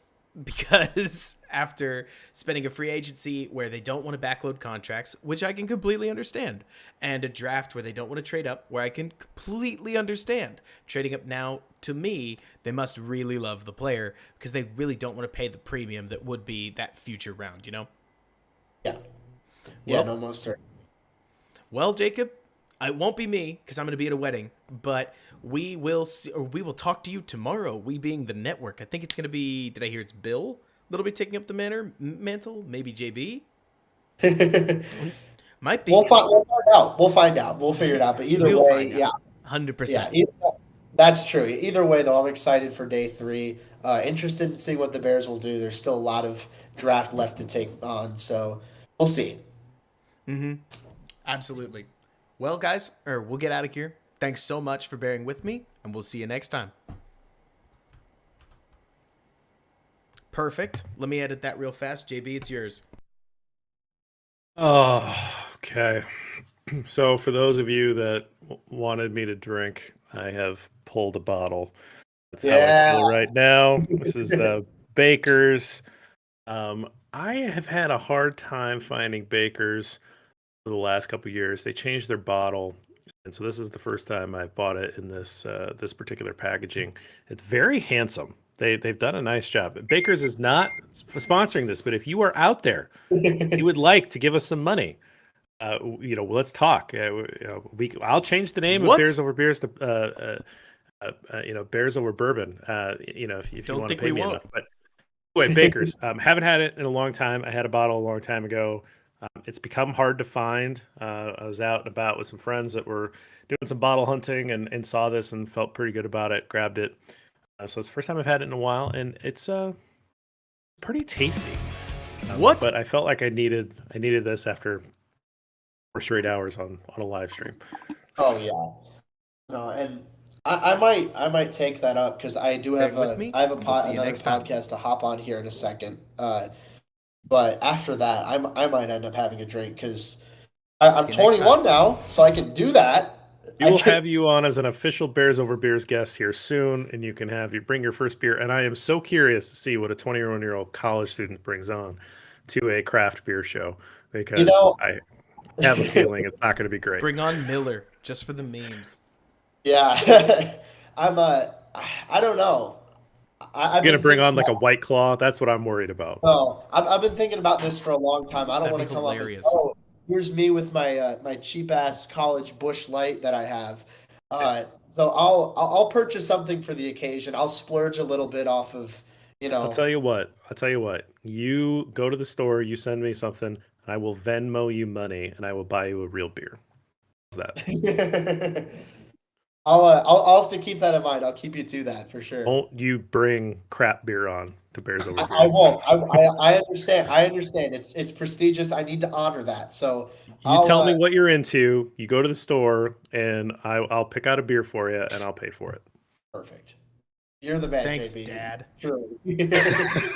Yeah, if your dad is watching, you're welcome. I'm making sure he's drinking in style. That sounded so drinking in style. That's the way to go. I'm not old enough to be your dad. Well, I suppose biologically. Don't ask that possible, question. But that's nobody ever gets happy with that answer. That's not quite what I was going for, but you got to learn somehow. When you first start drinking, you're just drinking whatever. When I was your age, I was drinking a lot of rum. Sugar-based alcohol is not the best in the world. At some point, I learned that like decent whiskey was the way to go. So anyway, you've got time to learn that stuff. If you're going to bring a beer on, I'd love to help you get a good one. Now, Lester's not a beer drinker, and he even goes out and just finds the craziest can that he can find and brings it back to come on Bears Over Beers. That's my go-to, finding a weird, colorful can or some nice art. And it always tastes like crap, but it's for the show, it's for the brand. I do what I have to do for you guys. Yeah, and I'm looking in the chat here. So Ken says Big Tree IPA is like a Columbia, Missouri local brew. So I might have to check that out. I think I'm gonna. I'll see if I can purchase it beforehand and then try it out, and then I'll be able to test. Okay, if this Try is it out for something. the first time on the show. Yeah, That you is got to the get best live way to reactions, go. particularly now that we're live streaming. reaction. Yeah.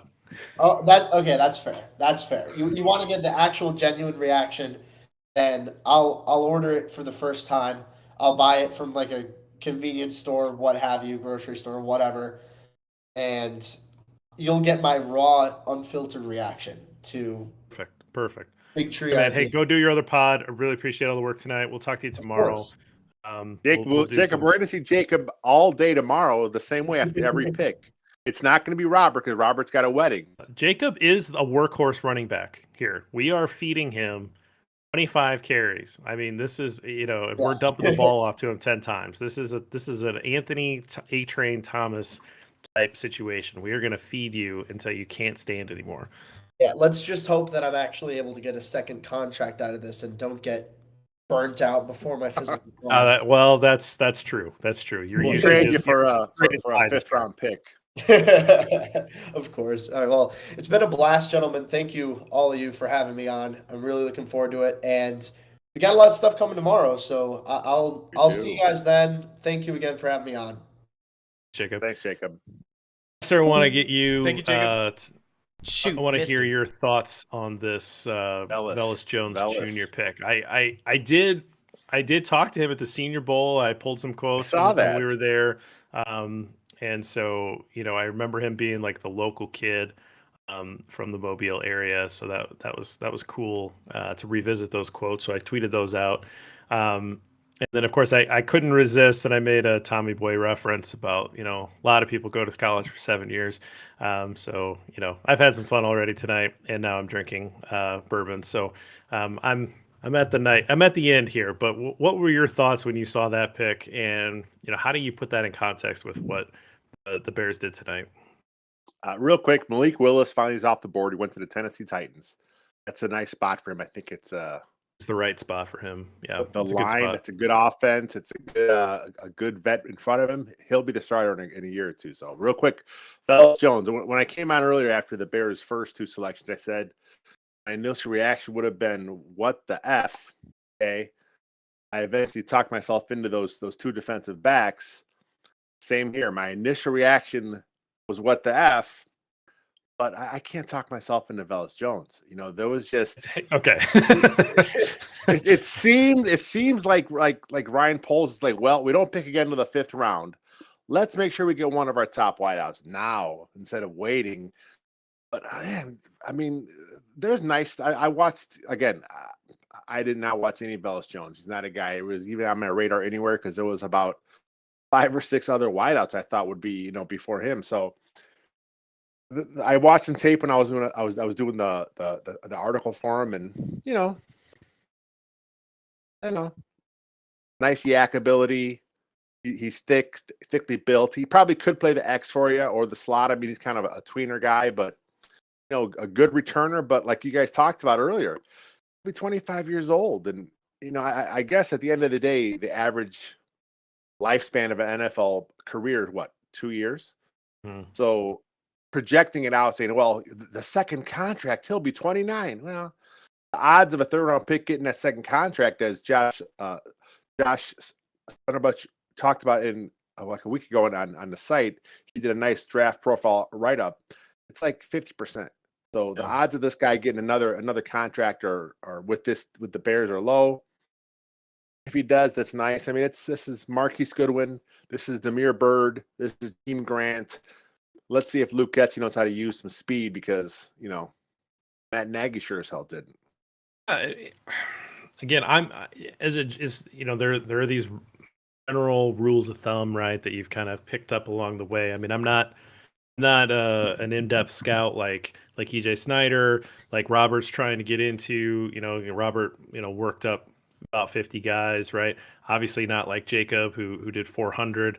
It's more like understanding team building and premium positions and the analytics behind things. And one of the things that you pick up is like older rookies it's not really a thing. And that, I had reservations about Leonard Floyd going that high because he just didn't see a lot of growth potential. I like Leonard Floyd. He was a nice player. Just didn't quite get to that level that I think that you are looking for at the 9th pick, right? And so I don't think that you're going to see a lot of progression out of a guy like that. But if you have a specific role in mind for him and you think that you can use him in a way, and you were watching all of these other wide receivers fly off the board, and you came into this draft thinking like, I really need a guy like this in my offense and on special teams. I mean, I understand, but I don't agree with it. Like, it's hard for me for me to accept that. Hard for me to accept that you went BPA in the first 2 picks, right? If that's the analysis, then your 3rd pick, you're like, well, we're not going to do BPA anymore. We're freaking out, man. We got to go get this guy. And I don't know. I would have rather had a guy with a little bit more pedigree, a little bit more room to grow, a little higher ceiling with one of those earlier picks, if you did identify this as a real need earlier on. But maybe Alec Pierce going as high as he did spooked him, right? Maybe some of these guys going a little higher than what some people had projected them just freaked them out, and they're like, we got to just grab this guy where we can. But that's not what you want. That's not good process. That's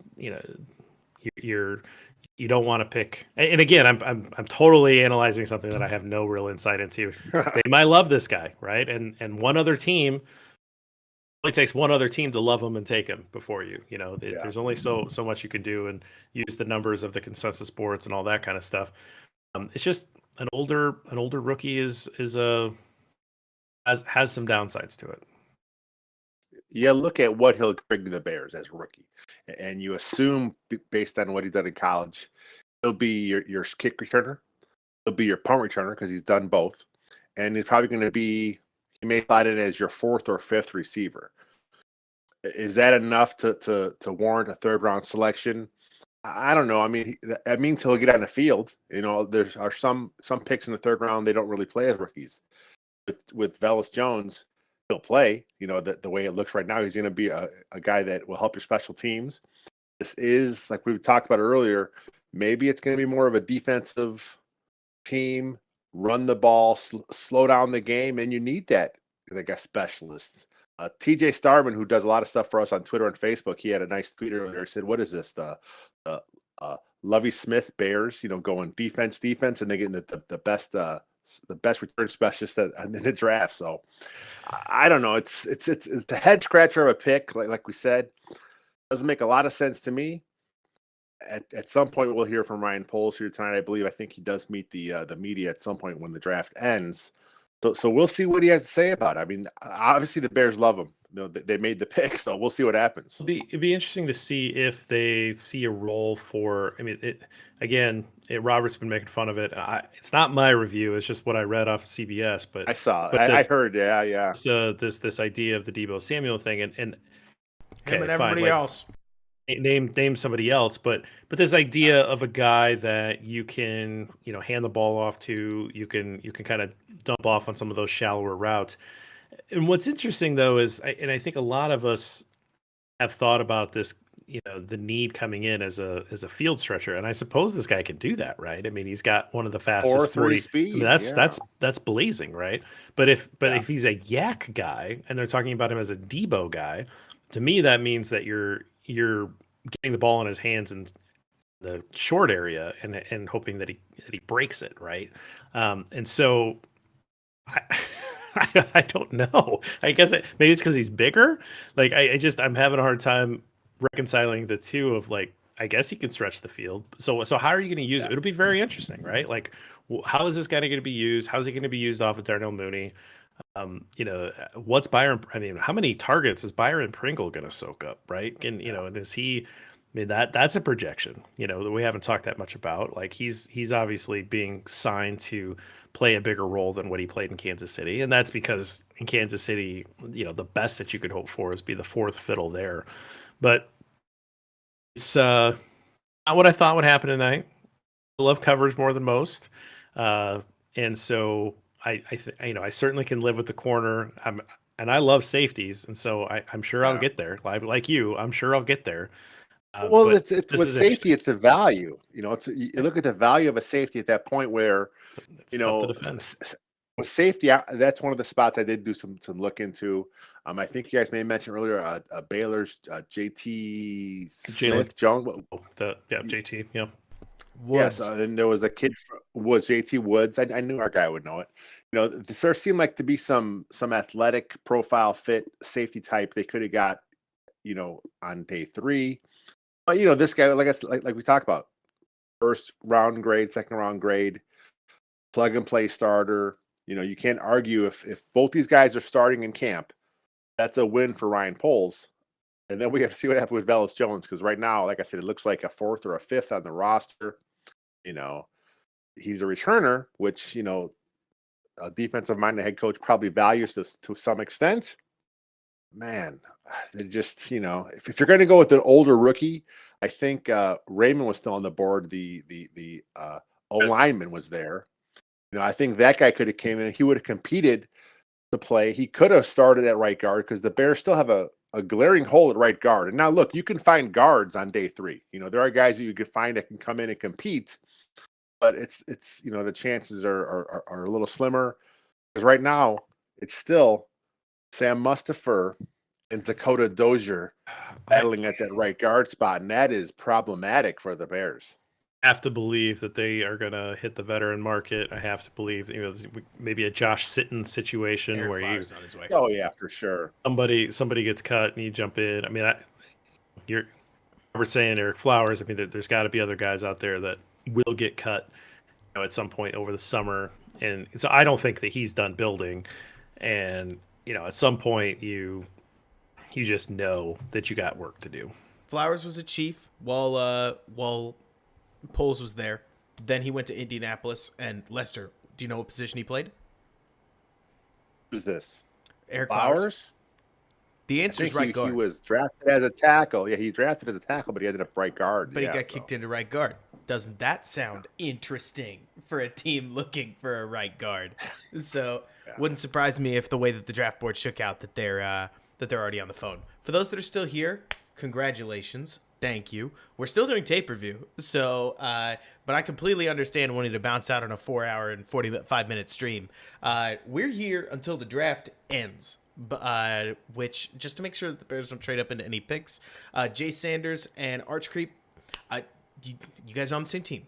Like, one's frustrated, one's not. We can take a deep breath. It's not me trying to be kindergarten teacher. We're all adults here, but like, especially draft night. Talk about one of the most volatile nights that you're going to get. But I can't help but think, Lester and Jeff, that at the end of the day, the really frustrating piece is that I can only attack this pick so hard. Like, I could act like, oh, there's so many other picks that were out there. Well, if the Bears were going to get a wide receiver, they were going to have to take one. And they were going to have to take the best one that they could get. Because the league clearly values day 2 wide receivers a little bit differently than we used to, and I don't blame them.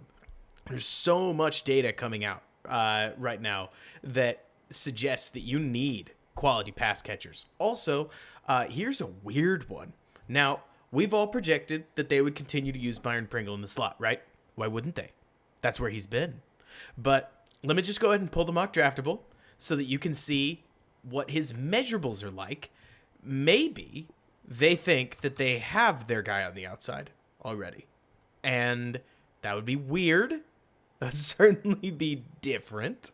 But they could think that at 6'1" and 1/8 inches, that between Mooney and Pringle, they have what they need there, and that they're looking for a gadget player, a flanker, and somebody to basically just take the ball and be a speed threat. Now, Lester, I know that of all the people in this room, that's not to say, Jeff, that you wouldn't be, but I think Lester would laugh the hardest at the idea that after seeing the we need speed offense of 2021 with Damiere Byrd, Marquise Goodwin, Darnell Mooney, et cetera, that the Bears may be going back in that direction, saying we need speed and just taking the guy that they can. But I mean, we could watch some tape. Jeff, you could grab beer. We could see if it makes us feel better. You don't mix, man. You go bourbon or beer. I don't want to do both. Yeah. You've already got the bourbon. Then don't. I saw that. Good job on the bourbon. But you know, real quick about Pringle, I think Pringle has a skill set to play either or. I think he could play a little X for you. He could play a little bit in the slot. then we talked about him. Equinemius St. Brown. He's more of an X guy because he's got that size, the speed. Again, but and then they're going to move these guys around anyway. So then, if you have a guy like Velus Jones, who you project to be your 3 or 4 or 5 in that range, you bring one of these guys in off the bench. Now you bring Pringle to the slot. He could work against some different matchups with Mooney as the Z. He'll be all over the offense. As bad as it sounds, I wrote about this earlier. Velus Jones, he does make the receiver room better. Yep. On paper, not a lot because we have to see what he does here. But he does bring a different element. He's 6 foot. I think 210. He's like you guys said, he's a little thicker of a guy. He may project more to the slot. That's Pringle. But Velus Jones 210. Holy moly! I know he's at least 200, 204. So he's a little thicker small. guy. I think that's where the Debo comparison comes from. I'm sure. A yak monster, which I saw there was one of the college football sites. They actually tagged me in a tweet they had earlier. And he was one of the top yak guys in college football last year. So, I mean, there could be some upside there. But at 25 years old, how much upside is there?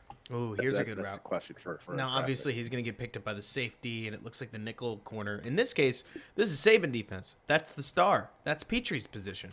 But so they may be trying to bracket him, and it's a blocking assignment. Tennessee's quarterback play was not great. So there's no. Who was the quarterback? I don't actually know. He's not. He wasn't in the draft, I'm assuming. No, and I just know that my Tennessee friends, because I have a couple of friends from Tennessee, or at least that went to UT in Tennessee, have been living sad, miserable existences in the world of college football for quite some time. Let's see here. So it does kind of look like they use him all over the offense. JB, would you go ahead and pull for me how many yards he picked up in his senior season? I think it was like stats. 800. It was like 800. Yeah, it was 60 some catches, 7 touchdowns, 800 some yards. That really ain't bad. But that was his first sixth of all, that's year in SEC. college. But yeah, again, 6th year in college. Yeah. Watching more draft tape, Lester taught me that I can't trust when most people say yak guy, because a lot of times that means that they picked up a lot of yards after catch, not that they're going to be good at picking up yards after catch. Let me phrase it this way, Lester. If I beat somebody deep and I catch the ball deep and run it in for a touchdown, that's 30 yards after catch. Now, did I beat anybody? Yeah. Did I make a move? Did I create yards after catch? Not really. I just beat my guy really badly and ran it in the end zone, right? And it's like how I would personally tell you that I don't think Alec Pierce is a yak guy at all. Like, he can catch a touchdown and run it in, but he's not a yak guy in the conventional sense. And I wonder whether Velus is going to be a yak guy or more like point me in one direction and let me run that way. Just because if he was an electric yak guy that also had 4.31 speed, well, he definitely would make more sense in the third, suffice to say. Yeah. I think you have to watch more of his tapes, see if he has the wiggle to his game. That's one thing that, like you said, he has the speed there, but how is the agility? Is he breaking tackles? But I am more confident in Luke Getsy, the scheme where the Bears are going to be running next year. He'll find a way to get his guys the ball in space. With a guy like Mooney, he's another guy that has 4.3 speed. So, how often do we even see the Bears use him to utilize the speed? He had some go routes, and there were a few things he did here underneath, but it just wasn't anything creative, out of Matt Nagy. So I'm excited to see what happens in the new offense. I think he will do something a little different. Is that him there? Yeah, looks like him catching a post over the middle. So let's see. Okay. Part of the reason I pulled Alabama is because I wanted to see. He's quick, if nothing else. It's funny that Jacob talked about a route tree issues. If I saw anything on tape, it's that there are a lot less good route runners in football than meet the eye. And the guys that are good route runners, in very many cases, like, they're special. And the guys that aren't good route runners, sometimes doesn't matter. Would you guys believe it? A post is easy to run, right? You run up, you turn your shoulders, and you keep fading backwards. So in this setting, hey, gas gets him wide open. Now, is he like covered? Not necessarily. You can tell that both of these guys are like, oh shoot, wait, you didn't have him? I didn't. Oh man. By the way, it looks like the Panthers traded up. So could we be getting our Matt Corral pick finally? We might. It was San Francisco. Let me see. I don't know who they traded up with because goodness knows. Yeah, probably San Fran. But So San Fran pick is in, so be New England. that's what I'm saying, man. These streams are so far behind. So far behind. I don't know. Velus Jones could very easily, I'll be the first to say it. Velus Jones could easily become a pick that I come back and go, okay, so I changed my mind. He's not that bad. Because if there's one thing that I know I've seen, and I'll be honest, Jalen Tolbert might fall into this category in the eyes of some in the NFL. Lester, you know this too, that if you got to choose between somebody who's really good at one specific thing, but he kind of sucks at everything else, versus a true jack of all trades, but he's not good at anything, he's just fine at everything, the first guy wins, you know? Like, this is a league of what can you do for me, not a league of what are you bad at, right? So I could understand that especially if Tyquan Thornton, who's a bigger version of Velus Jones and younger, is going in the second round, that people could just be saying, how do you not draft a 4-3-1 wide receiver? I can see it. And he might hit the NFL, and people could complain about the pick as he picks up, 450 yards and 2 deep touchdowns every year? Like honestly, Damiere Byrd would not be a bad example there. Like a thicker Damiere Byrd, you know? I could see it. Lester, you're muted. Basically, what you talk about how a coaching staff will utilize the talent. If you have a guy that has a lot of, a well-rounded game, but he isn't great at one thing, he'll be productive for you. But if you got a guy that is like with Jones, who has that elite speed, maybe the coaching staff of the Bears this season, maybe they'll know how to use that better. That's something that Matt Nagy struggled with through the years is putting guys in a position to succeed. We have to see if it's going to change with Getsy. I hope it is. I mean, just seeing how the offense is coming from, the Shanahan-esque kind of stuff. They have more of a track record of putting guys in a good position. Like I said, this could be a pick, and at the end of next season, we're all like, man, that Jones is pretty good. But right now, and in the instant it happened, the first night reaction, Bears fans aren't very happy with this one. I honestly think, like, just getting away from it, right, Lester? That I will tell you, getting away, yeah. A lot of my own reaction just comes with disappointment from the other picks, right? Like, it comes with, all we get is Velus when we could have had George Pickens, yeah. Alec Pierce, Christian Watson. I mean, some of it is just being bummed, right? You better believe that if they got to do it, they were probably looking at taking John Mechie, right? They were probably looking at taking any number of these guys. Could have been Wan'Dale Robinson. Could have been, it could have been Tyquan Thornton. It could have been all sorts of guys. They just all went in the second round. And so Then they got to the third, and all the quote-unquote second-round guys, Jeff, they were gone. And all the third-round guys, Jeff, they were gone too.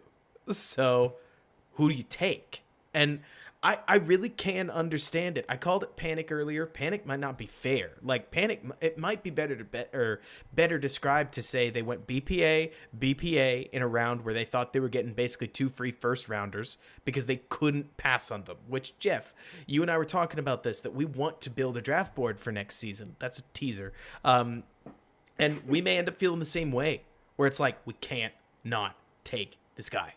We can't not take this guy. Like, if he falls to us.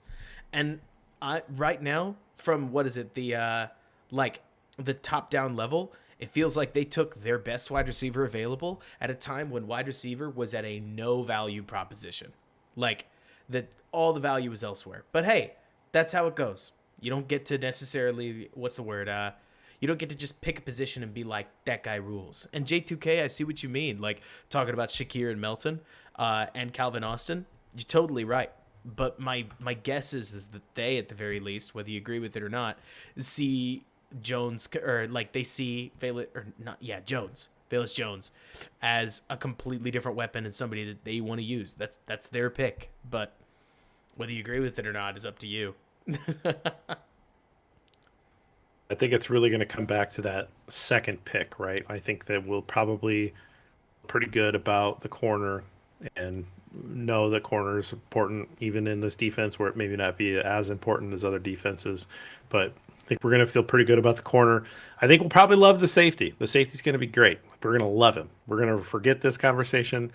But when you look back with those, analytical eyes and say, okay, was this the right choice from an analytics standpoint? Was this the right choice from a team building standpoint where you can get safety play off the free agency market for reasonable contracts, where you can maybe find contributors later on in the draft at the safety position?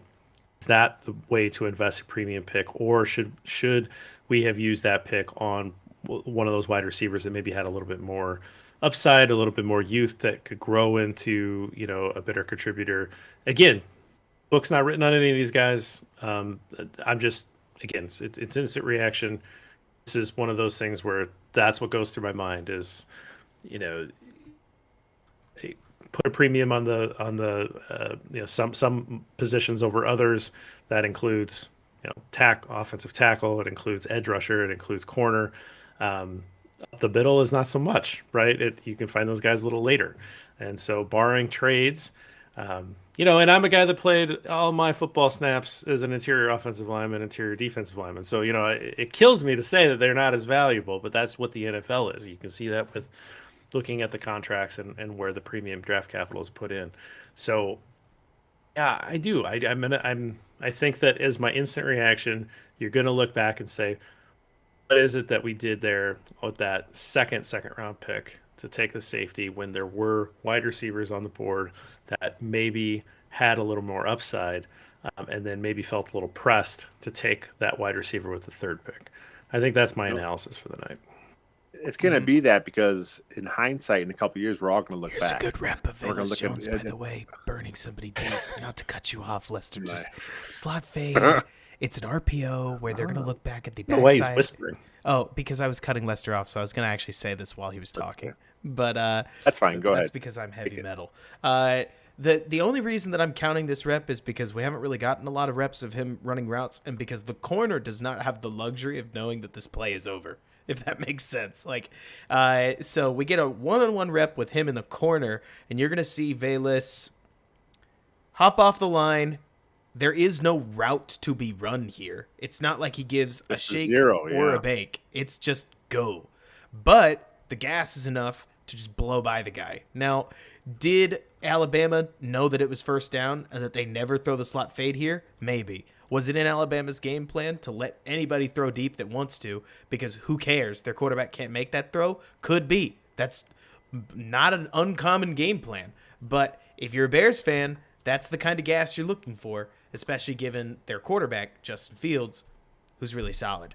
Really solid, especially when throwing deep. Like, the rare opportunity that we got to throw deep is good. Another thing that I can't help but keep thinking about, Jeff, and I know that nobody wants to talk about this because Matt Nagy made it look like calling a play-action pass was illegal, right?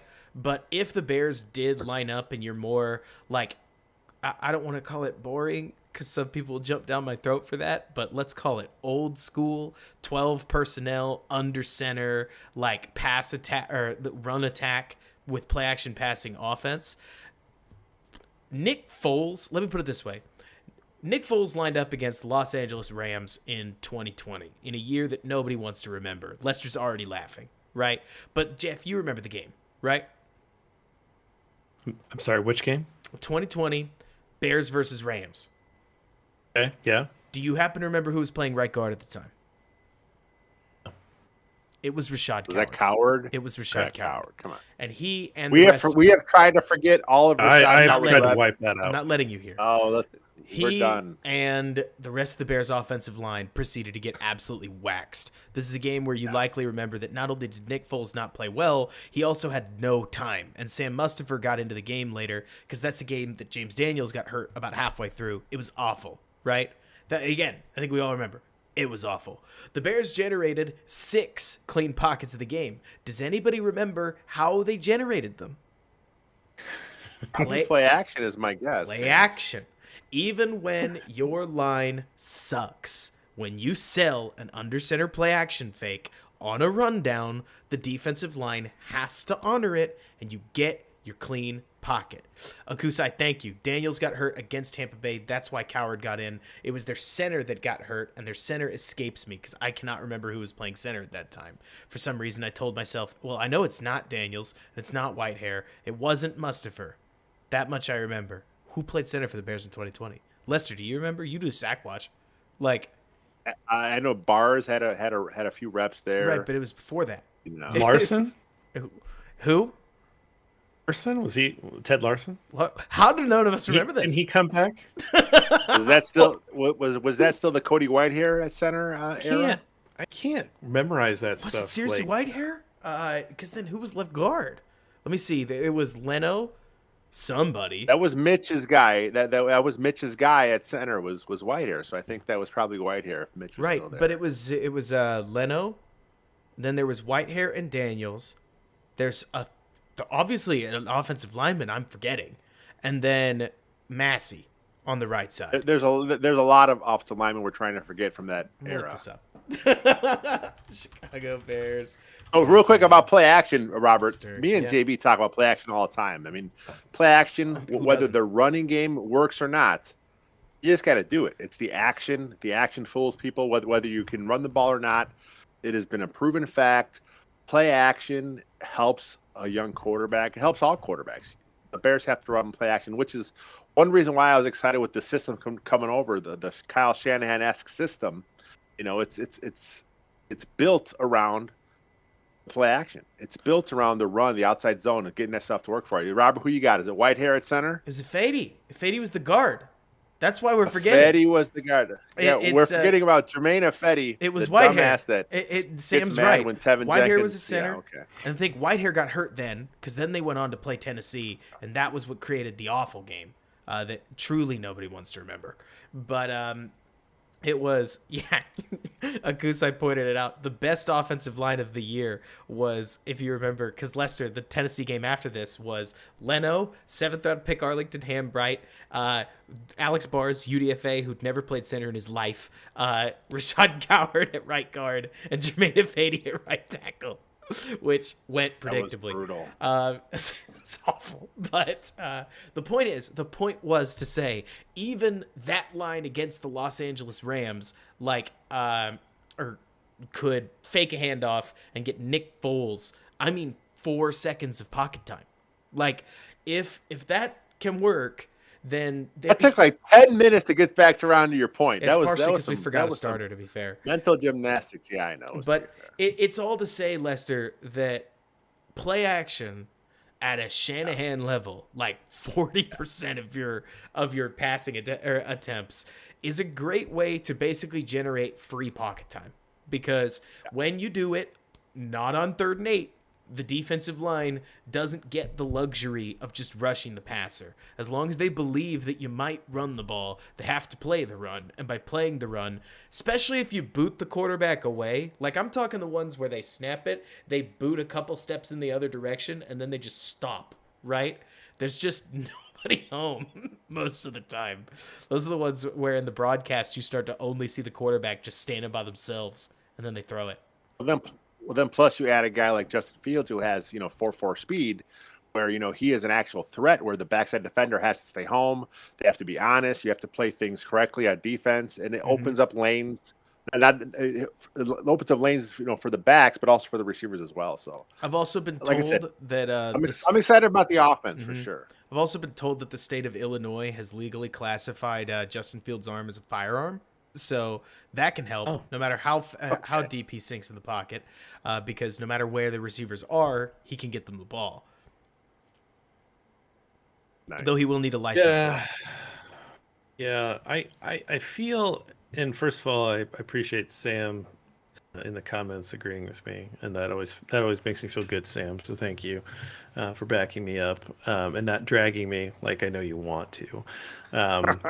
But I I'm a little concerned that your expectation of me is to be able to remember the offensive line starters from games multiple years ago. I'm sorry. Do you think You you're don't? talking to Jack Silverstein? Like, who do you think I am? I think I'm talking to somebody very similar to me, and I try to remember those. I can't remember that To- stuff. okay, That's just there's only so much room up here. To be And fair, then, you know, I've got a decent enough memory that there will be plenty of times where I'm talking to my chat during a stream and I go, this is kind of like a play from, hang on a second. And I'll like go back, I'll grab a game from 2016 in the John Fox era. And I'll be like, yeah, it's kind of like this one. It should be around midway through this Atlanta game. And then we're watching Jordan Howard do something in an outside zone. And I'm like, see that block? That's the one we're looking for here.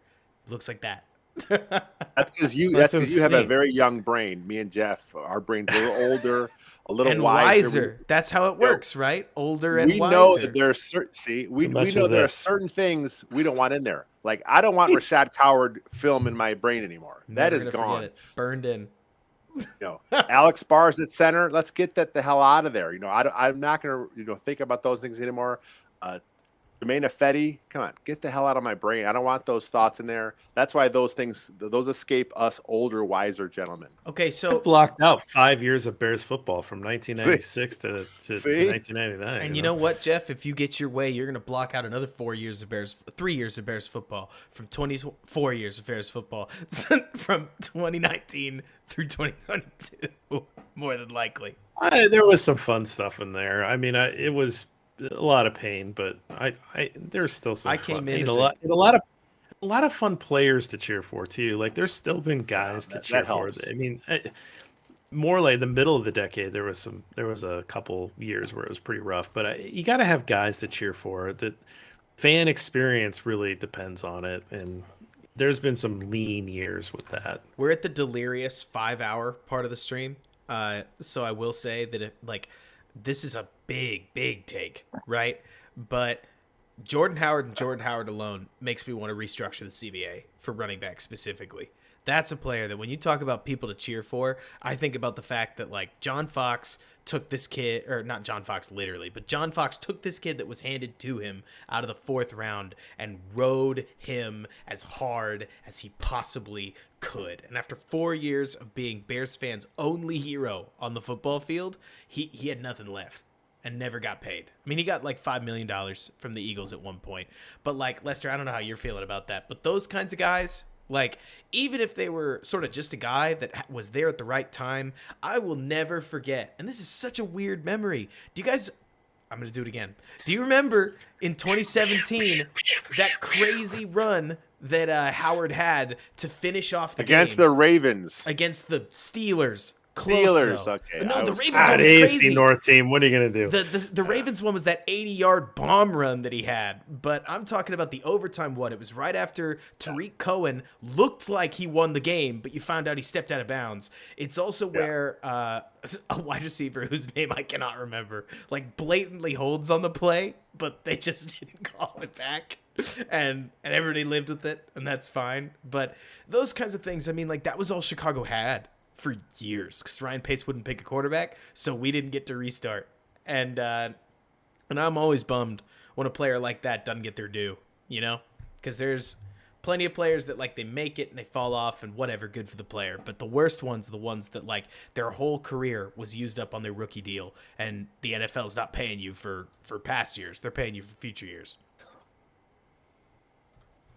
I mean, it's a tough league, right? Tough And gig. Yeah. why a lot of those guys aren't playing running back anymore. They'll try to play other positions. So that's I mean, they do make decent money, you know, even on a rookie deal, but they're not gonna.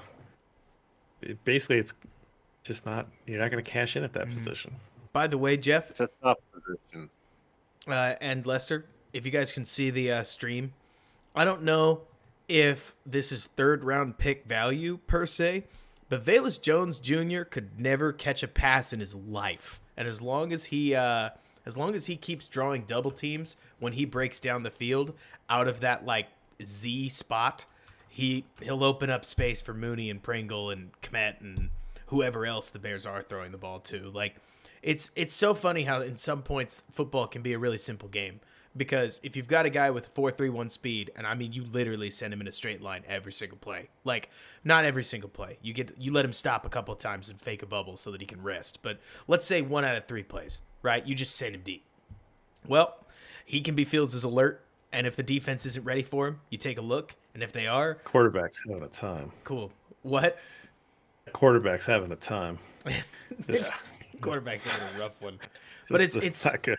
It's Tough so game funny of because like Tennessee. it's a reminder that no, you're not every wide receiver needs to be that guy, superstar route runner, Jamison Williams, first round talent, right?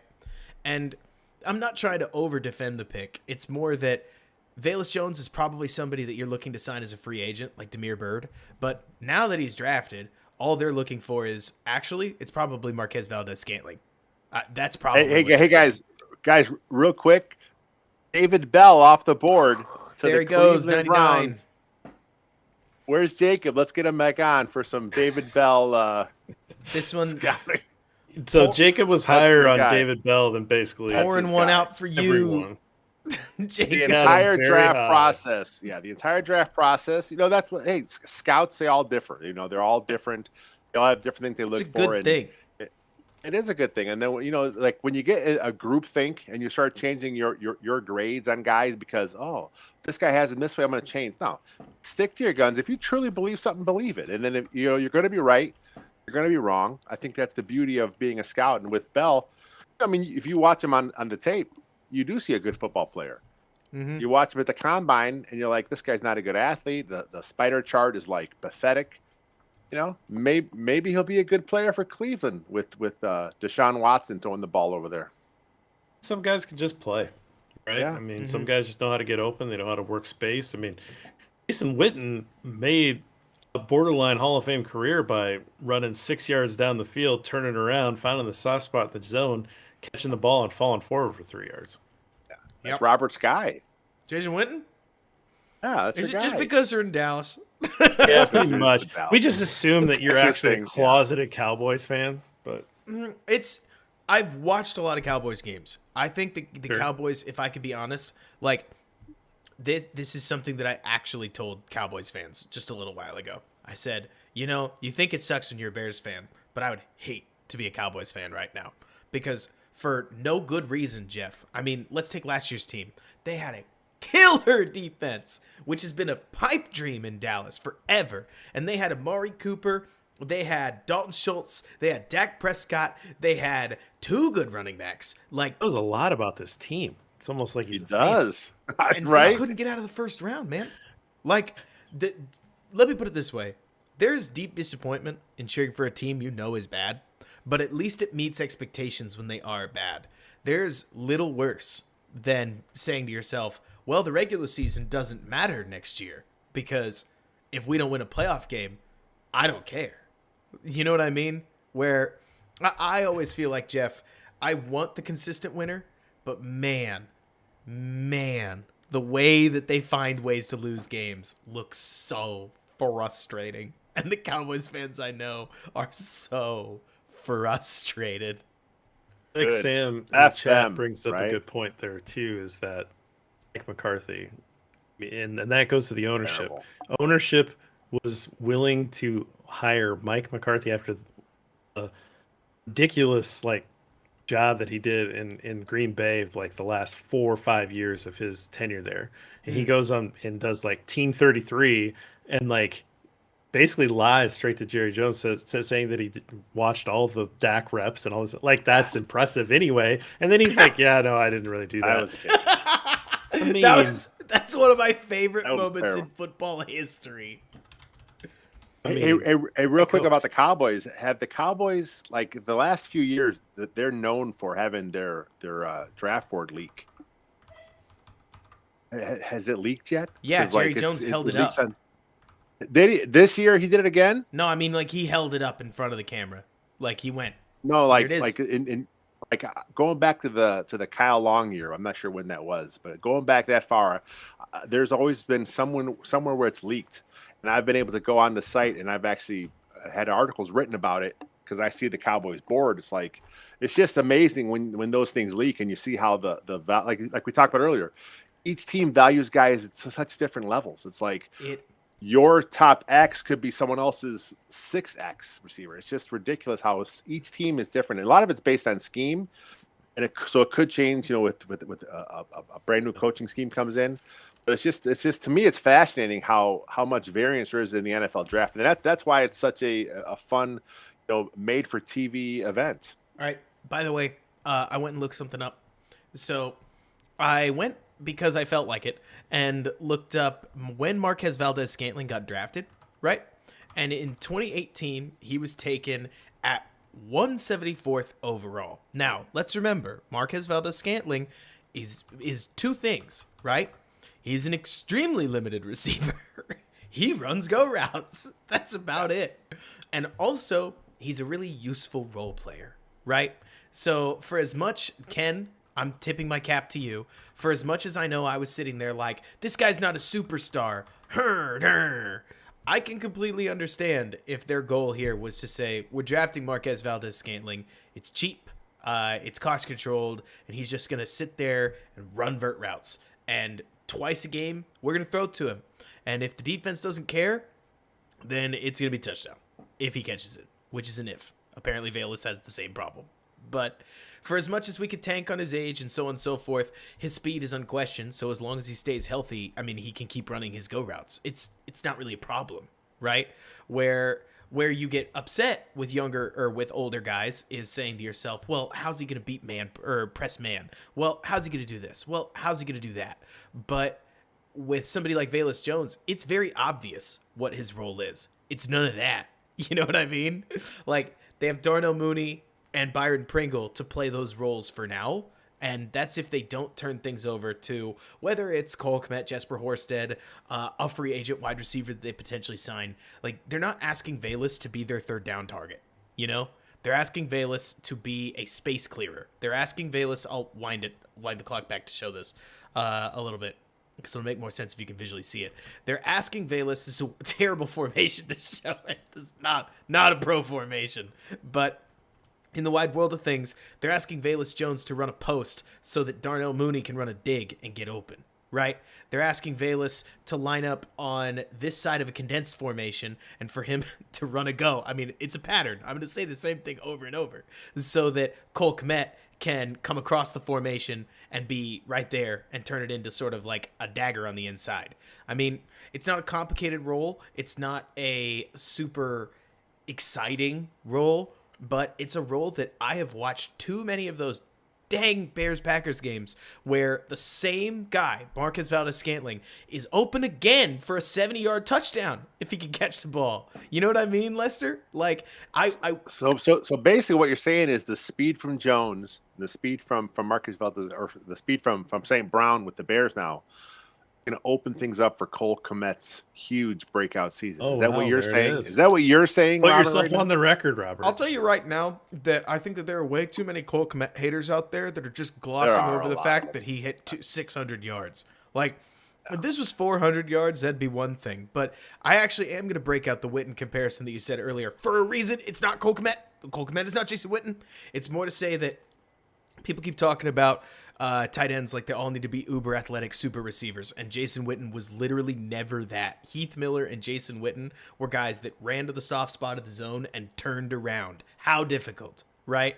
I mean, they were a classic Y tight end that had a good relationship with the Hall of Fame quarterback, ran to space, turned around, caught the football. It wasn't hard. They didn't make the Hall of Fame quarterback, and was it Hall of Fame quarterback with Witten? Oh, with Witten, I was picking on Tony Romo, who I think is like Hall of Very Good.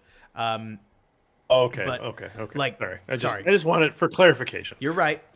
Thank you for picking on that. Though I think that there are a lot of Dallas fans. Suddenly, Tony Romo was hated, reviled, probably hated more than Jay Cutler was in Chicago. While he was back on the Cowboys again here. Love it, man. I mean, this is now turning into into the Cowboys boys in here. You brought up Witten. I'm purely saying it, Lester, because I think there are a lot of people that are acting like a scrub tight end can just roll out and catch 600 yards. And don't get me wrong, a lot of that is usage. A lot of that is that if they get more bodies that they want to throw to, Cole Kmet's usage should go down. But for as much as guys like me were saying, I want a Kyle Rudolph-like player, statistically, Cole Kmet is right on track. Because as many people want to say, like, I think the simple way that I would put it at this point, Lester, is people forget how meh the standard tight end is. You know what I mean? That people forget that, like, the 8th best tight end in the NFL is not that impressive in terms of just what they look like. You got your top 5, and then you got everybody else. And Cole Kmet could easily fit in the everybody else category. How hard is it to run up the seam, right? Like, when you can run up there and just be wide open and somebody dunks you the ball and you pick up 15 yards, you're open schematically. It's all the same. So we'll see. But to follow up on that, Lester, I think Velus Jones will help Cole Kmet get back to 400 yards, yes. What else I forgot of the question I had originally. You asked if it was going to be Cole Robert. Kmet's breakout season. Oh, okay. Ryan, Robert, you're all over the place. I love it. I feel like we need like a Whataburger menu breakdown next. There's something like just pure Texas talk. The only like, thing feels you like need we is have turned into a the Texas. It used to be the A1 Thick and Hearty burger. Now it's the Patty Melt. If you get anything else, you're missing out. Don't need the ketchup with the French fries. Isn't the whole thing about Whataburger the ketchup? Spicy ketchup, right? The spicy ketchup's good. I'm not gonna lie, but it's like, yes, you need that, but you get the Patty Melt meal. You get it with a Dr. Pepper because you're in Texas now, and there you go. You've enjoyed the taste of Texas. You can go eat California. I just had my first. I was in Florida last week. I had my first ever Whataburger in Florida. Did you get the Whataburger or did you get the Patty Melt? I got a Patty Melt. Yes. And I also got some like I got 2 because I thought it was single, but they ended up being double, so it was like a lot of food. But I ate it anyway because I could do that. It was a Patty Melt and then some other like a bacon sweet barbecue burger. Ooh, that was pretty good. As far as the burgers go, Whataburger, In-N-Out, Five Guys, Culver's. What's your guys' ranking on those? Have you had them all? I've not had Culver's. I've had the others. Culver's Midwest. Culver's it's a Midwest thing. It's a butter burger. It's good. It's pretty good. I've only had In-N-Out once. I just only had that opportunity once. I had it once when I was in California as well. Had Whataburger once. Not more than that. So sorry. So it's just on this one thing. I've had Five Guys a couple times. Yeah. Five Guys seems kind of perfect. So I'm kind of into Five Guys. Spicy fries with the Five Guys. They have the seasoned fries are excellent. It's like a small, and then they put it in the thing, and then they give you a whole bunch more on top of the small. It's like, okay. Five Guys fries. It's like they basically like bring a wheelbarrow. Yeah, exactly. That rules too. I love it. I personally feel like I kind of like you're saying, Jeff. Five Guys is the perfect burger. And there are a lot of places that'll do a better specialty burger. Or at the very least, they'll do a different burger, right? But I'm with you, Sam, by the way, that I always feel like In-N-Out's a little bit of a letdown. It's slightly healthier, but it's never that just delicious burger that I want. We got a bunch of burger chains in Dallas. Like, a bunch of them came up from Austin because we've got a bunch of gourmet burgers. It's real. But they're good. They're good. They're just different, like you're saying. Let's see. Yeah, look at Ken there. Is his comment? I think that's a great one. I wonder if it's the true. Highest percentage of vegetarians. It's possible. I mean, Jacob, now Ken, and I think Patty maybe is she as well. I'm not sure. I got a feeling that at least I think there's one more that I know the vegetarian chat has come up sometime at one point in our threads. I can't remember who it was though. My wife's vegan, so we do a lot of. I mean, I eat a lot of vegan as well, but I still eat meat. When I go out on my own, and I eat a lot of fish. When you sneak out, you eat some illicit meat. Eric, we want you to participate in the burger conversation. Oh, no. Yes, come on, Derek. Oh, no, everybody. There? Oh, no. So the score is 24-17. That's Bama. So Tennessee's driving to tie, right? And they're going to... Oh, no. They're going to miscommunicate. The receiver runs a dig option route. The quarterback throws the out route or a curl. Hard to tell what he's throwing, and it goes right. Which one is to Javelis? him. Velas is a distractor here. Velas is not the target of the play.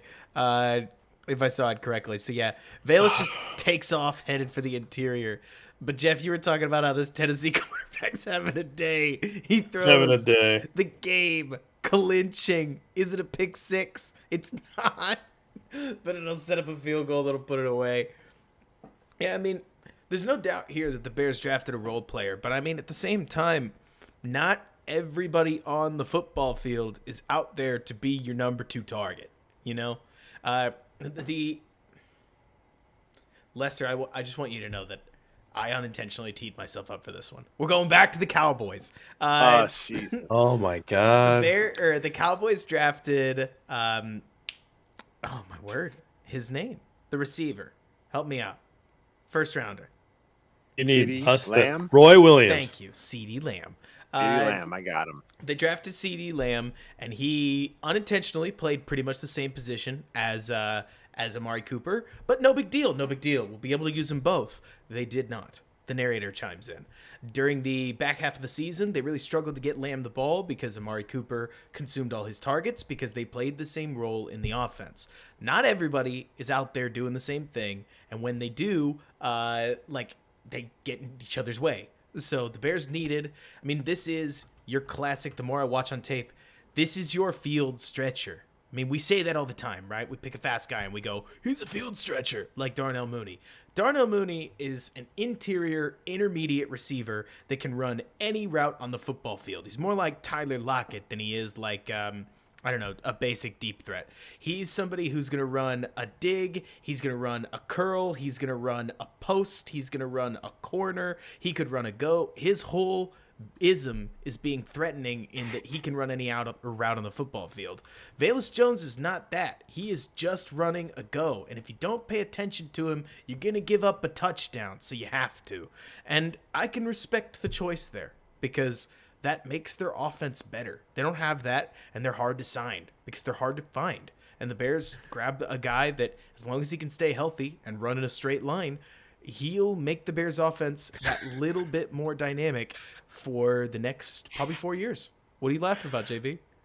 I'm laughing at Lester's comment, and I'm laughing. Do you know the Cake song, "The Distance"? Are you Yes. too young to know that? It's, I love Cake. What are you talking about? It's going the distance, blah, blah, blah. The fans get up and they get out of town, but there's still one man who's, basically this guy just keeps driving around the course, driving as right? fast as he can. The draft's over, man. Round 3's over. Then right? not on my We're ESPN done. stream. But you're gonna go for. We've been. Is the talking draft for over now? Listen, we've been talking for 5 hours, and you have the Jeff. same amount of energy that you yeah. had when we signed on early at like 5:15. Like whatever you are on, you need to share that with everybody else because it is like some combination of caffeine and adrenaline and whatever it is. I'm amazed. But I poured a little more bourbon to cheer you guys. Thank you for this. This was fun. A 5-hour day 2 live stream, the true kickoff to the Ryan Poles era. Whatever it is, we went through it together. And so appreciate it. Cheers to you, gentlemen. Cheers to you guys. So for tomorrow, we're not going to live stream, but we are going to be on the Second City Gridiron channel with the individual podcast breakdowns. Much like Robert did tonight with Jacob, we're going to have some tomorrow. I'm not sure what the lineup is offhand. I know Bill Zimmerman is going to probably take the first pick. And speaking of Bill, this is a little teaser for you guys. I'm not sure if you noticed this. Bill is going to do a podcast tonight because he is livid. And there is no better Bill Zimmerman than a pissed off Bill Zimmerman. He is going to go livid, go balls to the wall about his displeasure with this Ryan Poles first draft. And I can't wait to hear that. He's going podcast Radio Bill, because huh? He is going to be mad and he's going to be fired up and he's going to be, screaming at us. And I love when Bill screams at us. So that's coming up tonight at some point. It'll be on the podcast channel. We'll have the picks on the Second City Gridiron channel and the podcast channel tomorrow. Right now, the Bears have 3 picks. You guys think they're going to make any trades tomorrow, or will they stick with the 3 they have? In trade today, I don't see the point. What's Maybe the trade value down at this once, point? They're in the What's the 5th, and unless they trade up, please don't trade up. Don't take away any picks right now. I think at this point, they're best off just kind of EPAing it the rest of the way through. Look, as weird and unrealistic as it sounds, Jeff Hughes' report about how they've like communicated with Justin Fields the state of the roster based on the decisions that they've made, it makes more sense than anything else. Purely because, like you're saying, Lester, I mean, this is the equivalent of watching somebody simulate a Madden season. Like, they are making their picks at their spots.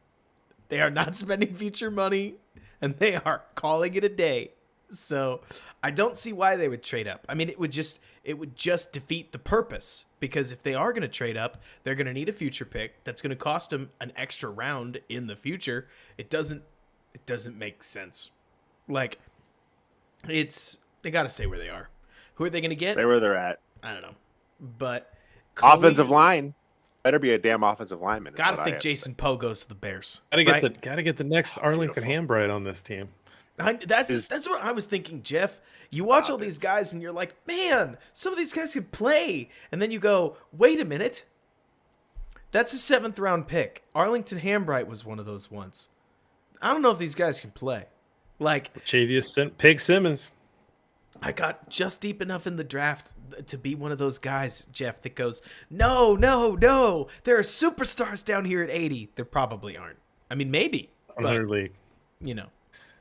All right, man. Thanks, guys. I really appreciate it. Pierre It's a lot of Strong fun. at 148 or 150. You want to make Bears fans mad? Take a running back.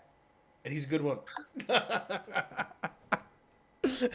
But, hey, just wait until June 2nd. That's when Robert Quinn's getting traded.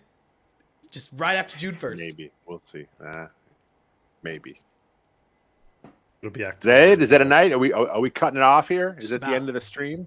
I'll sign us out. You guys are the greatest. Thanks so much for hanging with us. Anybody who made it like front to back, I want to buy you something. I wish I was literal. I'm not made of money, but you're amazing. If you had the stamina to get through 5.5 hours of all of us talking, draft day 2, Bears added good players. Analysis will be on the channel and on Windy City Gridiron soon. If you haven't yet, subscribe to Second City Gridiron. We will be pushing that over the next little while. I'll be creating bot accounts, if that's what it comes to drive that thing up to 1,000 subscribers.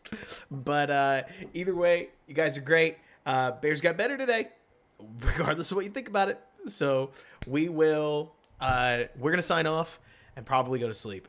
But until next time, bear down. Thanks so much for bearing with us.